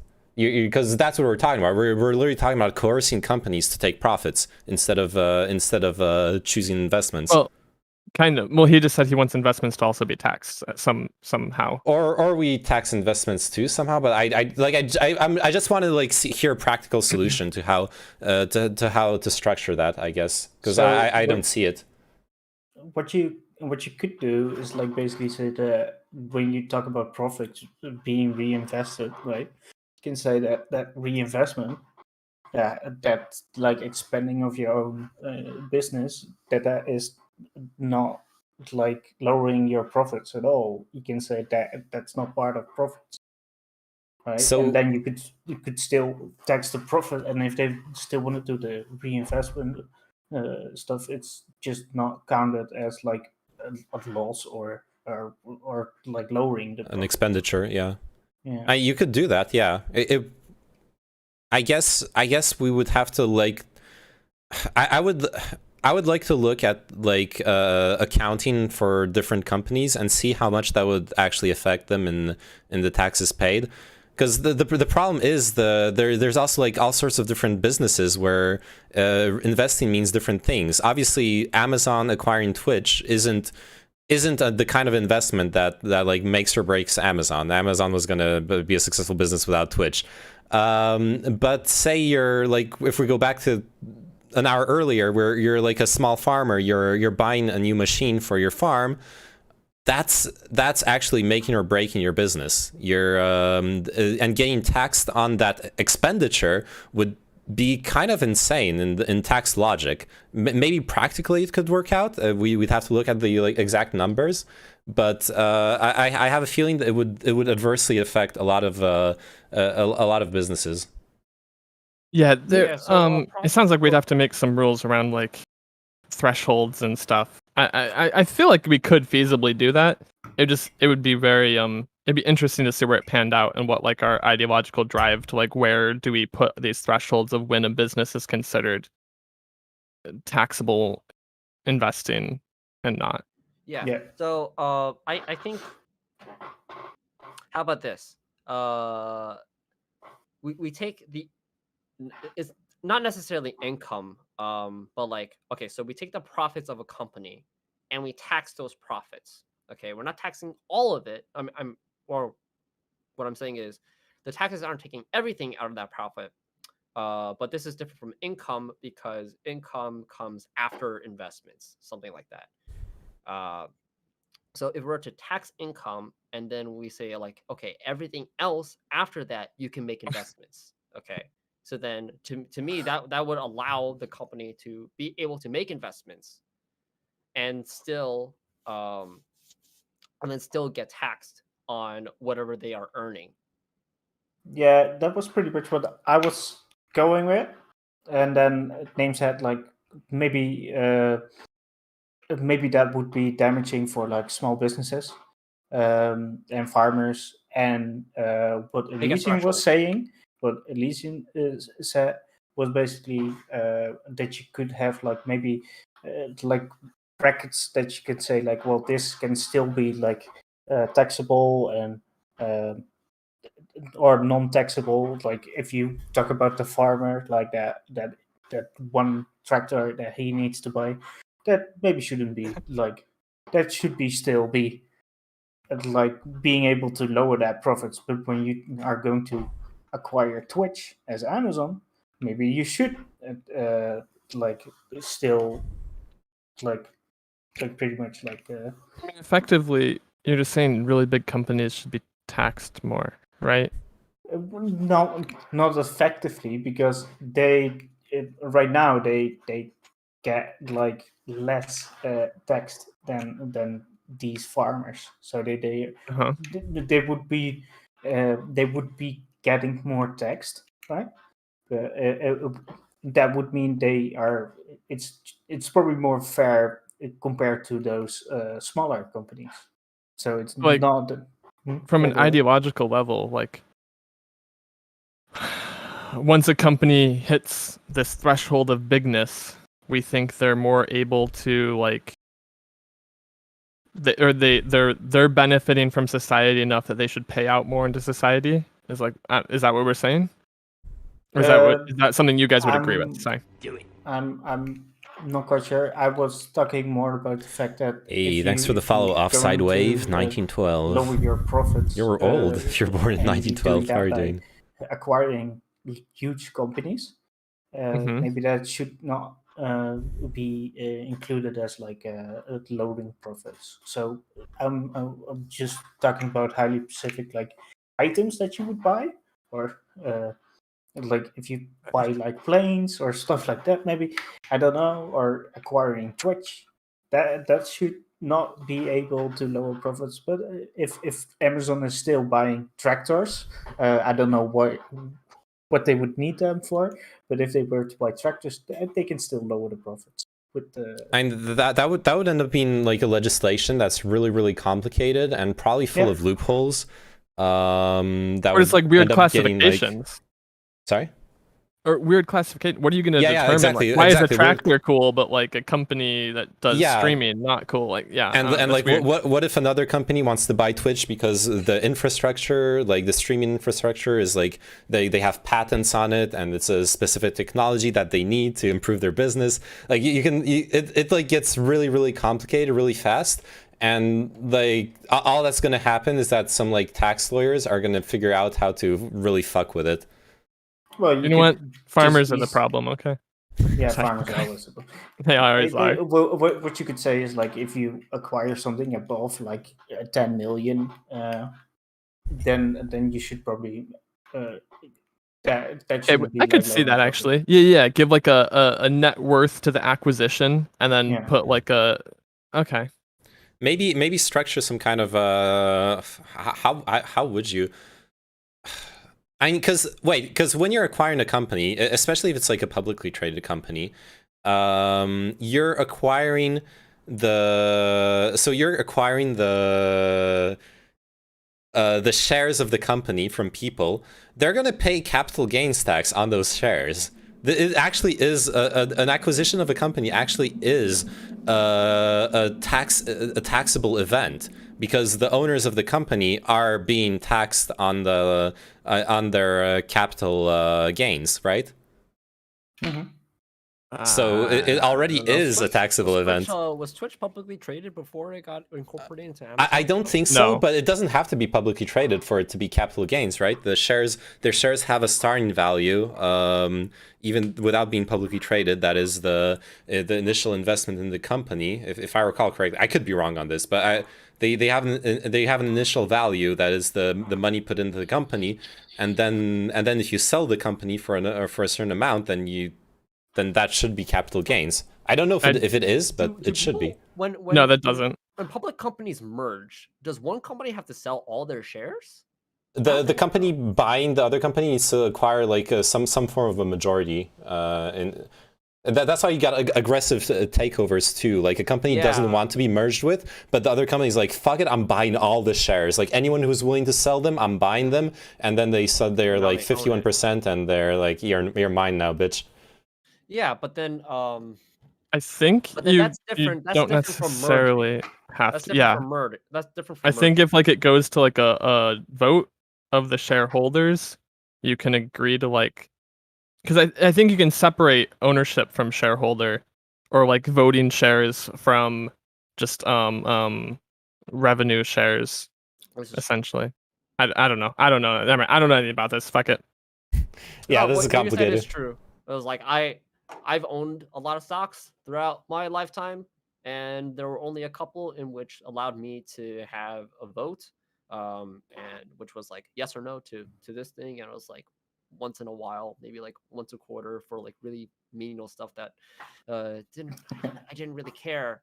But then when it comes to like stuff like if you have a lot of shares, like I think threshold is like 5%, then you could get, you're like in a different class of decision making. Yeah, and just you're see- right. There's like different power structures. There's like different kinds of shares that grant you different powers or decisionary stuff, etc.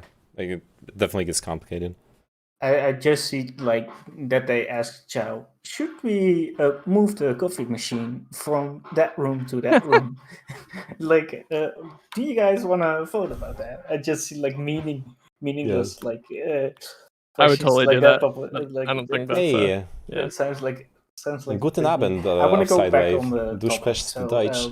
because Ich we spreche ein straight bisschen off the Deutsch. Ich bat. habe auf Gymnasium gelernt. So I want to go back on the topic, and I want to ask you guys, what would be your favorite like solution to the estate tax, like in general, compared to like not saying like, well, you can go a little bit into that, but not saying I rather want to have an inheritance tax or I want a capital gain tax, but what would be like a solution for you guys about this issue?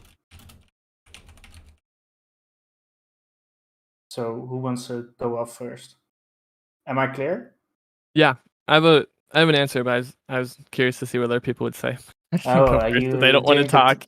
Are you doing Okay, the debate strategy? I just So like hearing other what- people. What I would do is I would probably get rid of the stepped up basis loophole, and I would either get rid of the exemption, or lower the exemption, or lower the threshold for the estate tax. Any combination of those, which is basically the whole point is to get more people to be subjected to the estate tax that are Mhm. actually like that we're comfortable for. So like I wouldn't be comfortable for people of like 1 million to be subjected to the estate tax, because when it comes to wealth, a lot of people have that. Probably like shit. Consider maybe like 5 million would be anything lower than what it is now. Okay, I think now is way too high. Okay. And uh, Would you say that's included with Probably, like make your the tax spouse? brackets make the tax brackets a lot more progressive. So then like at the end it shouldn't be 40%, maybe it should be higher, and then lower the percentage for the lower tax brackets. Wait, I'm so confused. I thought you didn't like the idea of the like wealth. Like this is a double tax. This is a wealth tax, right? A state tax is a wealth tax. So then But now you're hitting up a really high wealth tax. You say if you want the upper bracket to go beyond 40%. this is a high wealth tax. Wait, so that what makes a I'm wealth- fine with. I'm just wait, curious because Hold on, wait. What makes a wealth tax is a higher percentage? okay. So before I felt like we agreed that an estate tax is essentially a wealth tax because you're taxing net worth, regardless of like any of the income stuff. But if we are having a wealth tax, and you're also saying I think the top tax bracket of this wealth tax should be even higher, feels like you're agreeing with a wealth tax Mm-hmm. Okay. implicitly. Yeah, so I probably would have been a lot more okay with like saying whatchamacallit. Okay, if everything else is getting taxed already, then I would like only gains to be taxed. Okay.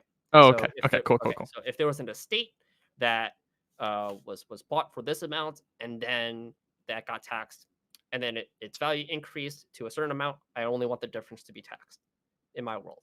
But only if everything else is getting taxed. And there are cases I know in which there are a lot of loopholes. And in that case, if those loopholes still do exist, then I would want everything to be taxed. But that's just like me thinking in a world in which that is not perfect, which is probably the one that we're living in right now. Then that is the case, because practically, if we were to see how much like the wealthy people who are going to be subjected to the estate tax, how much they're saving from these loopholes, and how much they're going to be getting taxed from because of the estate tax, Mm-hmm. I think they're going to be saving a lot more. And in that case, you might as well just tax everything. Okay, make it as simple as that. And that'll be it. Yeah, I think I'll be happy with that. Elysium. Sure. So similar to what Cha said, I think the biggest thing to me is I would like in essence get rid of the idea of an estate tax and move everything to be like assets should be taxed as what they're like what they were classified as an asset. So like basically at the transfer you would just pay your capital gains taxes on it as if you had oh, what is it? Is it as it? Yeah. Yeah. So as you transfer it to someone, it's as if you had sold that asset, essentially. And then that estate pays the appreciation. It gets harder with hard assets, and I think there's ways we could mitigate it and work with it that it would still be okay. And even things like a low exemption. But in general, I think what made sense most to me is that things should be like if it is a capital gains, it should still be taxed as a capital gains. And I think one of the biggest reasons why I support this is one of the biggest criticisms of estate or inheritance taxes that really does make sense to me is the idea if a family has 2 consecutive deaths very close to each other, like within a few years of each other, if like a father and then a son dies, like historically, the generation, like the wealth of that family can be essentially wiped out because you get hit with a large that's supposed to be once in a lifetime tax really close together. And if instead we're doing it by a capital gains tax and we're moving up the value of that capital gains after it's transferred, if there are 2 close deaths, the second death, the assets are not going to have appreciated very much at all. So the tax due on that second event is going to be much smaller than as if it was an estate tax because not much appreciation actually happened. So not much taxation should actually happen. So that seems to solve that, like one of the fundamental problems of inheritance or estate style taxes to me.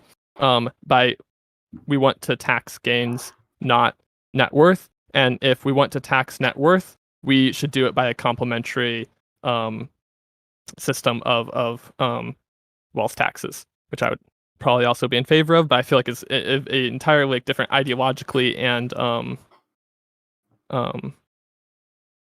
policy wise in effect of how you would do it. Yeah, does that make sense? Yeah, I was asking you how to fix like the estate tax. Oh, he gave it that. Oh. Yeah, so I would basically make it much more like capital gains. You would remove the estate tax, and it would just be assets would be taxed by the same thing that they are. So you would go through all of your capital gains taxes on all of your assets when you transfer them to the inheritors. So instead of like instead of exempting those taxes and trying to make like a new tax system for it, they should just stay under the same tax system that the asset is qualified as. So, Name, how would you fix the estate tax? If we're gonna fix it, for the US, definitely like I agree with Chow. Lower the exemption. It's way too high. Last week when we mentioned the subject, I mentioned the like in France you're exempt only up to like 100k euro, and then taxation starts. So like come from that perspective, like even $1 million or 500k is like a lot. But that depends on a lot of things. The U.S. is going under inflation right now, anyways. So like large sums of money or whatever. Those are the specifics. Yeah, the one thing that I was thinking while listening to Elysium is that like capital gains tax isn't really progressive. But then Elysium added that he would like add a wealth tax on top of that, which would most capital likely gains be progressive, right? can absolutely be a progressive tax. You can make tax brackets for capital gains.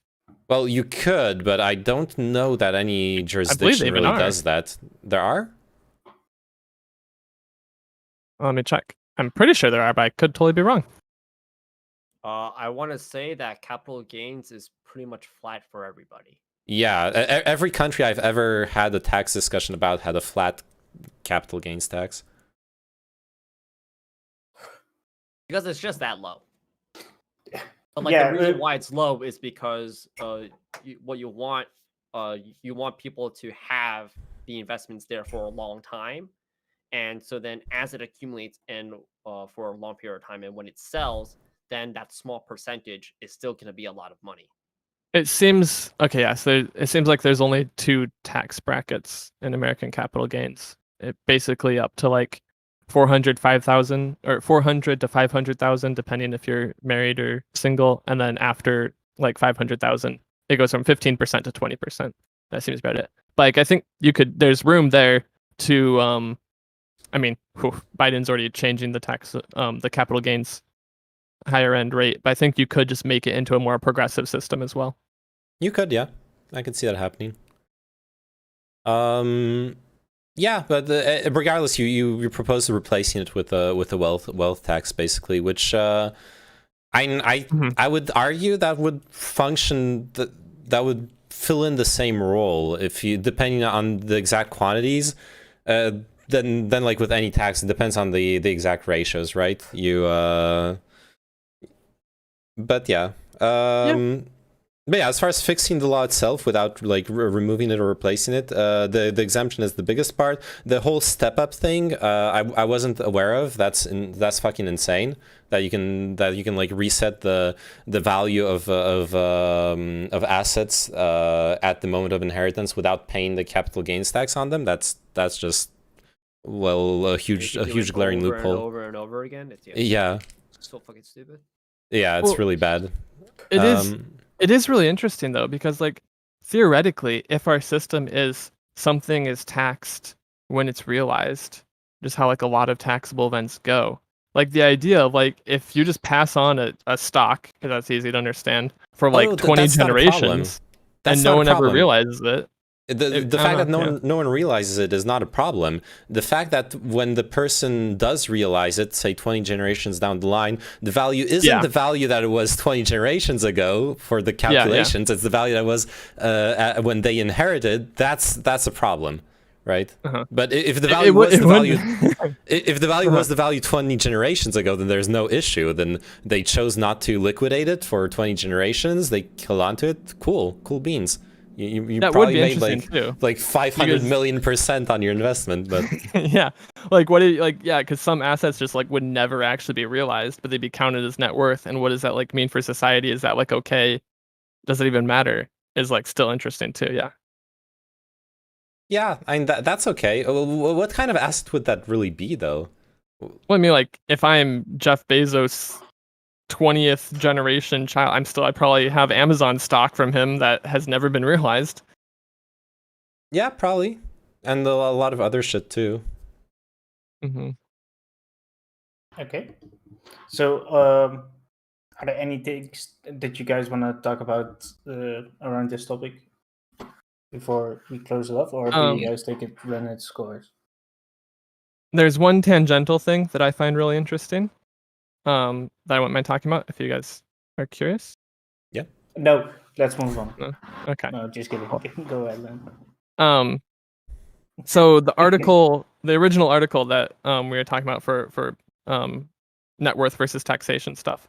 One of the parts that it goes into is the idea that instead of realizing assets, millionaires can take lines of credits out on them. So I can use my 100,000 shares of X company as the collateral backing for like a $10 million loan from my bank. And how we feel about that. Is this considered a loophole, or is this like a two parties consenting, both like understanding the situation and what could potentially be mutually beneficial?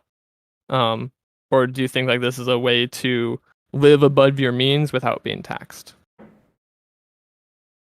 Does anybody wants to respond to that? So then basically, because they're taking out a line of credit, they have to pay that credit back. And if they're able to pay it back by liquidating their assets, and then they would have to pay capital gains on that. And hopefully that'll be enough in order for them to pay off their credit. Then I don't see a problem with that. That'll basically just be like, oh, if I took out credit and I need to pay something off and I have some stock, well, I'm just going to sell some stock and I'm going to pay off the credit using the whatever money that I got from selling those stocks.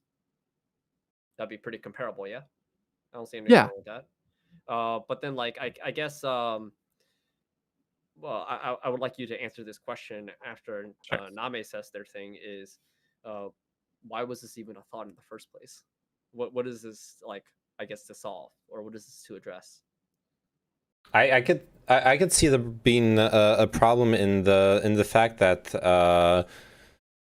as far as like growing inequality goes, like a wealthy person has access to many more interesting ways of like having their money make money, or at least the expertise of doing that, and in doing so, like a wealthy person taking the mortgage out on their house to then make some like really good investments that will probably beat the interest rate if they have a good credit score and all that stuff. That is a way of only further exacerbating inequalities. Margins, and if we're talking about stock market, is one way where having like a big account and then taking out margins on it, which is really risky. But if you play your cards right, then, or if you know what you're doing, then you're probably just like directly increasing your wealth for not for free. You're obviously paying someone back for that money, but you're gaining interest. You're compounding interest on your wealth beyond its means, in a sense, right? By leveraging it in as debt. I don't necessarily see it as a problem in principle, as much as I see it as a problem in practice of growing inequalities and people not having the same access to those kinds of tools or the knowledge to use them well. Yeah, so then kind of a vicious cycle that I see happening is you use the stock as leverage for credit or collateral, and use that credit to buy more stock. And then buying that stock would then increase its price. And then you take out more credit because now you have more value from the stock, and then you keep on doing that over and over. It seems like that could be pretty problematic. I didn't even think of it in like that Ponzi scheme way. I don't know if that would play out. I think that's just an issue when it comes to stock buybacks in general. Fuck, I fucking hate stock buybacks. Well, okay. Well, we can't get into that in this discussion, but yeah. Okay. I'd also want to add like a funny thing there too is like student debt. Everyone wants to repay their student debt, but if you think about it rationally, you're usually paying like what 2, 3, maximum 4% on your student debt. On your personal ones, maybe. Well, yeah. Obviously, it depends on the contracts and whatever, but. For a lot of people, and there's people talking about it on the internet, it makes more sense to never pay off their student debt because they're never going to get a better deal on that debt for the rest of their lives. And they can actually, instead of paying it off, they can put that money into investment assets such as stocks or anything else and make more than that interest for the rest of their lifetime. My cover's been blown. That's exactly what I'm doing. Yeah, it's the financially smart thing to do. I'm paying $40 every single month. My student debt is going to be paid in 20 years, but most of the income that I am earning is being put back into SPY ETFs. Okay. Yeah. All right. Boo to the moon. Okay. That's exactly what's happening. So to jump back to asking like why you'd even do this, because at first that's what I thought too, like this doesn't seem to make sense. You're gonna have to pay back at some point, It's like you're just delaying it. But yeah, there seems to be like two reasons. That's the dump. Okay, Once you pay back that credit, then you sell all the stock, you pay back the credit, and then you take the profit. You take the difference. Yeah. So yeah, the I don't know about like jumping back into the stock market, but like the two things, if you believe like your asset is going to be more valuable over time, and its compounding growth, then like the interest you can get on a loan, just on its face, it could be a good investment. Or what seems to be what this is, in my understanding, more utilized for is this allows a much greater flexibility, is planning out when you are going to have taxable income. So like if I really want this new house or whatever, but it's going to push up my taxable income for this year, and I can plan in a few years of having lower taxable income years where I can offset this cost. It feels like it's a way for people to move their income level around to maximize tax avoidance. And the other, so like that seems to be the main purpose for it to me, which I don't know how I feel about that. But it does. I also could see it as a mutually beneficial thing to like banks and people. But from like the ideological side, so Nem, you said you didn't see like any ideological problem with it. To like use the destiny lingo that he uses when he talks about taxes a lot, which is I pretty much agree with. And why this was interesting in the first place to me is like one of the common phrases is like, if you're living like a millionaire, you should be taxed like a millionaire. Which is why if someone has like, say someone has like $10 billion in net worth, but they only have like $1 million in profit, or income to them, they're not living like a $10 billion person because they only have 1 million to work with. So like, if you only are living by your income, then it makes sense to tax by income. But if people are able to actually live by their net worth and not by their income, by using it as leverage, it ideologically does start to feel a little weird. Or what do you guys think? Anybody? I think that makes sense. I would. Yeah, it makes sense. I think that's it's a big problem when it comes to whatchamacallit, differentiating or how to deal with I guess wealth versus income. Because like you can have somebody who's really wealthy, but they're not really earning a lot of income. So then like how are we going to tax them? Well, if we're going to be taxing them like a wealthy person, then because they're not earning a lot, then eventually they're going to be taxed to hell. Until there's like a point. And actually, if they're still not earning anything, they're still going to get taxed to hell. And they'll have to like sell off assets just to stay afloat and stuff. Yeah. And then what that's probably going to cause is dips, stock market crashes, things like that. Blah blah blah blah. There's a general problem when it comes to like taking out debt and having their debt running an economy and things like that, because you just like, oh no, what do you mean? Oh no. How are you going to remove debt from the economy? It seems so beneficial. Sorry.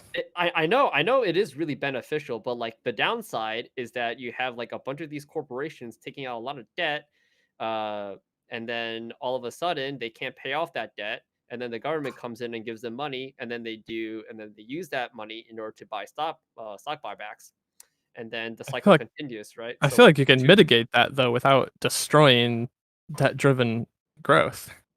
So then like my issue isn't with debt. My issue is how the debt is being used. So then like to me, stock buybacks don't really add a lot of value to a company. Even though it adds a lot of value to the stock, I don't. Oh, sorry. I don't think it adds intangible value. How about that? So like to me, I think a much more tangible investment would be like, oh my God, you want to build a new factory? Oh my God, you want to hire more workers? Oh my God, you want to expand to this industry or blah, blah, blah, blah. That's fucking great. That's awesome. But then you're just like, oh, I have $10 million in stock and all of a sudden I have 5 million to spend. Okay, I'm just going to put the 5 million into stocks more. And then boom, it's like, okay, that is value, but it's not real value. In my opinion, okay, it's kind of okay. This is a much different conversation. My understanding. Sorry, I'm diving into the tangent. My understanding is that stock buybacks are basically the equivalent to dividends, right? You don't use them to change the value of your company, though. Like the valuation changes, but like you said, it doesn't add anything to the company. You're not adding a factory. You're not adding. You're not buying Twitch. You're not doing anything with the money. What you are doing is you're returning money to the shareholders. You're buying their shares so they can take profits, or you're buying shares to drive the prices up so their stocks go up. It's like a very roundabout dividend, basically. That's my understanding of stock buybacks. They're a way of profit taking, right? Now I've thought about this. So then, this is kind of like taking the step up thing and implementing it on an annual way. So capital gains, annual tax, but every single year it offsets. So did everybody understand that, or do I have to like give an example? You would pay a yearly capital gains and then you would write that new value as the value of the asset, right? Shit, nope, that's a bad idea, because then Agreed. that's dependent on the price of the stock at the time, and all companies really need to do is by some certain date they just have to tank the value, and then boom. Okay, yeah, it's a fucking terrible idea. Yeah. Also that completely nukes. This is so hard. It is hard. That also nukes the concept of long-term gains, which we're supposed to incentivize, rather than like people day trading. I mean, you you could move the bracket out further, like every like 20 years or whatever. Fucking crash the economy, planned crash of the stock market every 20 years. 7 years. Let's fucking go. I think ideologically you can. It still runs into the problems of like now you're taxing net worth instead of income. Like every 5 years, they need to find like a surprise date that they did that. Yeah, RNG. I think surprise.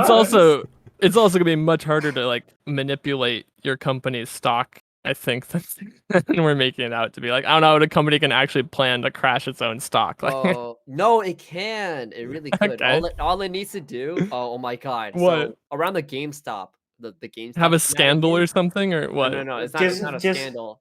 So like this is there was this video on YouTube. I don't know if it got taken down because it wasn't supposed to be shown to the public, but Jim Cramer, does everyone know who Jim Cramer is? Okay. While he was a manager of a hedge fund, he was talking to like some news reporter about like how he could manufacture a company stock go tanking because in order to trigger or like a short, Like a sell-off, or okay, a sell-off. how? Yeah. So he explains it a lot better than I will, but basically he's like, okay, well, I have this position, and so what I do is I go to this company and like I talk about, oh, something's going on, something bad is happening to this company, and then and like rumors start happening, and then and then Jim Cramer would like send an email to this place and blah blah blah blah. Like all you're really doing is trying to manufacture negative sentiment for a company that may not even be real. It's just like, oh, maybe something is going on. Who knows? Or like, all you really need to do is you take a number, say like quarterly revenues come out, and it's positive. Okay, this company earned money, but all you really need to do in order to make it negative is like, oh, they didn't earn enough money. It's like, oh, well, you're not factoring this thing in which they did poorly and things like that. And all of a sudden, like a lot of times, a lot of companies around or when they're reporting their quarterly revenue, it's up, and it's like, oh shit, you would think that the stock is going to go up, but then a lot of the times it goes down because it's the opposite. Like, no, what the fuck, this doesn't make sense. Yeah, stock market is fucking weird, and there's it's not up to the expectation. Yeah. So then, like, basically. The price of a stock is really determined by what people think, and manipulating and like using the right ways and the right institutions, you could really control how people think about something. Yeah, I think there's a lot of astroturfing going on as well, like paid social media, stuff like that, to influence people's minds. Really? I mean, I feel like every time someone gets paid on social media to like try to like it comes out as like a scandal, right? Because other people are like, "What the fuck are you doing? I can just post this online, and you look like a dumbass for trying to pay me to say some dumb thing." No, I'm thinking like literally bots. Like you can control, you can buy upvotes, likes, that kind of shit to promote different kinds of content. If you're like a minimum subtle about it, it's not really going to get called out. You can make it look good. Sorry.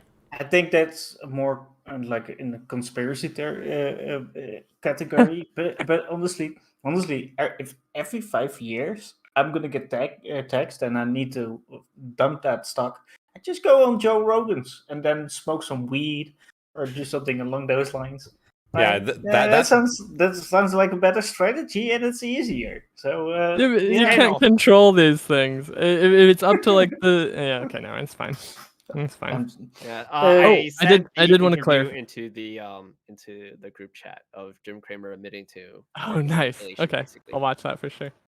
I want to clarify one other thing that I forgot to mention about like why people would do this is like since dividends are taxed as income, if I like take out a loan on my stock and I use the dividends for that stock to pay for that loan and interest, I've like in essence I've realized that stock to utilize for whatever loan, but then using the dividends, I'm losing some income, I pay it off, but I retain my asset in the end of the transaction is like a pseudo realization of an asset through leveraging it into a loan. So like if it is a liquid asset that gives you a dividend or some income, you can use that as if you realized it while retaining the asset. If someone's willing to give you a loan for it. So like, it does feel like interesting. Because it does open up like fake realization of assets. I don't know. I don't know. I don't have like a really good feeling of on it. It feels like okay, but it feels like bad at the same time. So then why did you even think about it as an idea in the first place? because it's happening. What? Where? Half of the article is talking about how like a lot of people are using their stock positions as leverage for loans. Oh fuck. So that seems to be like, I so like think that's the literally criticism. margin trading.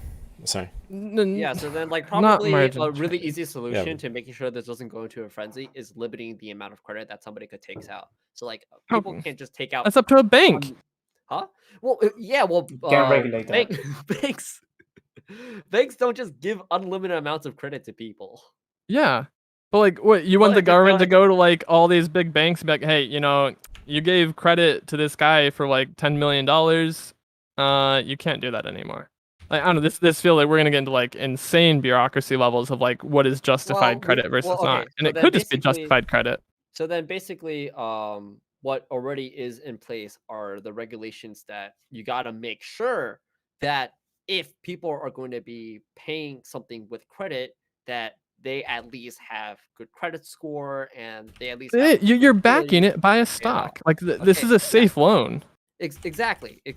So then like this, we're not capping it to say like, oh, 10 million is the max, but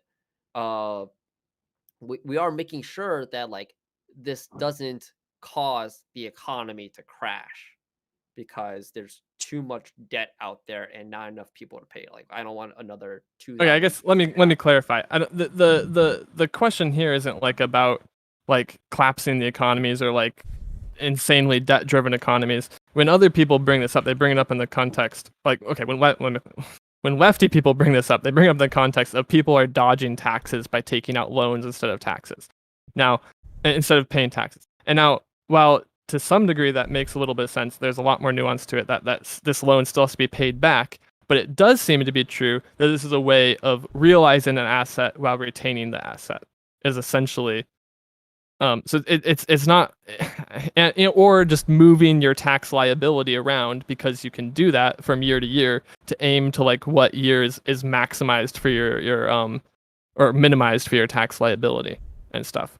Yeah, and But that's fine collateral because if say like you take out a line of credit using your stock as collateral, but then you don't get anything out of it, well, all you got to do is then sell your sell your stock in order to pay off that credit on top of interest, right? Hmm. And then like you realize, yes, you are going to use the value of the stock as if it was realized, but if like things go AWOL, then they're going to have to be subjected to the interest rate from the credit, and then the capital gains from selling the Yeah, stock. but now it feels like a little weird because now like people are living as if in taxable terms, I'm living as if I had like 10 billion in income, say, but taxably I didn't. So long as they have 10 billion in collateral. Yeah. It does feel a little weird to me. Like it does feel like something is off. Yeah, so then I think what would So like ideologically. what would make me uncomfortable is, say, if somebody had 10 billion in collateral and they decided to take out 10 billion of credit, and then, or actually no, not that, they'll take like maybe 2 billion in credit because of that, and then all of a sudden they're able to double that, and then they use the 2 million from the doubling in order to pay off the credit. Yeah, I don't think that's Okay, happening. Yeah. all right. But to my understanding, credit is paid every single month. So like that kind of a Ponzi scheme of like having money create more money really, really easily over and over again, doesn't seem, unless they continuously tank and increase the interest rates month after month after month after month. But then at that point, it wouldn't be a good investment. They'd be losing. Yeah. I don't think people are doing that. I think it's more like a ideological than. Yeah. Like, it's fine. Never mind. There's probably if I recall correctly, like some sort of deals between like really, really rich people and banks, in that you don't have to pay the interest in the first month, or you don't have to pay off the credit in the first month. That probably does happen. Yeah, I wouldn't like that. No. Okay. Are we finished on this one, or? I don't know. Nayman, do you feel any sort of way about that? I already said it earlier. I think I think it's kind of bullshit, but at the same time, it's one of those things where it's like tough to regulate, right? Tax the rich, yeah, the rich need to be taxed. It's just because like I keep trying to think. Well, I was listening to you guys talking. I keep trying to think like, okay, how do you regulate that? I keep running into the thought of like, okay, say like what you just talked about, the exempting interest on for like a certain amount of months because you're dealing with someone really rich. Well, you want to keep them as a client, right? When you're a business and you have a client that you know can make you a lot of money, you're probably gonna do them like favors or offer them a discount or offer them a deal. Like how is that different? You're discounting interest on for them because you know they're obscenely rich, so or immensely rich, so you aren't really afraid for your loan, even if it's zero interest for X time. But they're going to come back to you. And at some point they'll take a loan that will have interest, or they'll keep it for longer than the amount of time that you pegged as zero interest. And at that point you start getting your money back from like having made them a client. And can you really regulate those kinds of practices? I mean, that just seems weird. Look at car loans and retail. Did they this all the time? No interest for like a year on half your car loans. Yeah, absolutely. And like at the same time, this discussion about loans really reminds me of the discussion around the 2008 housing crisis, and how we actually do want to have regulation around debt. Like consumer debt and corporate debt. We don't want people and corporations to over leverage themselves, because that at the smallest instability there, it's all going to come down crashing, like a house of cards if everyone's over leveraged. So we actually do want to have regulation around that. I just don't know exactly how it should be structured. Like limits on should be limits on loaning, strict limits on how much of your wealth you can leverage. Those could work. Limits on how much a bank can over leverage its capital reserves. Because that's something that's thrown about from time to time. The fact that like $1 in the bank gets lent 100 times over to different people, stuff like that, where like you could do a bank run and banks just don't have the capital. It's all over leveraged all over the place. I'm pretty sure we've prevented that since the Great Depression. Yeah, no, well, I would need to like read up on that. I've seen that thrown around. You're right to probably call me out on it, but yes and no. We still fucking over leverage. Well, that was the people over leveraging themselves. No one gets physical cash anymore, so yeah, doesn't matter. Yeah, but basically. Basically, we still have great issues around debt, and that definitely needs to be looked at. I'll agree with that, but it's like a bigger problem than just leveraging your assets to invest. Well, I guess it's related, right? Because then you have an incentive to leverage your assets because of the idea of investing. Sorry, go ahead. So then probably the biggest problem when it comes to dealing with this debt-ridden economy is dealing with it, or the typical solution to it is going to may cause a bigger problem. So U.S. Federal Reserve in 2023 increases interest rates, and all of a sudden everybody sells off their stocks, and there's like this huge crash because holy shit, we're in such a fucking bubble. And then it seems like something like a manufactured recession is going to happen, and everybody is kind of fucking scared for that. So then how the Federal Reserve is going to deal with, like, are we going to continue keeping interest rates really low and never dealing with the debt ever, and having the stock market just go up, which it's a tough situation. 2023 is the magic number. Okay, guys. I think we're pretty like done here, right? With this one. Yeah. Yep. If I'm correct. Like, Elysium, thank you so much for teaching me how to make a Ponzi scheme.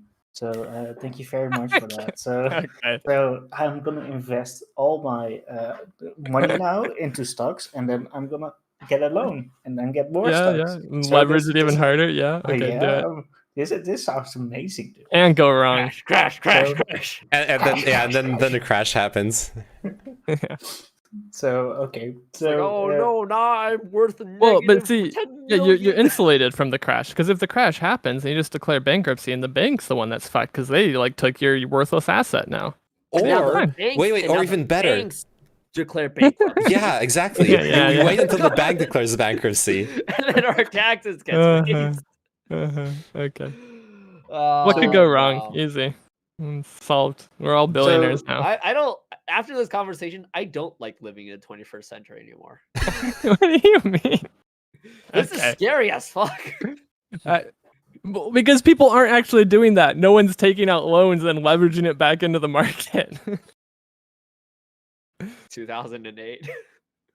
Okay. Never mind. I can't. Prices are increasing. That's fine. And some time ago, I saw a report that people who were really close to defaulting on their mortgage loans were increasing as well. Nice.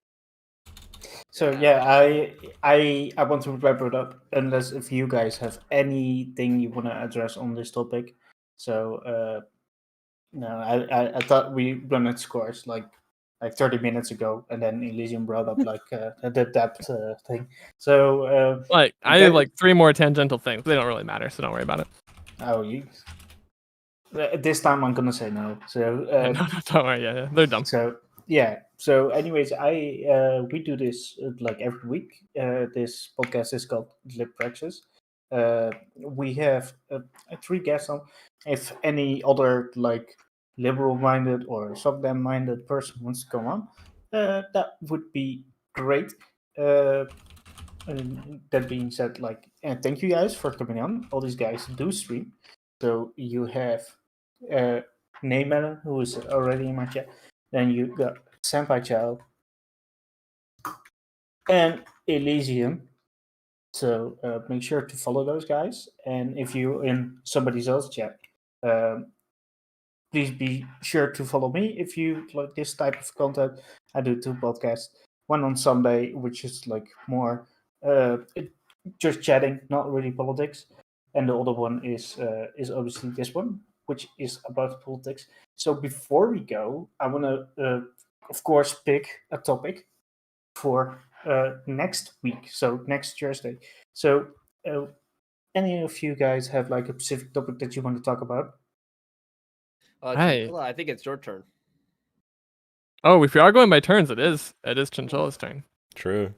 Well, we don't really go by turns. You First, like Uno card. No, I can no. I can We're I can establishing bring up now. a topic. We're establishing this now. Okay. All right. What? Okay.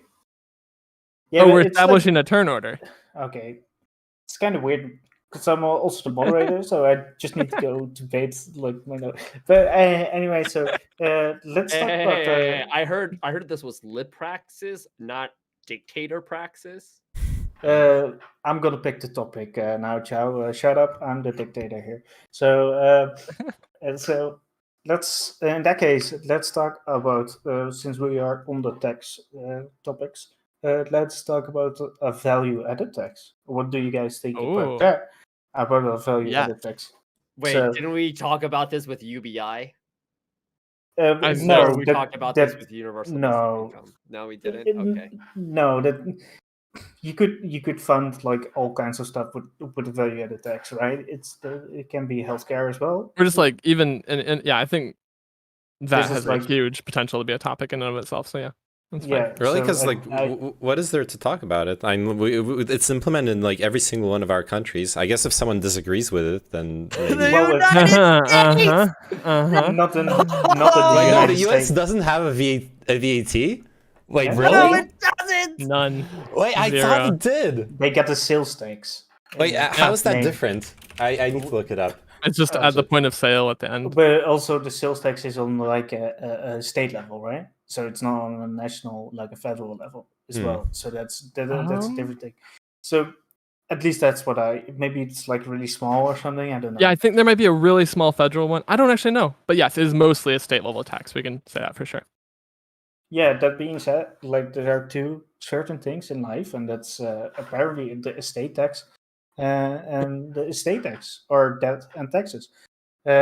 So guys, thanks for coming on. So we're gonna talk about the value added tax next week at 4 p.m. Eastern or 10 p.m. European time, like France. European time. European Like- time. Yeah, that's probably the best. That like, unless if you live in the UK, like then it's like 1 hour later. But that's because the whole Brexit thing, right? They Wait, Yeah, you know, Is UK, most of Eastern Europe Europe in gets one time fucked. zone? Yeah. Is most of Europe in one time zone? No. yeah, it's pretty weird. Oh, what? It's like Spain believe you. and Spain Europe is pretty and fucking wide. yeah, but it's like Spain to Poland are in the same time zone. No, So, they aren't. Wait, what? Shit, I was looking at it the other day. What do you mean? It's whatever the CET or Why whatever, is right? Spain... No, See, no, they're too. not. They're not in the same time They're zone. not. No. What are you guys talking about? Yeah, they are, aren't they? No, they're not. No, they're not. I was literally looking it up the other day. I fuck are see you Oh, it. they talking are. about? What the fuck? Oh I'm my a full goodness. gaslit. Okay. Okay, all right. At least Fake I'll send you a European color- over here. I'll send you a Bad color face coded name. map. All right. Okay, I got Because fucking it's confused easy on because the eyes. it's Portugal that's with the UK. Yeah. Look, it's really It's Portugal. it's so dumb. The fucking France and Spain are run right underneath the UK, but they're not the same time zone. Yep. Seems pretty dumb. Wait a second. Yeah, Now, okay. now I'm looking. Now I'm name- looking at a different map, and it's oh no. Wow. Okay. Name you're so bad faith. I'm No, I'm not. I looked at the Why map. are there contradictory maps? I looked at the map and I acknowledge you're right. Okay, I'm sorry. I know that. I know I'm right. Like I know my time zones. I like the so. I like the first map I saw. I got a fucking set up like panels with like fucking Americans that live in Cali, and so it's then it's like, True. oh, what's that time zone? What's that time zone? So that's the whole issue. So, but thank you guys for joining. If any of the viewers are still here, yeah, thank you very much. So, name, are you going to keep on streaming, or are you going to live in another different time zone? I think I'll stream for a little bit more. Okay, in that case, I will rate him because he's Senpai Chow guy. I don't know, he's a bit sus. So, All right. So thank you guys. Let's rate. Thank Name. Tigers. All right, good talk this time. I'll see you guys next week. Yep. See you. Thanks for the talk. Bye bye. Hey. You thought the podcast could get any more boring? We're a tax podcast now. Just talking about taxes. There we go. Nothing else. I can play some music too.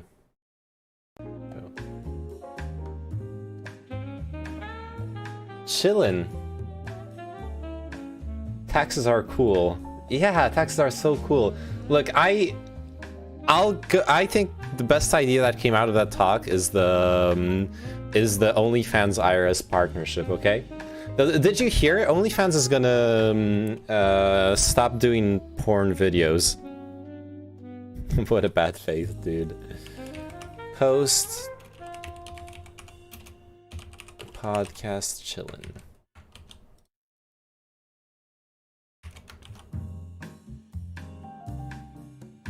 What does that mean? OnlyFans is porn.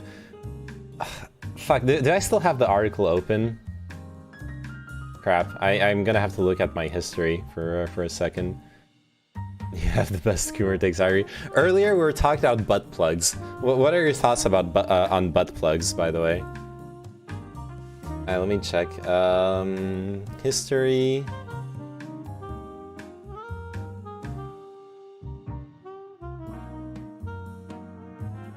History. Oh yeah, it's yesterday. Yesterday, OnlyFans. The block sexually explicit videos starting in October. There you go. Oh fuck, I already read it, so I got the stupid like... Yeah, no more porn, just nudes. Basically, it's really dumb. Basically, the fucking banks and payment processors don't want to deal with... don't want to give service to a porn site. So OnlyFans is like, well, the business is growing, but we need to like ban videos because, at least that's what the article is saying. Basically, the payment processors are ditching them.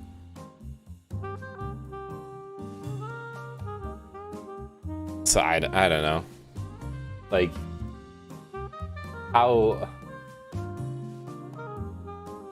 What do you do?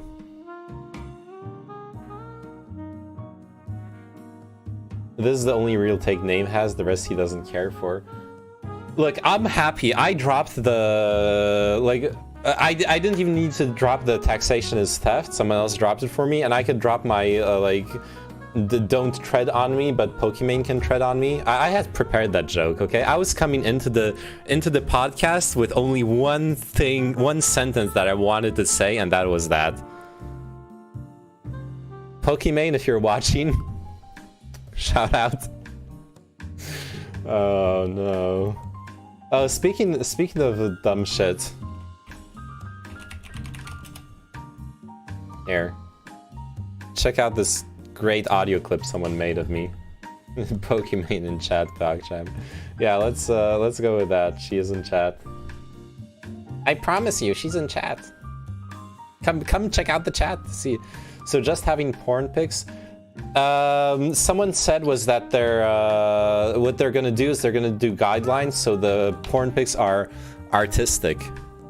It's gonna be art. It's not gonna be porn. It's gonna be erotic art, and that's what's gonna make it okay.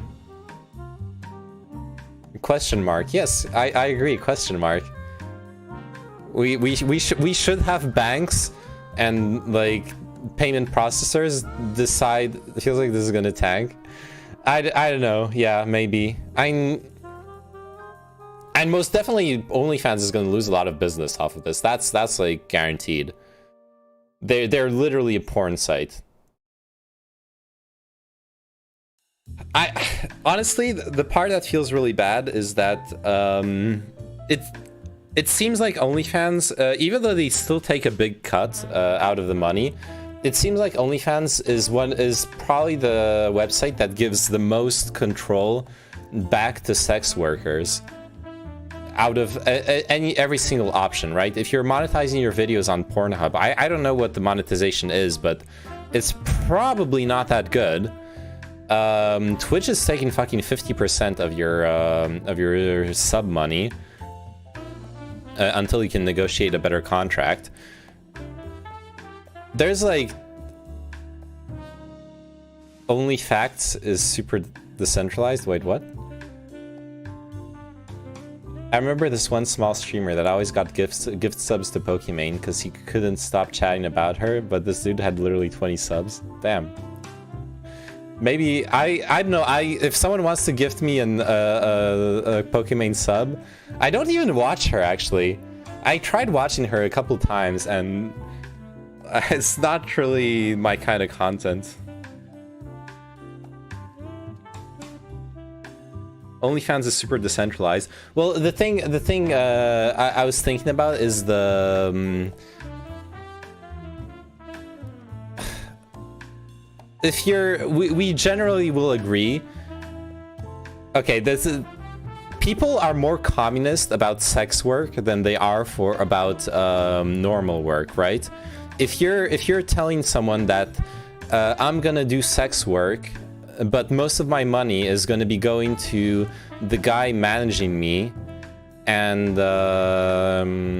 to basically my pimp, most people are going to be like, well, that's terrible. You're like selling your body, but someone else is making money off of it. They're literally going to make the means of production argument about sex work. Which is, I'm not saying that to like invalidate it, that it's like perfectly valid. But it's also interesting to know, like I'm talking about it because it's something I just realized, talking about it right now. I just realized that people are much more willing to talk about the means of production and how like the profits being taken away by a third party is immoral.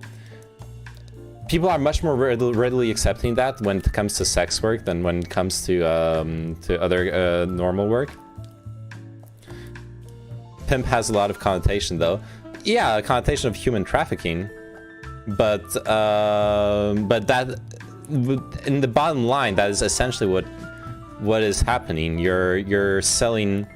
The pimp is gonna organize your work time. There are gonna, like, if we take out the all the terrible shit that also accompanies it, like human trafficking or like getting you addicted to drugs so they can control you, stuff like that.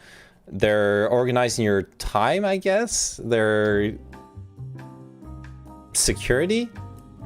They're finding, maybe arranging clients for you. If I were to start an OnlyFans, you can buy wake-up calls. Nice. Anyways, my point was, you can look. We see it as a good thing, right? When sex workers own the production of their work, because they're literally selling their body. They should be getting the main appeal is something that fundamentally belongs to them, right? So oh damn, Chow is addressing the drama. What a clout goblin. Oh no, now you're regretting sending the sending the fucking host over to me, are you? Should have sent it over to Chao.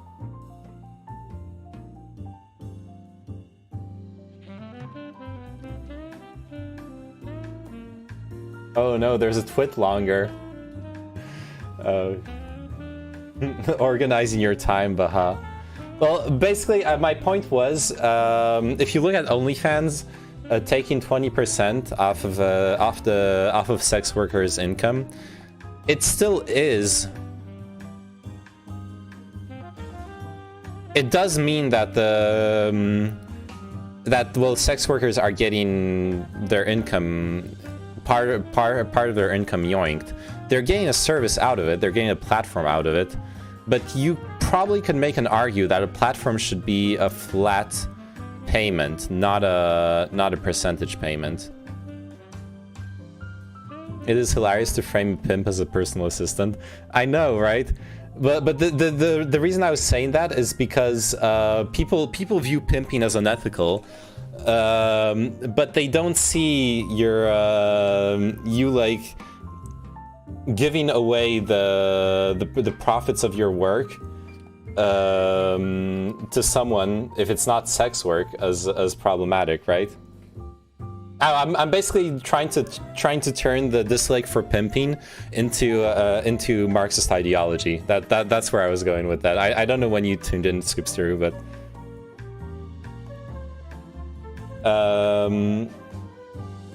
in some way it is. Yeah, in some way it is. Asmongold, OnlyFans banned sexual content. RIP. LeMayo, what's next? Is KFC going to ban chicken? Yeah. I saw one good idea about that, is that OnlyFans could, but that would destroy OnlyFans income as well. They're probably making the best choice for their business, since they need to compromise. But wait, what? Bukra, didn't you hear? OnlyFans is basically gonna ban not sexual content. Well, not erotic content, but they're gonna ban sexual content. You aren't gonna be able to post like porn videos on OnlyFans. You're only gonna be able to post pictures, and at that, the pictures are supposed to be erotica, not outright pornography. They're gonna have like guidelines for it. It's basically, if I understand correctly, it's basically about the payment processors and the banks not willing to do business with OnlyFans. Well, time to wait for another platform. Yeah, right. It's literally gonna destroy the platform. But so what someone said, which would make sense if cryptocurrency was actually a viable currency or like payment method, is that like OnlyFans should turn to crypto, but they can't. They'll probably lose more business turning to crypto than they'll lose business turning to like limiting the content. Actually, is that true? Is that really true though? Because if you look at the fucking online casinos are making a killing, and they're almost exclusively dealing in crypto. So you absolutely can have like a Vice-based business be perfectly viable and running off of cryptocurrency.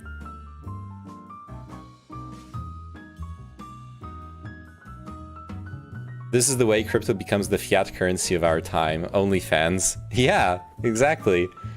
Get accepted by society through porn. Unironically, that would be a really big way for crypto to become like essential to the economy. Because porn is a fucking huge business. I wonder how the big porn platforms do it though, like Pornhub and all that stuff. Like they I can't imagine that they deal with the same bullshit that OnlyFans is dealing with right now. So do they have contracts with different payment providers who don't like try to limit their content? Or I wonder what the deal is with what the deal is for them at that point.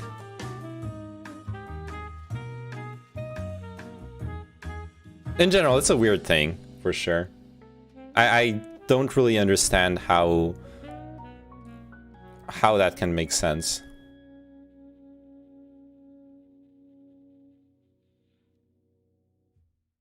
Invest in Save the Kids token and MILF coin. Are those real tokens?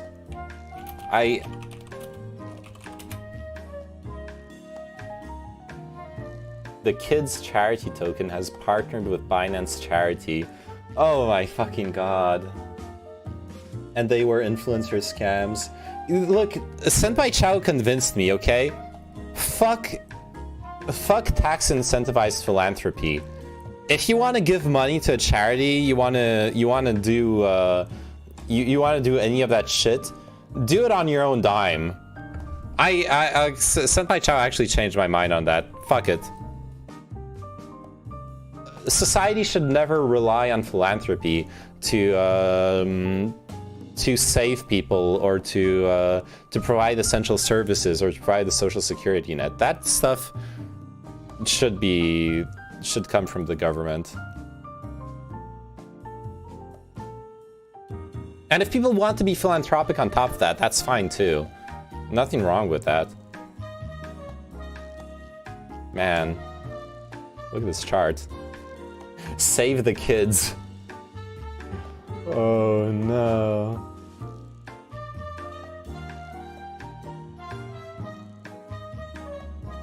Oh man.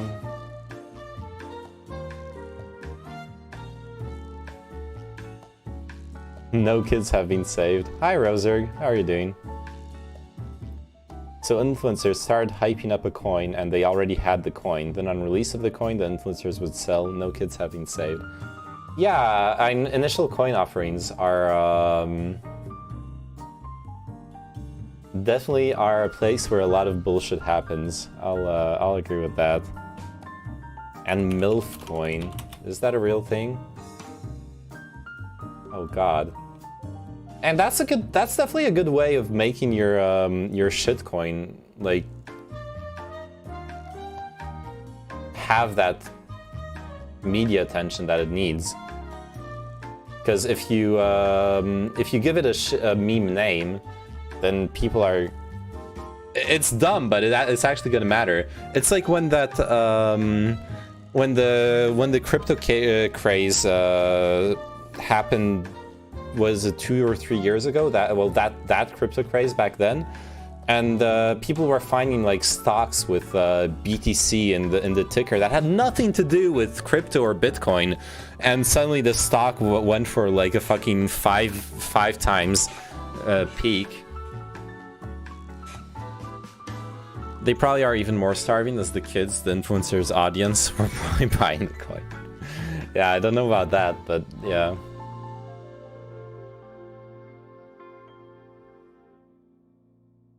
That's something that's the kind of interactions that really like show the Ponzi scheme aspect of crypto. It's when you have a bunch of people hyping up some random shitcoin that already own it and that are just gonna dump their bags onto someone else when the ICO happens. Like you're obviously scamming people. How can we get more investment? Call it a cryptocurrency, yeah. My mate told to buy Dogecoin when it was below 1 cent. I was so sad that I didn't buy it. I could have made so much money. You could have made a lot of money, but honestly, that doesn't mean you made a bad decision. I don't know how deep into like crypto and thinking about investments you are, FBI agent, but you need to understand that Dogecoin is deflationary.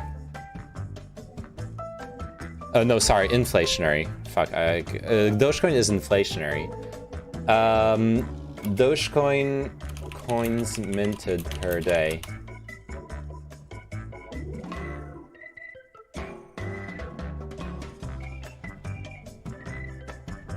Here, this Reddit post basically tells you everything you need to know. To be fair, this whole podcast was because Elysium has like a plus 20 millies in the bank. Well, where's my 100k donation, Elysium? All this free content?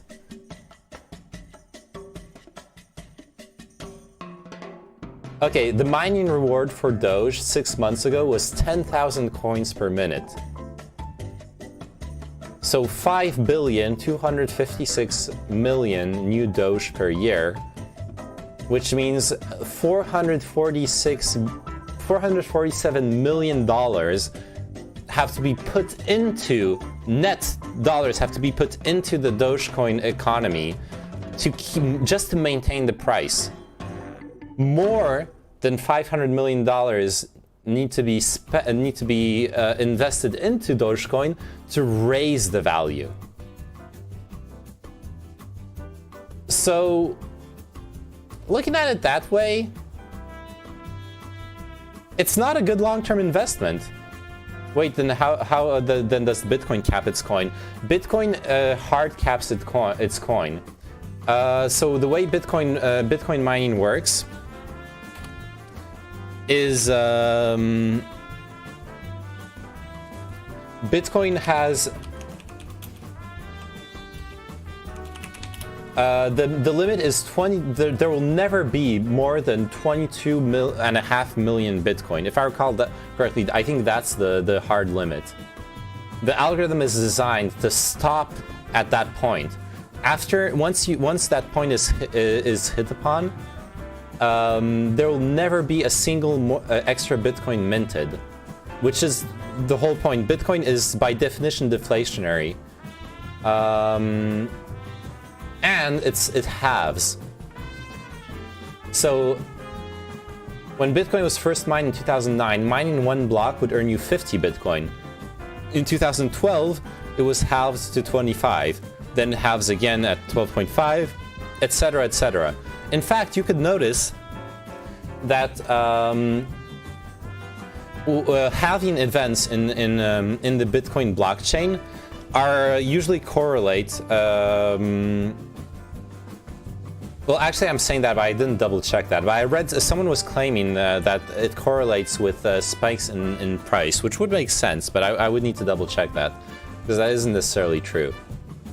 Regardless, so there's less and less Bitcoin being mined, and there will be a hard limit. That's why Bitcoin is considered to be like a viable long-term investment, just because of that. Because it's going to be limited at some point. Maybe it's time to look for crypto that do similar things or plan hard capping, or well, that's one way of looking at it. Another way, like. Okay, there's three coins. If you're interested in like paradigms of crypto as an investment, so there's the Bitcoin paradigm of rarity. It creates scarcity because you can't have more Bitcoin than a certain limit, and there's less and less Bitcoin being mined. That's one example. Then you have Ethereum. Ethereum is very special. There are other blockchains that do the same thing Ethereum does, but it's very special because it's the most adopted blockchain that does smart contracts, which means that nearly every single smart contract or like insurance system, all of that shit, almost all of that shit, is being built on top of the Ethereum blockchain. So it requires Ethereum under the hood to run all the transactions. Plus, as far as deflation goes, Ethereum recently made a modification to their to what they call gas, which is the prices paid for transactions, to make it softly deflationary. So Ethereum is also taking steps in that direction. But Ethereum is a very interesting investment if you believe in the viability of smart contracts and decentralized contracts in general. It gets very complicated, though. It's definitely something you would want to put a lot of research in before investing, because specific contracts have specific risks, etc., etc. But if you just believe in it as a concept as a whole, then you can like buy Ethereum. And if the Ethereum smart contracts become more and more used and people become more and more confident in them, then the value of Ethereum is probably going to go up. The last one is Monero. And that one is if you believe in the viability of laundering money. Monero is the only maybe not the only. It is not the only one. Sorry, but it is the most probably the most cryptographically secure, anonymized cryptocurrency.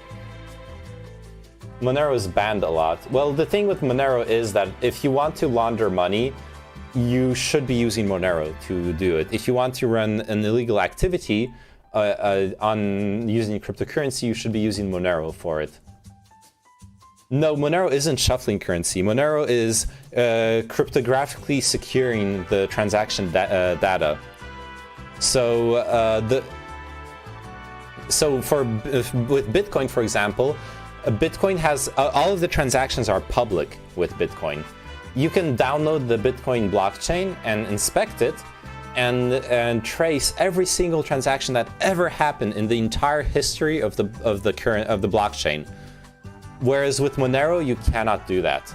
You would need to crack the encryption on Monero in order to get at any identifying data within it.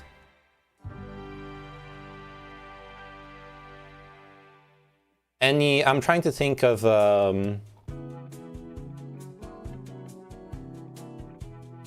yeah, illicit use. Monero's privacy features have made it popular for illicit purposes.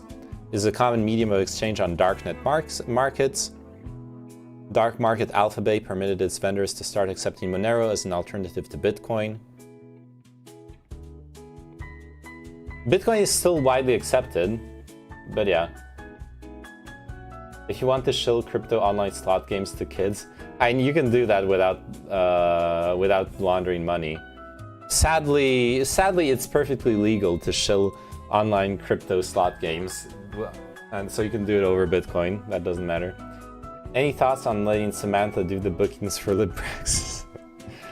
Why are you trying to bait me into talking about the drama, Chinchilla? It's not gonna work. I'm not gonna do it. Oh, damn. Oh wait, I still have Chinchilla's name on screen. I wasn't there, what happened? Was it yesterday or 2 days ago? Someone, I never collaborated with them. I never been on the podcast with them, but basically there's someone that like Chinchilla and Elysium and did Chow collaborate with him too? I don't know. Basically a streamer who runs a political podcast. Let me show you who I'm talking about. Called Prime K's. Oh wait, I don't follow him. Shut up. Prime K's.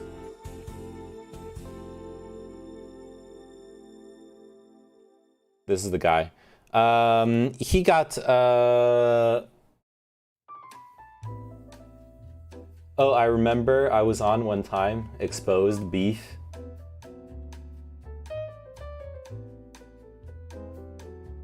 He got baited, ooh, yeah, I got baited. Anyways, I don't follow him. Yeah, well, I do follow him.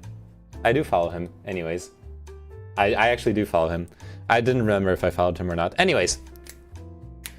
Basically, another streamer, Katarana, came out with an expose on a Twitlonger stating that Prime K's harassed her over the course of their so sexually harassed her over the course of their private communications, first off throughout their friendship, and then continued throughout their professional relationship as it came about.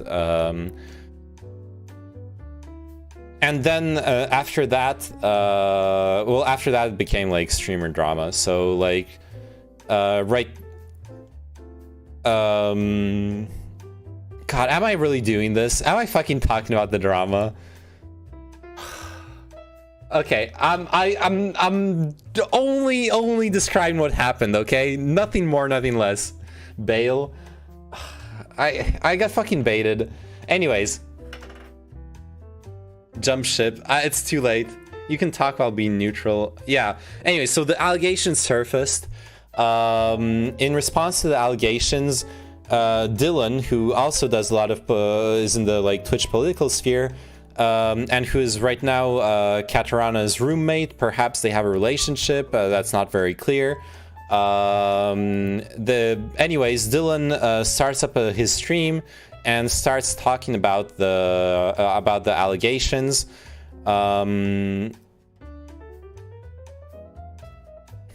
There is no neutral side. I mean, there is no just state the facts, but there are no facts. There are just the allegations and the responses of different people and their statements on like what happened and who said what. There are no facts. It's pure drama. I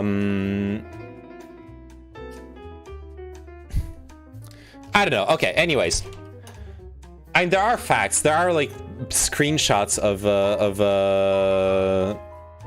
who said what isn't like a fact to state, or I guess not.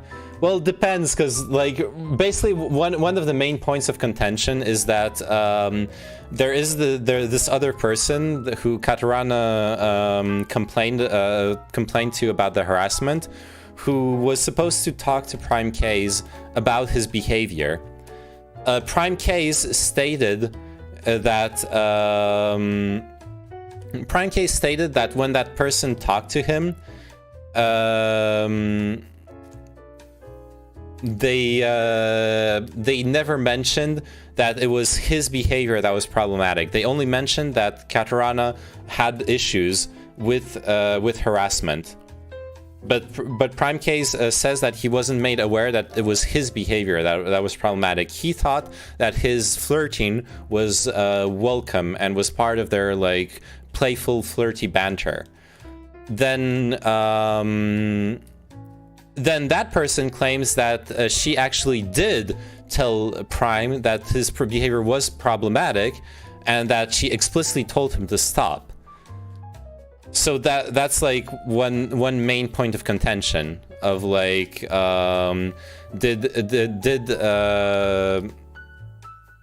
also Hassan called Dylan a cloud goblin. Fuck.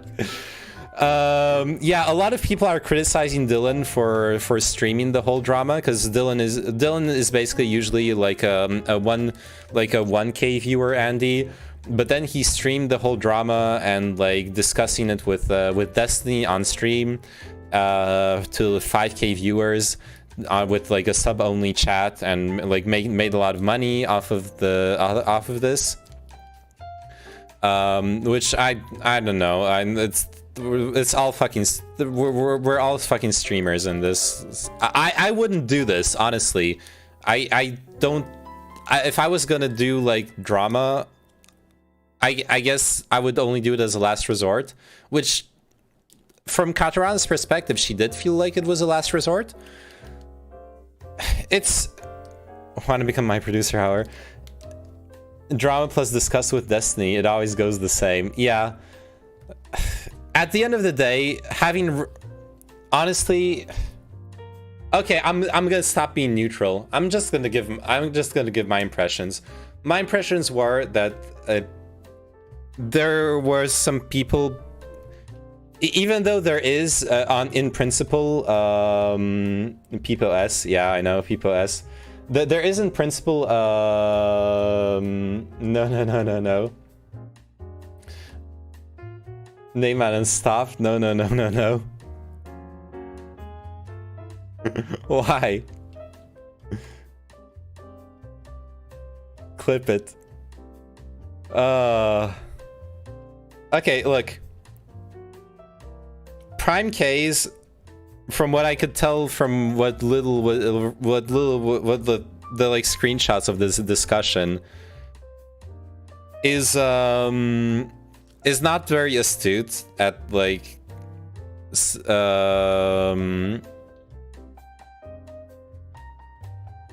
respecting people's, how to put it, is not very astute at respecting people's like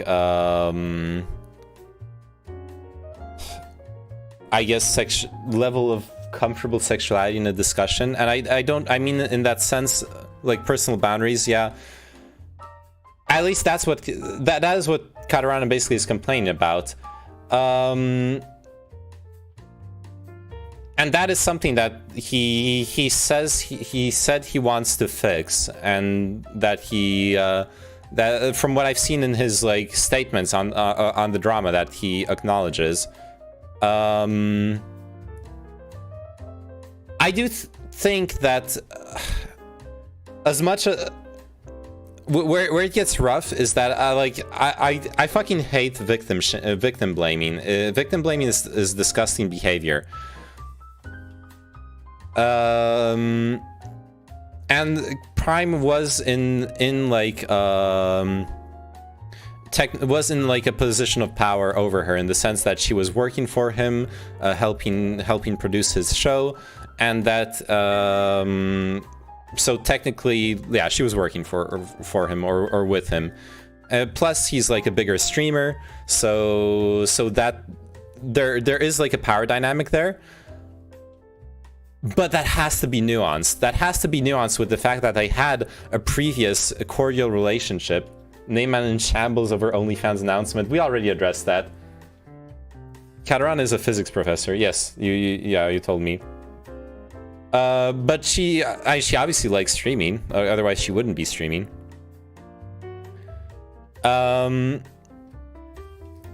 It has to be addressed that if Prime is right in that the fact that in like the feedback he got, if he's honest about it, he never got told that his behavior was not okay. That doesn't make his behavior okay. You don't have to, like, harassment can still be harassment even if no one tells you no. But that is a failure in communication, especially when you've supposedly had like a relationship from before your professional relationship, where it's understandable that there's more, that there are looser boundaries. That's what I wanted to say. It's understandable that there are looser boundaries in a non-professional relationship. If I message someone with sexually explicit message outside of a professional context just because I'm attracted to them and because we know each other as friends, and I tell them like I'm attracted to you, and like I say sexual stuff to them, this is the slowest bridge burn in history. Yes. That like you call it a slow burn. I call it nuance. Okay. I want to make sure I'm saying exactly what I mean. Hey, Magic Turtle. You don't... Alright, what was I gonna say? Fuck. Now I cut it off. I can't take this topic seriously with Super Mario Odyssey background music. That's fair enough.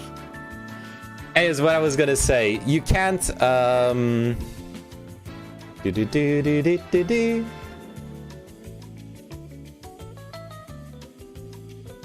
was I saying?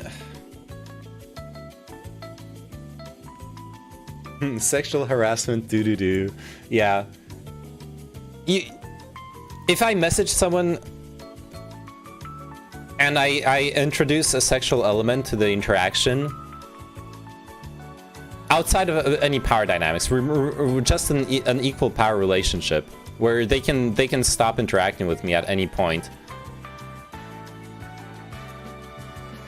And they continue interacting with me after they continue interacting with me after I introduced some a sexual aspect to the discussion. I think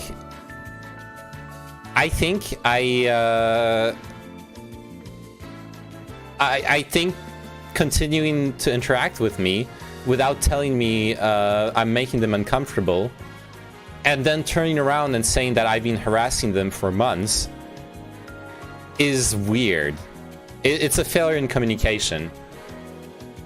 And to be fair, when I try to be careful with that. Like if I start because I love sex jokes. If I start doing like flirty, sexual, innuendo type communication with someone, I will at some point ask them, are you comfortable with this?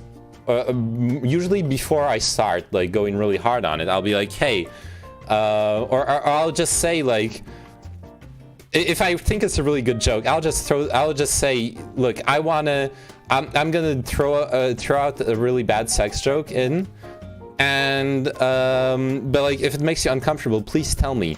Please do communicate to me. I don't think it doesn't seem like Prime Case did that with Katarana, and he should have. Like that is something that you should be doing.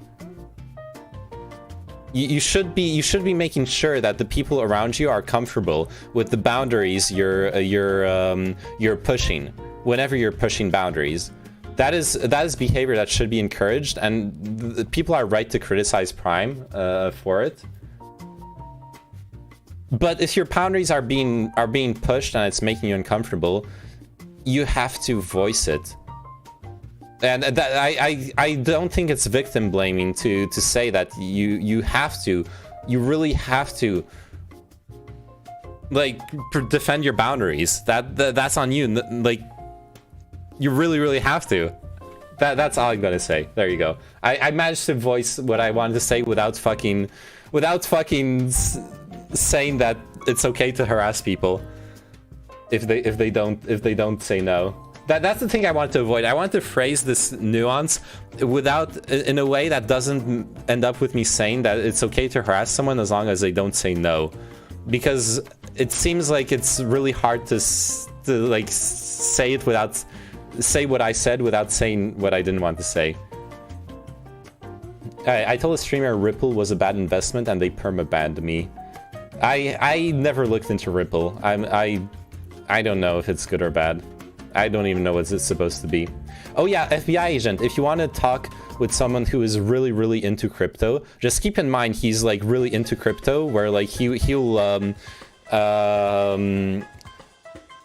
so the good thing is he's really knowledgeable about crypto, but if you want to like know the downsides of crypto, he'll downplay them. But no, because FBI agent was asking about like why are different crypto investments viable or not. Well, okay, downplay is not like a nice way of putting it, but I want to say you're super optimistic about crypto. You're a super bullish crypto guy, right? To put it in like a neutral way, you're very optimistic about crypto and the role it will play in society in the future, and but that makes you very knowledgeable about it. So FBI agent was asking me about some like crypto stuff. So if I'm sure Magic Turtle would be like willing to tell you like specifics about different coins that he's familiar with and stuff like that. Nice feet, Spy. I should do a foot stream at some point. Stop being distracted, Neyman. Also, thoughts on Vermicelli. Vermicelli is pretty dank. I only do like innuendo with my close friends who know that I'm joking. I would never do that at work or in other places. Yeah, at work? Fuck no. It's pronounced Vermicelli, I thought. I don't know.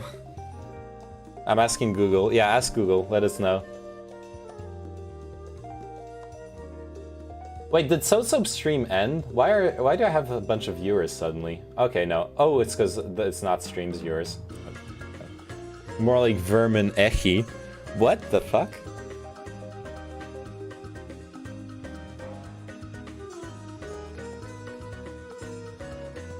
Easy clap, right again. Vermicelli. It's because of the sex talk. True. Actually true. Dude, I need to... Oh yeah, I had to cancel yesterday's Virgin Veranda. Well, I have some viewers. I had to cancel yesterday's Virgin Veranda with Melon, which is the weekly air quotes, because if it's not Melon canceling, it's me canceling. So I had to cancel the yesterday's Virgin Veranda But it's just postponed, okay? Saturday, we don't know what hour exactly yet, but Saturday we're doing the Virgin Veranda. It's gonna be fun. We're gonna talk about polyamory. How many partners should be the legal minimum? How many partners should the socialized sex welfare state give each person? That is the discussion. Not really. 2 of them are me. Damn, admitting to viewbotting. That's risky.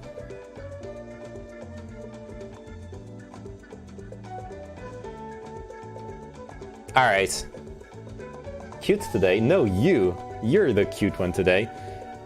I'm feeling cute, actually. Might delete later. I'm feeling good, actually. Like, really good today.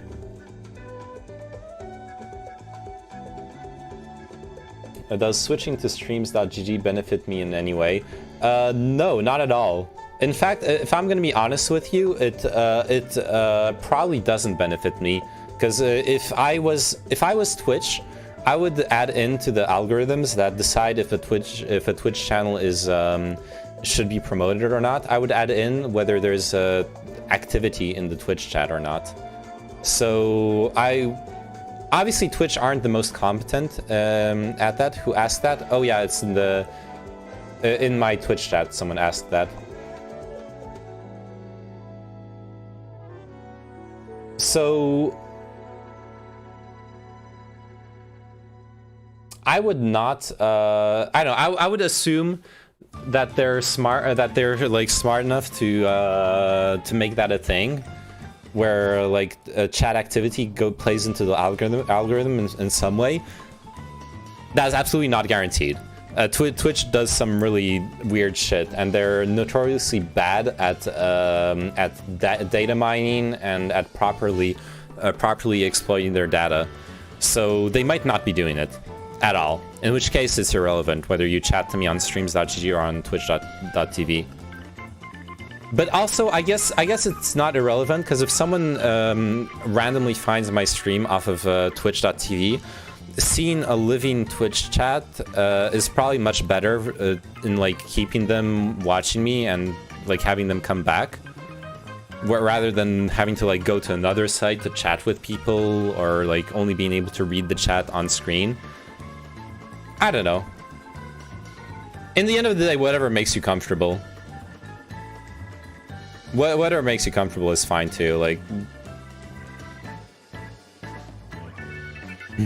Twitch chat is much better than SGG. Neymar in 2021, the fellas. I'm sorry.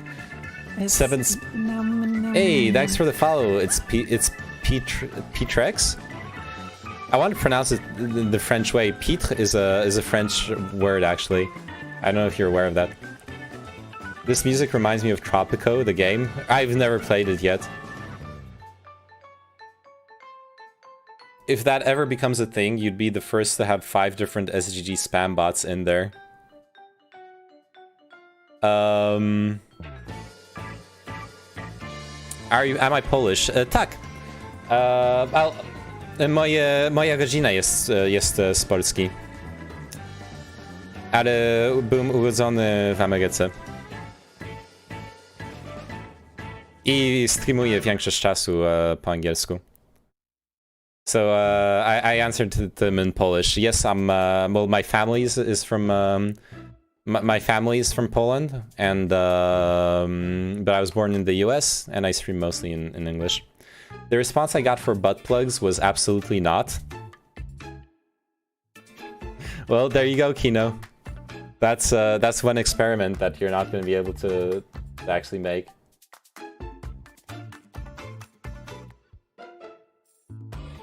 I wonder what you mean by spam bots, by the way, Fate. I understood some of what you said by speaking Russian. Oh yeah, dude, it amazes me how easy it is to have conversations with Russian people as a Polish speaking person. It's amazing. It feels awesome, because you like I understand one out of 4, 1 out of 3 words depending on the language being used, and then there's like the body language and the context and everything, and then you like figure it out. Yeah, you figure it out, and that's pretty fucking awesome. I like it. Did you destroy those people in that debate panel? It wasn't really a confrontational debate. It was more of a discussion.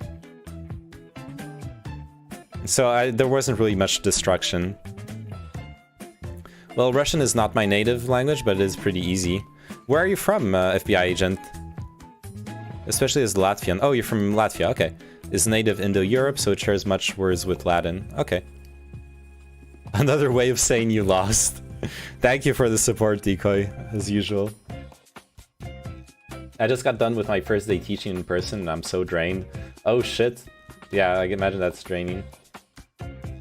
It's your time to rise. Prime has been injured, and time for someone to rise and take the throne. Oh god, dude, I can't. Doing what Prime does? Hosting the fucking 8-person politics podcast every single night? I think after every single stream, I would have a Minecraft world just dedicated to suiciding myself in Minecraft in like every fucking possible way. I would just do that for 2 hours after every single podcast. That would be the only way I could cope with that. Like where would I find the time to talk about sex if all I'm doing is political podcasts? No shot. I don't want that kind of life. Bring him to streams. We are missing the Latvian in our Baltics full house. Oh yeah, I have someone in streams who collects who collects Baltic people. If Twitch chat activity becomes relevant, isn't that the easiest thing to fake with a bot? Oh, that's actually fair enough. Yeah. What? He's just joking. But he was basically telling me to like get you. What does he mean? He's just joking. Because there's like different people from Eastern Europe and the Baltic states in streams, but apparently there's no one from Latvia yet who's like active in the chat. You know, it's fine. Don't worry about it. Do it. Hey, thanks for the follow, So Chicken. Wait, didn't you follow me already?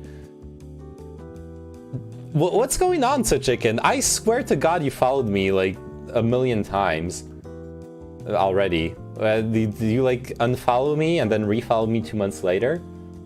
Make up your mind, dude. You never commented on my pick in Discord. Oh, I guess I'm gonna have to... Are we doing a meme review? I'm also reading the solo light novel. Next chapter is going to be Godman. Wait, where did you find a good translation? Because the last time I tried reading, getting ahead on the solo leveling light novel, the translation was literally like Google Translate here. It was absolutely horrible. What is the weirdest fetish you know? Ooh, that I have or that I've heard about?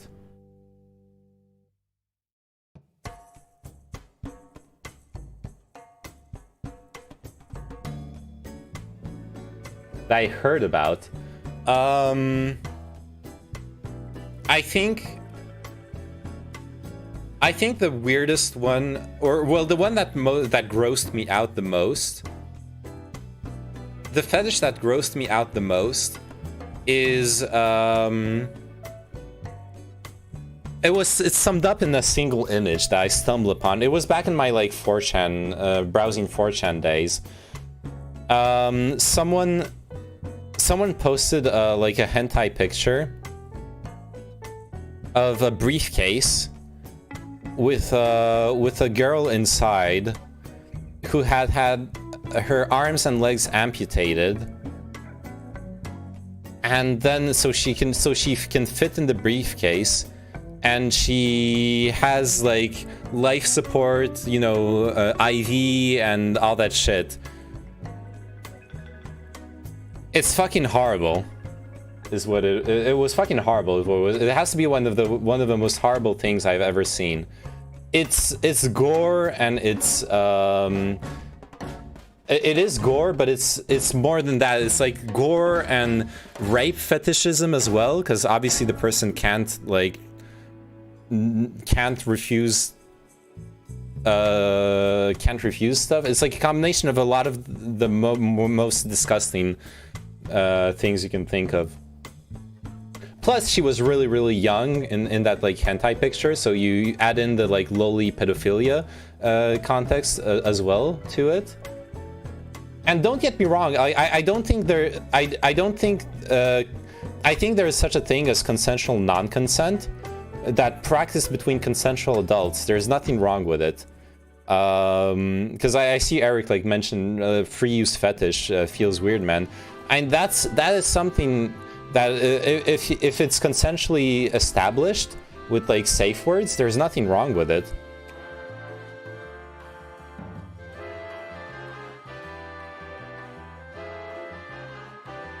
I'll link you. Oh, nice. Thanks, So Chicken. Writing a script to follow, unfollow, and refollow every 2 days when the message resets. Good one. We were 6 at our friend's house, looking at hentai at like 6 in the morning drunk. And everyone thinks now I have a fetish on gore for some reason. Oh no. Man, I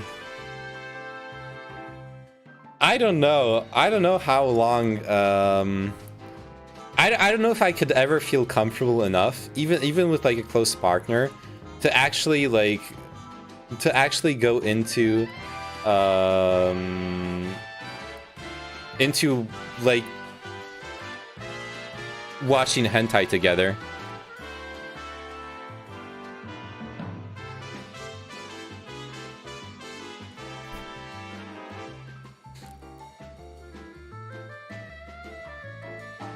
I've never watched porn with other people, honestly. Even with partners. It's something I would like to do, but with a partner. I would never do it with friends. What? Wait, no, sorry. I have watched porn with friends when it's watched for comedy.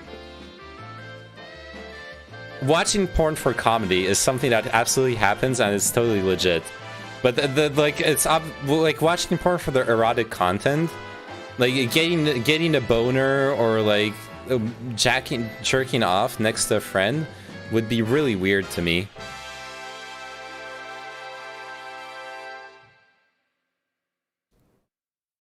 Wait, did the message just disappear from the Twitch chat? Not jacking off, that's straight up weird. Or like go full on, like have an orgy then. Like nothing wrong with that, but Kino banning Kartoffelka. Wait, Roser, are you abusing your mod powers?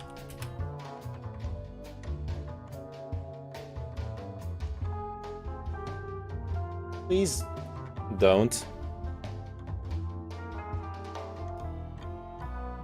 So Chicken, did you... What happened?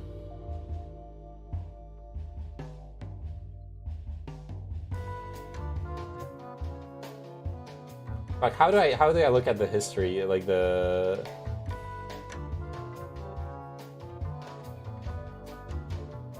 Okay, how do I look at the moderation history of the channel?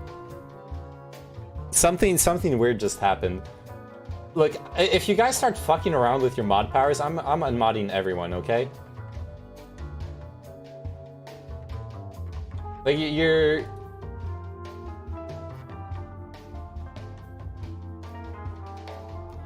I actually take that shit seriously, personally.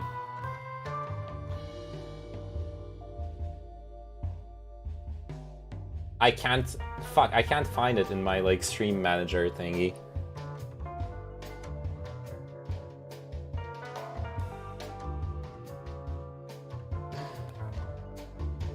Watching together doesn't mean we're wanking off. Well, yeah, I know. Okay, look. I'm removing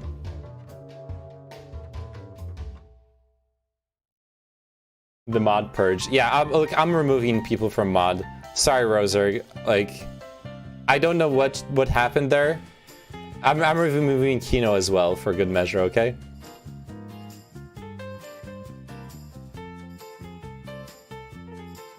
No, you just need to give me mod too. No. Look, there was a So Chicken message that disappeared, and I don't know what happened.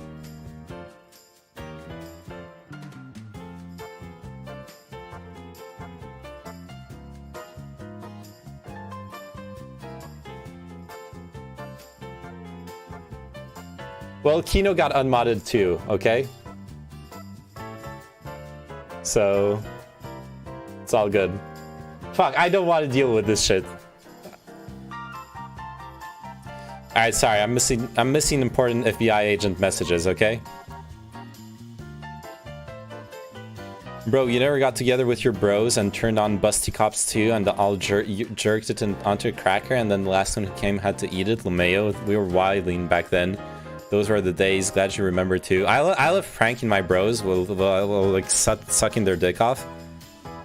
Only one helping in Twitch chat, get unmodded Pepe mods. If you give everyone a gun in the classroom of ideas, everyone will be safe. The Night of Long Knives color, 1934. Oh shit. Check Imager link.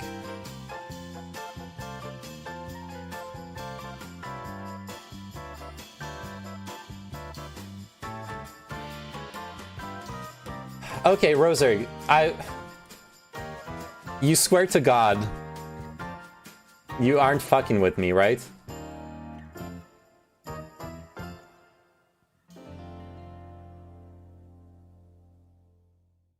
Click sword mod view on bottom right in chat. That's your mod view. Oh. That's my mod view.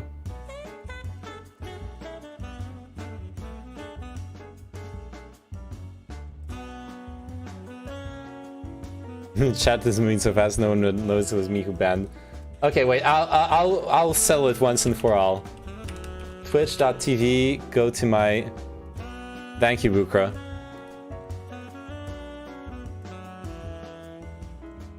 Mod view.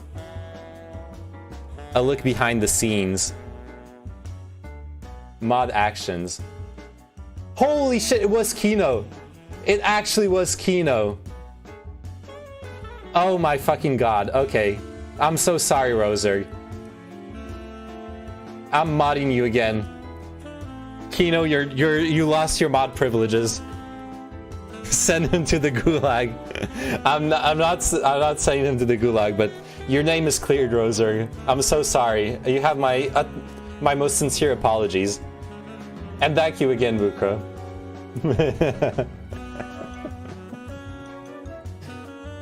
PayPal or crypto payment, either is fine.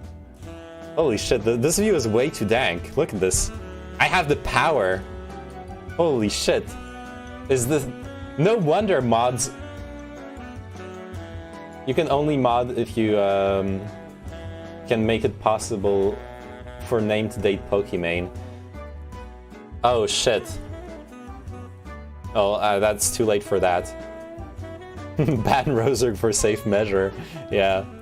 Chinchilla, I'm gonna mod you too, as a courtesy, as a fellow streamer. I trust you. Monka-S. Look, it's just something that I saw Destiny mention years ago when I used to watch him regularly, that he like mods fellow streamers. And he gave his reason for it. It's that, well, like you can trust them usually, and if someone like talks shit to them and whatnot, then they can defend themselves. It's weird you didn't know about mod view. It's pretty neat. Yeah, I remember seeing it a long time ago, but yeah, honestly, being able to ban Kartoffelkopf felt so good. What is your most awkward experience as a kid? When I was a kid,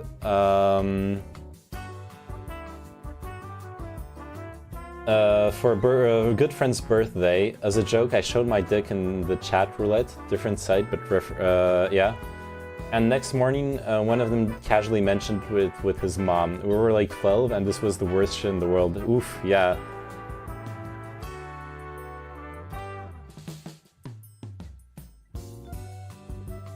Wow, what a coincidence. Pokimane just asked me out and I'm not interested, but I can maybe set you up with her. Wow, so nice, Kaktavelkov. So convenient. Add ban phrase faggot lol? No, never. How will fellow chatters defend themselves against streamers? You have to mod everyone now. Yes, we're gonna take the nuclear bomb approach to mutually assured destruction.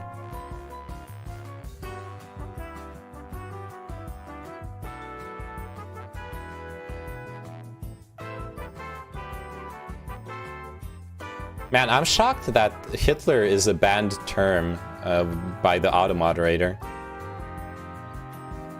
Wait, what did my mod banned another chatter for fun, which is fine. They like both know each other on from streams, so it's like no harm done. But power abuse.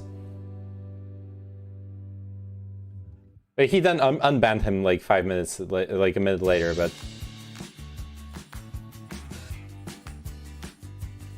I'm setting you up on a date with a cute streamer I met on Apex. Hop on Discord.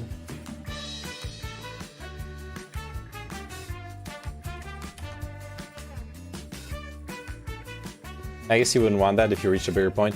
Yeah, it's also, well, yeah, it's in general, it's something I don't... It's, in this case, it's really no harm done, because obviously we're, like, it's between friends and whatnot. But it's very, very awkward if you like arrive in a new stream, a new chat, and you see like a mod ban you for fun, and they unban you right away. But then you're like, okay, then I'm just gonna leave. You know, why would I stay there? Okay, can I, Kino? You linked that Vokaru in my chat. Is it safe for work? Because I'm gonna play it. Hey, Roser. I just want you to know that you're the best. Keep it up, buddy. Aww. Okay, that was wholesome. If you want access to Name Man, DM me on Discord. As a mod, I am selling access to having a parasocial relationship with Name. Honestly, Chinchilla, let's think about it for a second. The way so many streamers grow their brand and their channel by grow themselves by involving themselves in the community of a bigger streamer, by becoming like their mods or their producers and stuff like that. Not that there's anything wrong with it, but that orbiters, well, orbiters is like a really negative way of describing it, but like being a mod in a bigger stream bigger stream is like a great way of expanding your channel and networking. I don't think there's anything wrong with that. Just involve yourself in Growl. That's the best way. Yeah. Don't worry. I've been messaging with Chinchilla trying to make sure that he's got content for the sexual harassment allegations.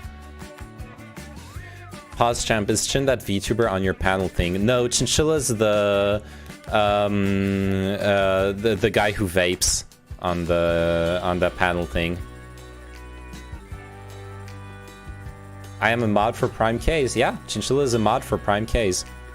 When are you doing the Prime K's rape review? You missed it already. First off, I wasn't gonna do it because I don't want to do fucking drama streams. But then I did it anyways. I got baited into doing it, and I did it already, and I'm not gonna do it again. Or I can give you the quick rundown. Pepe mod, it was easy content. Okay, I can give you the quick rundown on my take. Prime K's needs to learn to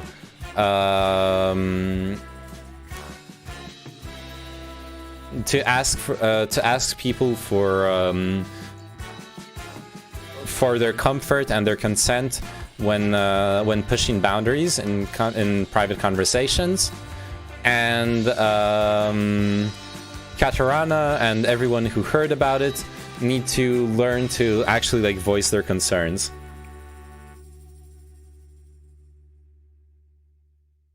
That's my take.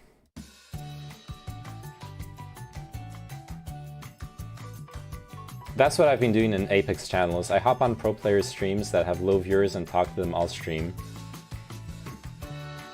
Yeah, and they'll be really grateful to you for that too. I think I could never do a streamer. YouTube would be a more suited chance for me, so I could create something actually entertaining. It's really hard to be continuously entertaining. That is true. Nothing is easy content with Neyman. He still hasn't released the gambling video, and now it's like 3 months too late. Yeah, I know. I'm so fucking bad. Implying there's equal wrong on both sides.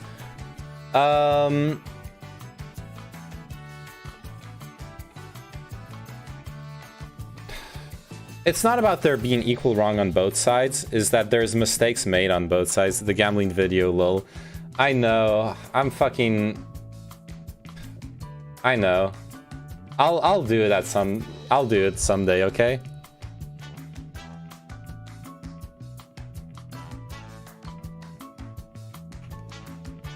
Look, I said I was gonna give you the quick rundown, not the fucking 15-minute nuanced take.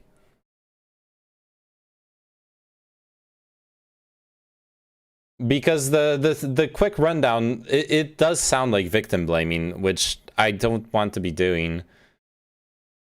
Like, she was harassed. Man came out with career-ending accusations. You can't just throw that out there and then oopsie whoopsie ooh, we fucky wuckied it up. Well, yeah, that is true. Wow, great stream. Keep it up. Also, ban show chicken. Ooh. Good one, Eric.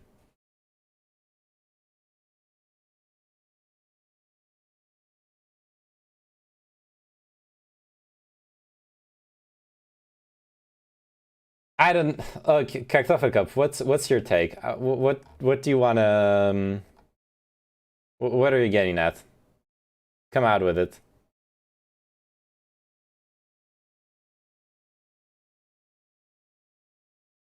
Twitch is also really hard work, probably a lot of months with 2 to 3 viewers without any progress, same as YouTube, but being live for 5 hours a day is more depressing. Yeah, it's having no viewers when you're streaming is really rough for sure.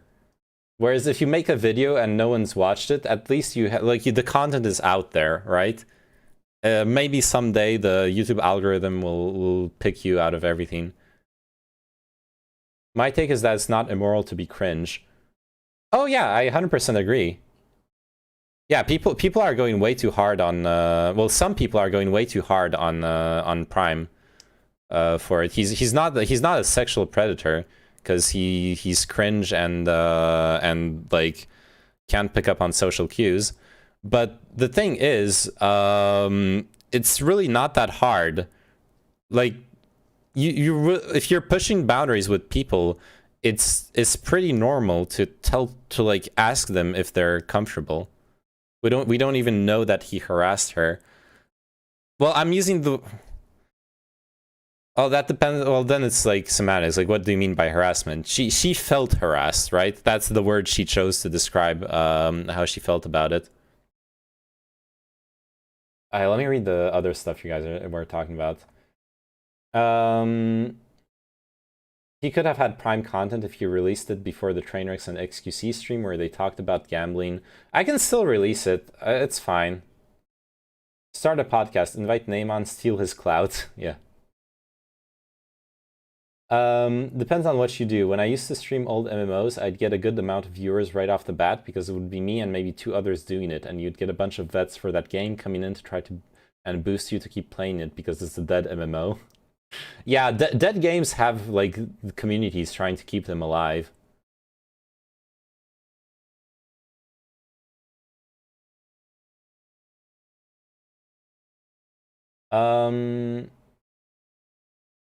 Is it okay to ask about your wiki feat? I don't have a wiki feed. Maybe, but then you need to motivate yourself to make more zero-view videos. Yeah. Yeah, because making videos is a lot of work. The thing is, I think for a lot of zero-viewer streamers, they just hop on stream and they do what they would normally do, right? If you're just going to play a game with your friends, you hop on and you stream your game with your friends. And you try to be entertaining, but you're going to try to be entertaining when you're talking with your friends anyways, right? You're just hanging out and hanging out with your friends and chatting and trying to have fun and be fun. So, whereas making a video is actual work. Is it normal to ask about boundaries? I usually seem to have a level feeling with the other person, but probably it is better to clarify. Well, first off, in real life, obviously there's a lot of body language that makes checking for boundaries really a lot easier. Or will understand boundaries implicitly a lot easier, sorry. Like, if it's pretty fucking obvious in most situations, IRL, if I'm at a party or at a date and I flirt with someone, it's gonna be pretty fucking obvious if how they whether they like actually welcome it or not.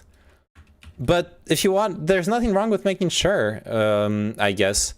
But here we're talking about like over text or online, well, in online convos. Wow, great stream. Keep it up. Wow. Dono sound. Yeah, that would actually work.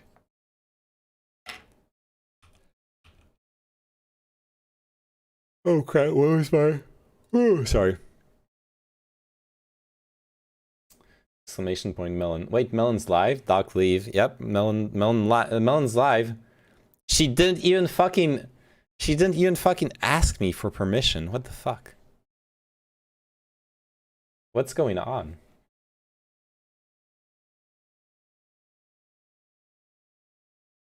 But yeah, honestly, the actual only real take about the drama is that no one fucking knows anything, and everyone's just, well, not everyone, but a lot of people are just chasing clout over the drama.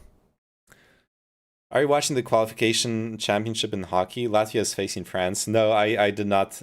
I did not see that. Oh, abandoned ship. Abandoned ship? All DMs should be public. Yes. Oh, for the Olympics. Interesting. Yeah, I don't know. Lauren Southern addressing the drama, what the fuck was that? Well, obviously that's just like pure cloud chasing. Dude, fuck Lauren Southern. People are allowed to change their minds, but I have never seen her disavow all the heinous fucking shit she's done. I don't buy any kind of fucking turnaround that she's trying to market right now. For anyone unfamiliar with who Lauren Southern is, she's this like Canadian alt-right influencer who's basically been peddling and fanning the flames of racism and well, alt-right sentiment, like anti-feminist, anti-SJW sentiment all around the world. She literally like helped raise funds for the fucking Defend Europe, like white nationalist group, obstructing Coast Guard operations in the Mediterranean because supposedly they were trying to stop like refugee boats come in, stuff like that. The most I heard was the refugee boat thing was blown out of proportion, mumble. Oh, fuck her. Fuck her for even daring to like try weasel out of that.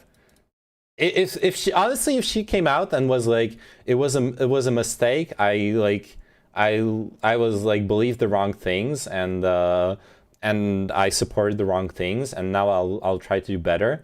I would give her a chance. 100%. People should be allowed to change their minds. But that's not what she did. Also, Mike from PA should now be referred to as the former Republican. Wait, Mike from PA used to be Republican? I don't know. Didn't she do the immigrants in Paris video, or what? She did, yeah. She did that video in Paris, like that's the French braids meme, right? That's pretty terrible. Europe needs a united response to the refugee crisis, because I feel like Greece and other Balkan countries feel like they're left alone to deal with their problems. Yeah. Yeah, sadly the European Union doesn't have like a legislative system in place for that, and it would be really hard to put in place as well.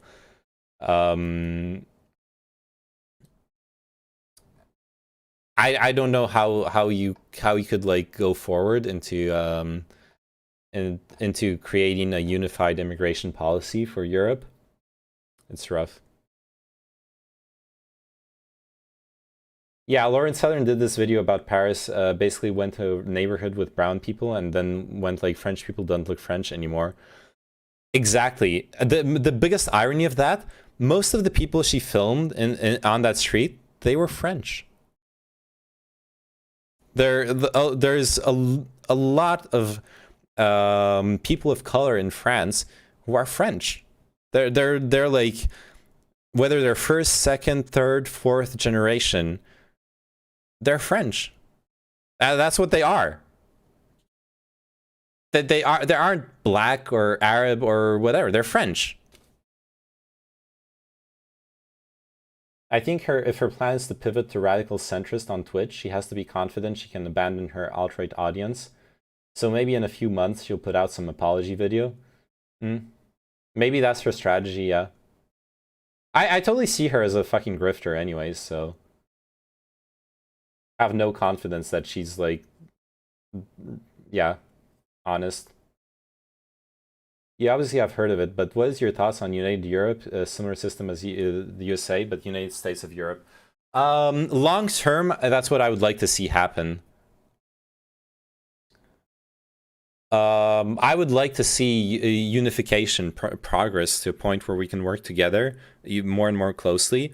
There are problems with it, though. We had on Chinchilla's podcast. It was our first or our second episode was actually about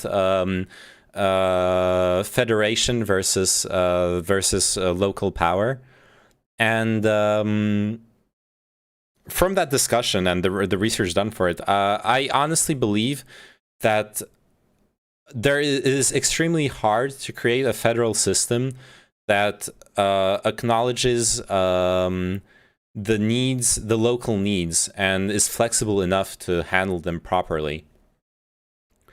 The main, so there are like specific examples where when Europe, for example, established certain policies to check whether farmers were eligible for subsidies, the farmland was getting kicked out of the subsidy program because it didn't fit certain criteria, even though other countries had perfectly viable farmland that just didn't fit the criteria. They were just getting kicked out of it for like arbitrary reasons that seemed sensible to the lawmakers, but they just weren't aware of how different farmland looks like in different countries. It got fixed after a couple of years. I think it was 2 years or 3 years. But those kinds of mistakes will happen in the federal system, and you would want to mitigate them and prevent them from happening as much as possible. And they can harm people for very significantly. Like even just spending a year without subsidies while all those other farmers are getting subsidies is a really bad thing for your business. Well, most people of color I met in France lacked a certain arrogance, so is it really fair to accuse them of being French? True. No, that's more a question of Parisian. You know, there's a lot of non-arrogant people in France. They just don't live in Paris, okay?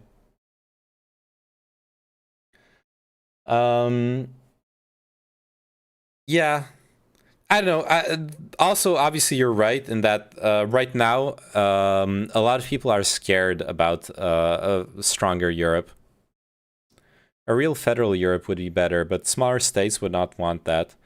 Or you need to have some weird electoral college or something that's even way weirder than the US. Yeah. Yeah. The thing that also bothers me is the whole like is whether we could really agree on standards. There are so many standards that different countries in Europe just don't agree on ideologically or just don't have the means for them.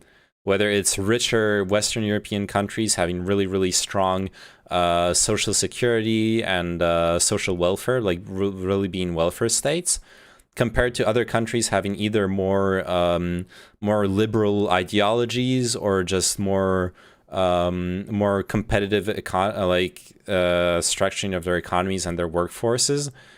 All that stuff needs to be harmonized for a more federal Europe, and I just don't see people agreeing on it. And they shouldn't. Like, people should have the option to live in the kind of country they want to live in, right? There are some problems with United Europe. For example, Norway isn't a full member because of fishing rights. And for example, if a United Europe ruled out one thing for one specific country, that would put a really negative and anti-EU perspective. EU doesn't have the same nationalism as America or the United idea. Yeah, we need united Slavic countries. If you would rush a federal level, politicians would pretty much picked because they are French, German, or something on national lines. Yeah. It would be rough. I would love to see Europe progress in that direction, though. It's where I would like to see us go towards, honestly. Because I honestly think, and this is where I've quoted him very often on stream. I love quoting Kropotkin, an anarcho-communist thinker of the 19th century, who's like, I disagree with a lot of what he says, but the one thing that he says that I think is very relevant is that as our comfort level in life gets better, we tend to be more compassionate and to be more to view our tribe as being larger. We learn to be more accepting of different people, of larger groups, to be within our tribe, to be worthy of our compassion, our protection. So Chicken, can you send me a screenshot of that article? Look at this.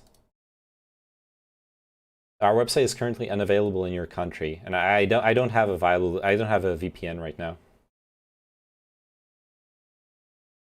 As a Latvian, I think a united Europe is better for us long term. Hard to say. I think so too. As someone who lives in France, I think a united Europe is better for us long term.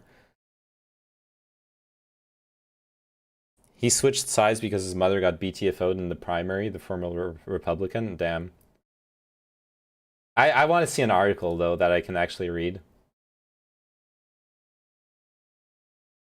I don't think that would be such a big problem. Norway is not in the European Union, so we just need to have a deal with Norway. They don't have to integrate further. That is true as well. I mean, to a certain extent, that's what the UK did. They were technically part of the EU. Well, they were, but they had exceptions made just for them. They had like their own special deal, which is something everyone's free to negotiate. And then they fucking threw the deal out. But you know, they're allowed to do that too. In a certain way, I think the Brexit, as terrible as it was in many ways, it's also a really important precedent. Because it's an important precedent because it does remind us that we do have the right to self-determination.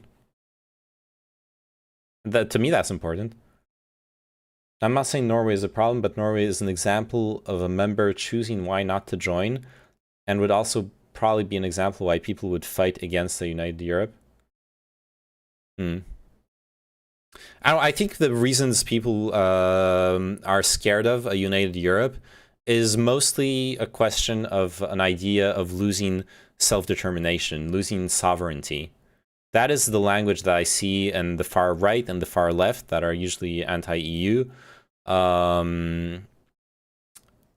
Sovereignty is the word I see thrown around all the time. And It's a fair criticism. You would have to accept... No, not identity, but sovereignty.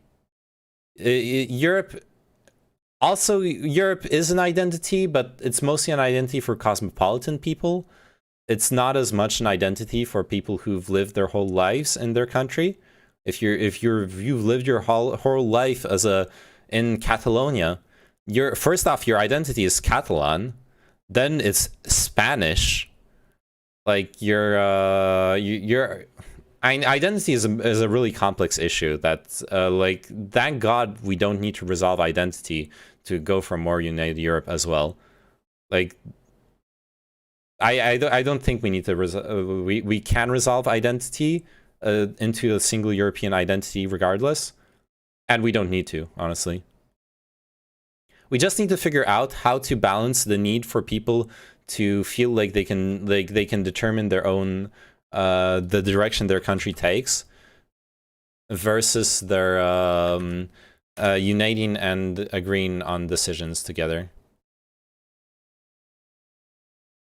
Okay, yeah, I can read that article, so chicken, thanks. Honestly, I feel both European and Latvian, and so having a united Europe fits in my ideas. Same. I feel French and European and Polish and also American because I was born in the US. Not everyone shares my ideas. Yeah, that's the problem. A lot of people don't want a council in Brussels deciding the laws in their country. Justin Simmons facing rematch of sorts in 131st District. Newcomer Justin Simmons rode a wave of Tea Party fervor and divisions within the Republican Party to upset moderate incumbent Karen Bayer in a contentious primary election. This year, Bayer's son Michael, a 29-year-old law school graduate, wants to return the favor. Wait, so is that Mike from PA? Michael. Yeah, that's Mike from PA, right? Bayer is expected to file nominating petitions to run as a Democrat for Republican Simmons' seat. Wait, how does that make him Republican? He wants to run against... He's running against a Republican.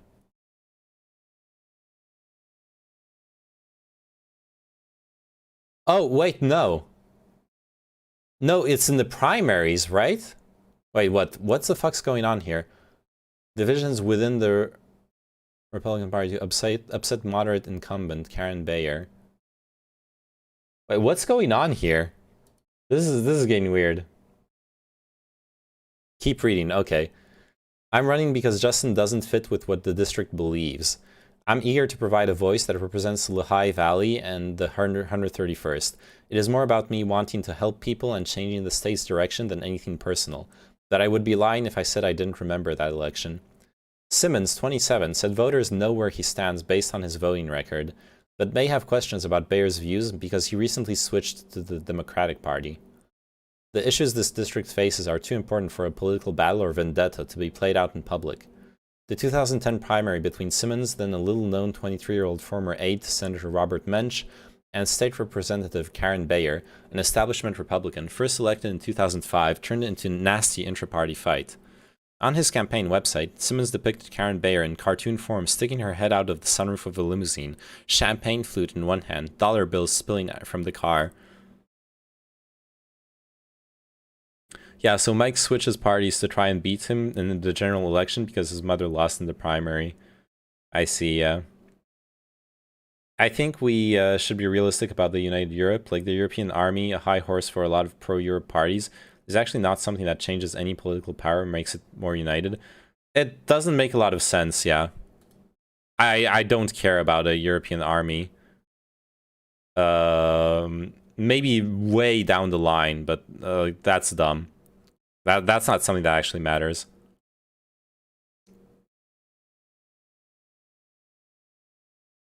All right, so what have we got?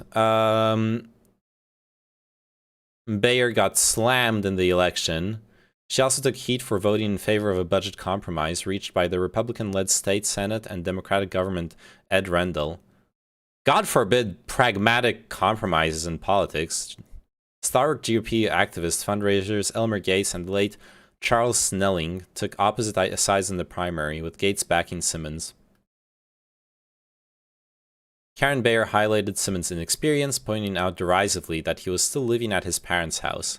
In the end, Simmons won the primary election 55-45, went on to handily defeat Democrat Mike Horton. Since then, the district's boundaries have shifted southward and rightward, removing highly Democratic South Allentown, adding a large chunk of Emmaus and a more Republican-leaning portion of North. Fucking, what's the name of this? The thing they do in the US where they move district lines to, like, fuck around with elections? It's so dumb. It's so fucking bad. It's so fucking bad that you're allowed to do that in the US. Gerrymandering. Yeah, gerrymandering. Oh my god. It's one of the most disgusting political practices I know of.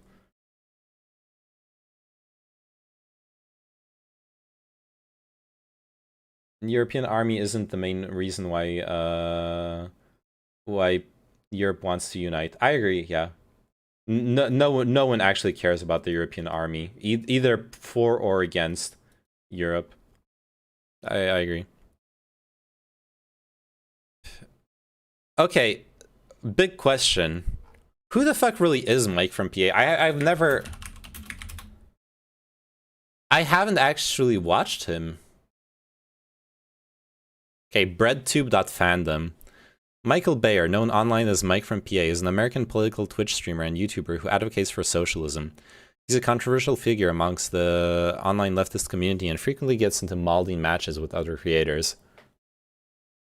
Ran as a candidate on the Democratic Party in 2014. He was briefly kicked off the ballot after the GOP launched a lawsuit over his filing in with which Democratic Party secretary filled in Mike's employment as lawyer. Mike claims to have never implied to be a lawyer. Eventually, a judge ruled that the lawsuit was irrelevant.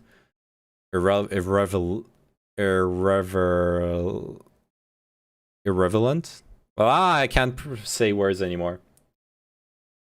Districts should be determined by zip code. Yeah. He's the Hassan waiting room. Yeah.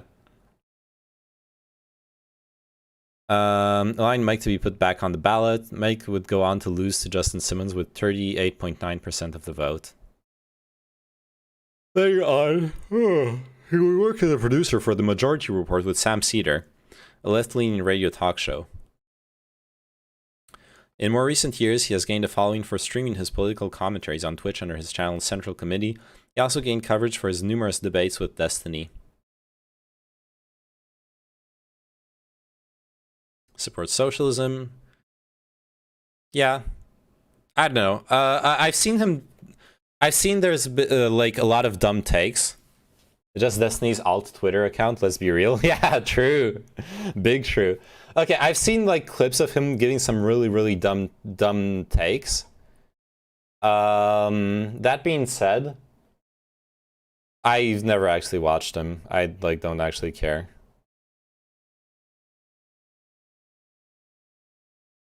But all I wanted to say was that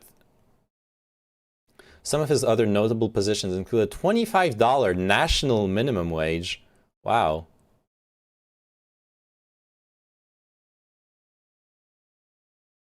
$25 national minimum wage.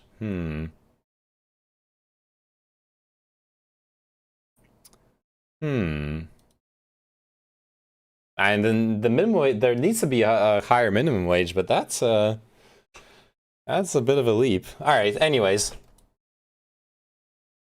Whatever. He's a vitriolic idiot who just likes to scream in debates because it owns the libs. That's not realistic. That is not realistic, no.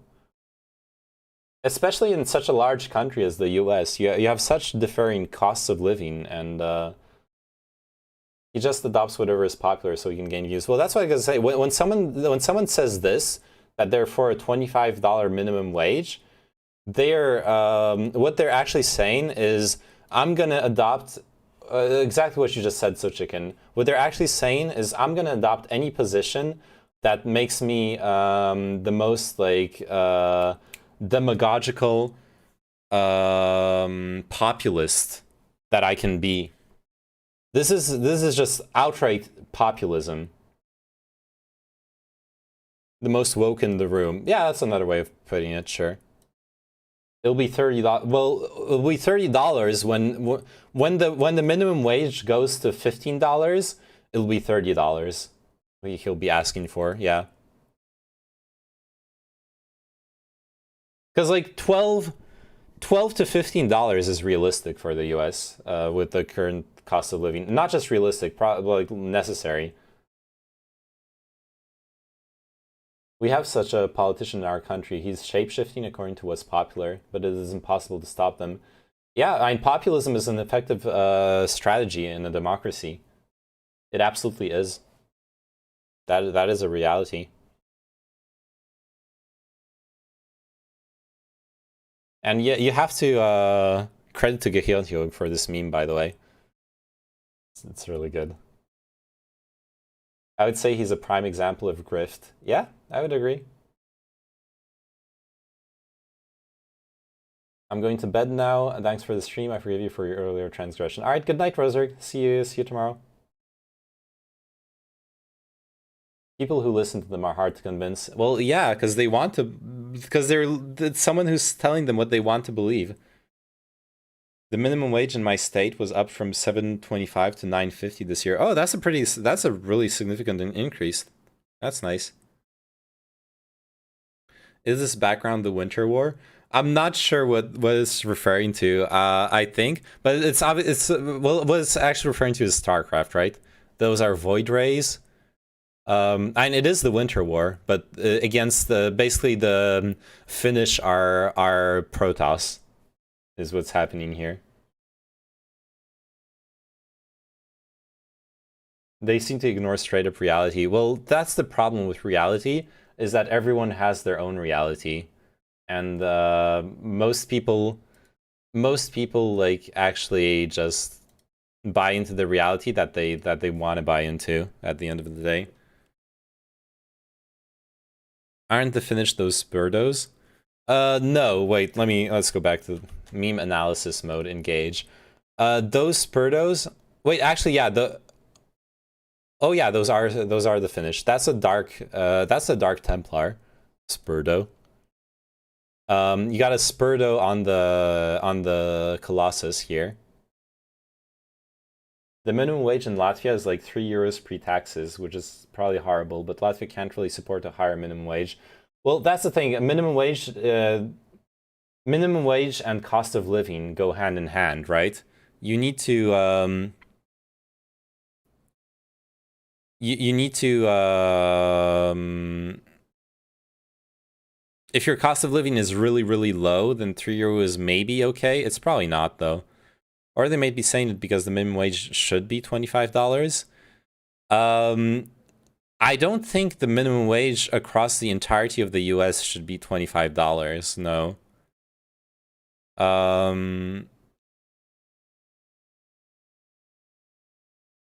We would have to like look at a breakdown, because like for me, what minimum wage means, minimum wage should be the wage that allows you to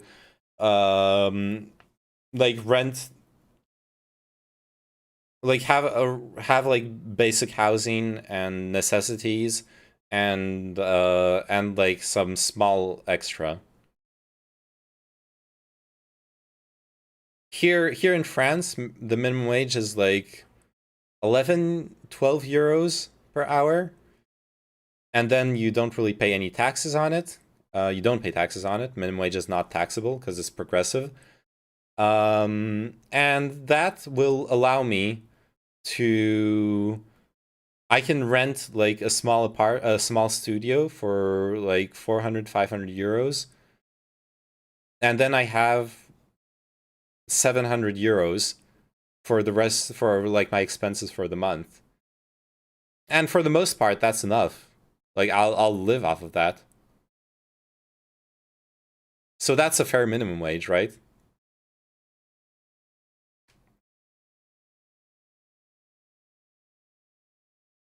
I won't be amazing, but I'll make it work. Same in Latvia, till €1,000 wage. There's a called a minimum untaxable amount, something until like €500. Yeah. Some countries do not have a minimum wage, like Sweden or Germany in the past. They got a minimum wage for like 5 years now.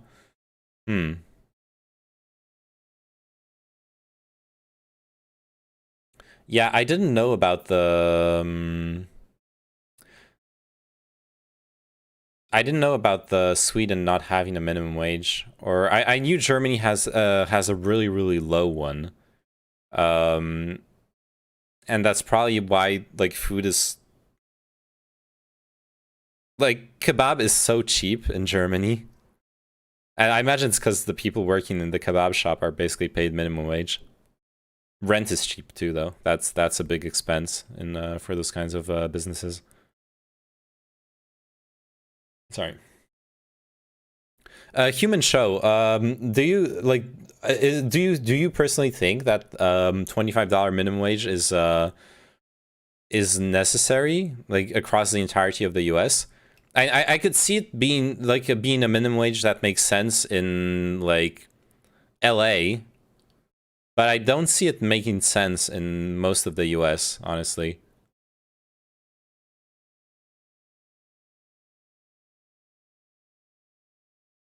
I'll be honest, if I was making minimum wage, if the taxes aren't automatically taken out, I'm never paying any additional taxes. It's here in France, it's easy. Like once again, you pay minimum wage and you earn minimum wage or barely above minimum wage, you just don't pay taxes. You like file your taxes, and then you get your like tax report from the IRS that says zero euros owed. I did that for a while. It was nice. I filed my taxes and I got nothing. Yeah, usually the lowest tax bracket is above minimum wage, exactly. I don't know. Yeah, it's just the reason I'm saying that Mike from PA is being like really populist with that statement is that it like telling people that you're gonna get all this more money and that I'm gonna fight for you to get all this more money is like kind of a populist approach to public speaking. And then if that amount of money is, to my personal knowledge, unrealistic, I could be wrong on that, obviously. But to my understanding, it's unrealistic compared to the like cost of living in most of the U.S. Then I have to assume that they're saying it in bad faith. Well, I don't have to assume. I could assume they're just like not aware of the facts. But as someone who's like a big influencer, then I have to assume they're being kind of bad faith about it. By bad faith, I mean just saying it because it will make them popular. It is in Canada and the US for the most part, yeah. How well can you live on minimum wage in France? For what apartment will you be able to rent? What food will you be able to buy? Gym membership if you want to buy, or computer? Okay. Here in Paris, honestly, it's fucked. Here in Paris on minimum wage, you're either living like really, really far from Paris to get access to like cheaper suburban rent, and then you have a huge ass commute, like potentially up to an hour, 2 hours of commuting, or you pay out you like fucking pay out of the 1,200 euros you're taking back home every month. You're basically paying 500 euros rent to 600 euros rent. You're almost half your wages just go to your rent if you want to live closer to Paris. And if you do that, you live in a shithole. You live in a really like nine to grand maximum 14-15 square meters if you want to live close. Or if you live farther away, then you can get a better situation Or another compromise you can do is, I guess, is having roommates and renting something together with people, and then you can get a better apartment, but you're sharing it with other people, so it's still some form of compromise. Then, what food will you be able to buy? That depends on several things. First off, what kind of food checks your employer is giving you. If your employer has a good food checks program, then that will increase your buying power by another like 50 to 150 euro, depending on how much how much money goes into the food checks. Food checks ? What is that? So that is one of the social welfare programs in France. Is that your employer can buy food checks? So those are checks that can only be spent at restaurants or to buy food in supermarkets. And a certain percentage out of those checks comes out of your salary. The other percentage is paid by your employer. And the amount paid by the employer is tax exempt. So that's the incentive for your employer to do that. And for the most part, it's like a 50-50. So basically, what I had, for example, I was getting 10 euro checks. And I was paying half of them, and my employer was paying half of them. So I was getting 20 checks per month. So that was 200 euros. Yeah, that was 200 euros. I paid 100 euros, but I got for those 100 euros, I got 200 euros of food expenses, which is amazing. Like I with 100 euros, I could buy 200 euros of food. So I was basically buying all my food with that. A 100 euro increase to my buying power directly. But that depends on your employer, etc. There's like legal frameworks for it. But that can be like a really significant increase to your comfort and buying power as far as food is concerned. Yeah, I mean, food is going to be like, you know,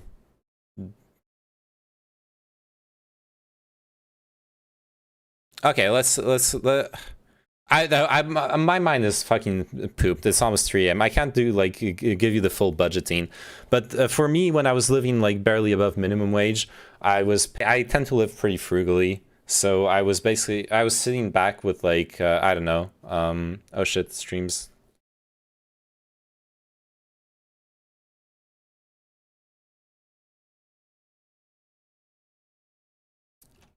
Oh, are we back? Yep, we're back. Sorry, I dropped a few frames there.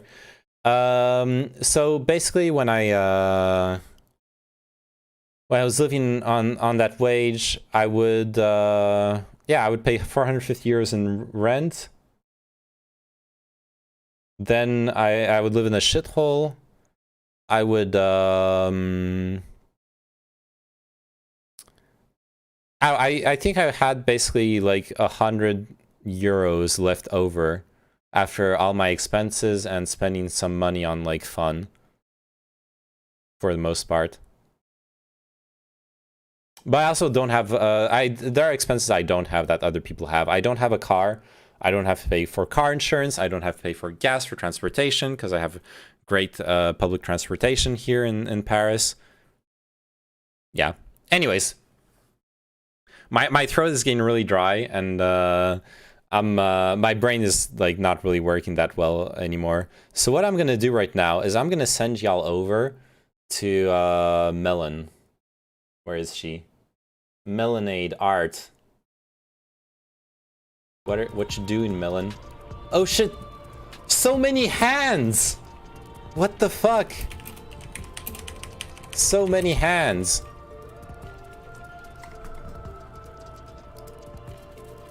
Alright. So many hands. Hi, Nom Nom Man. What's up? Alright, we're gonna Are raid you ready Melon. for the thing on Saturday? I'm ready. I start trade. Mike has a kiwi farm thread and it's pure gold. Oh shit, I need to check. Okay, remind me of that next stream and I'll check it out. Sleep good night. Thanks. Good night. All right.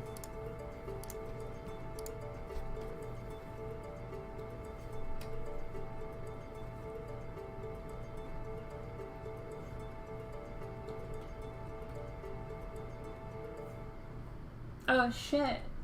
Uh-oh. Hi, thank you for the raid.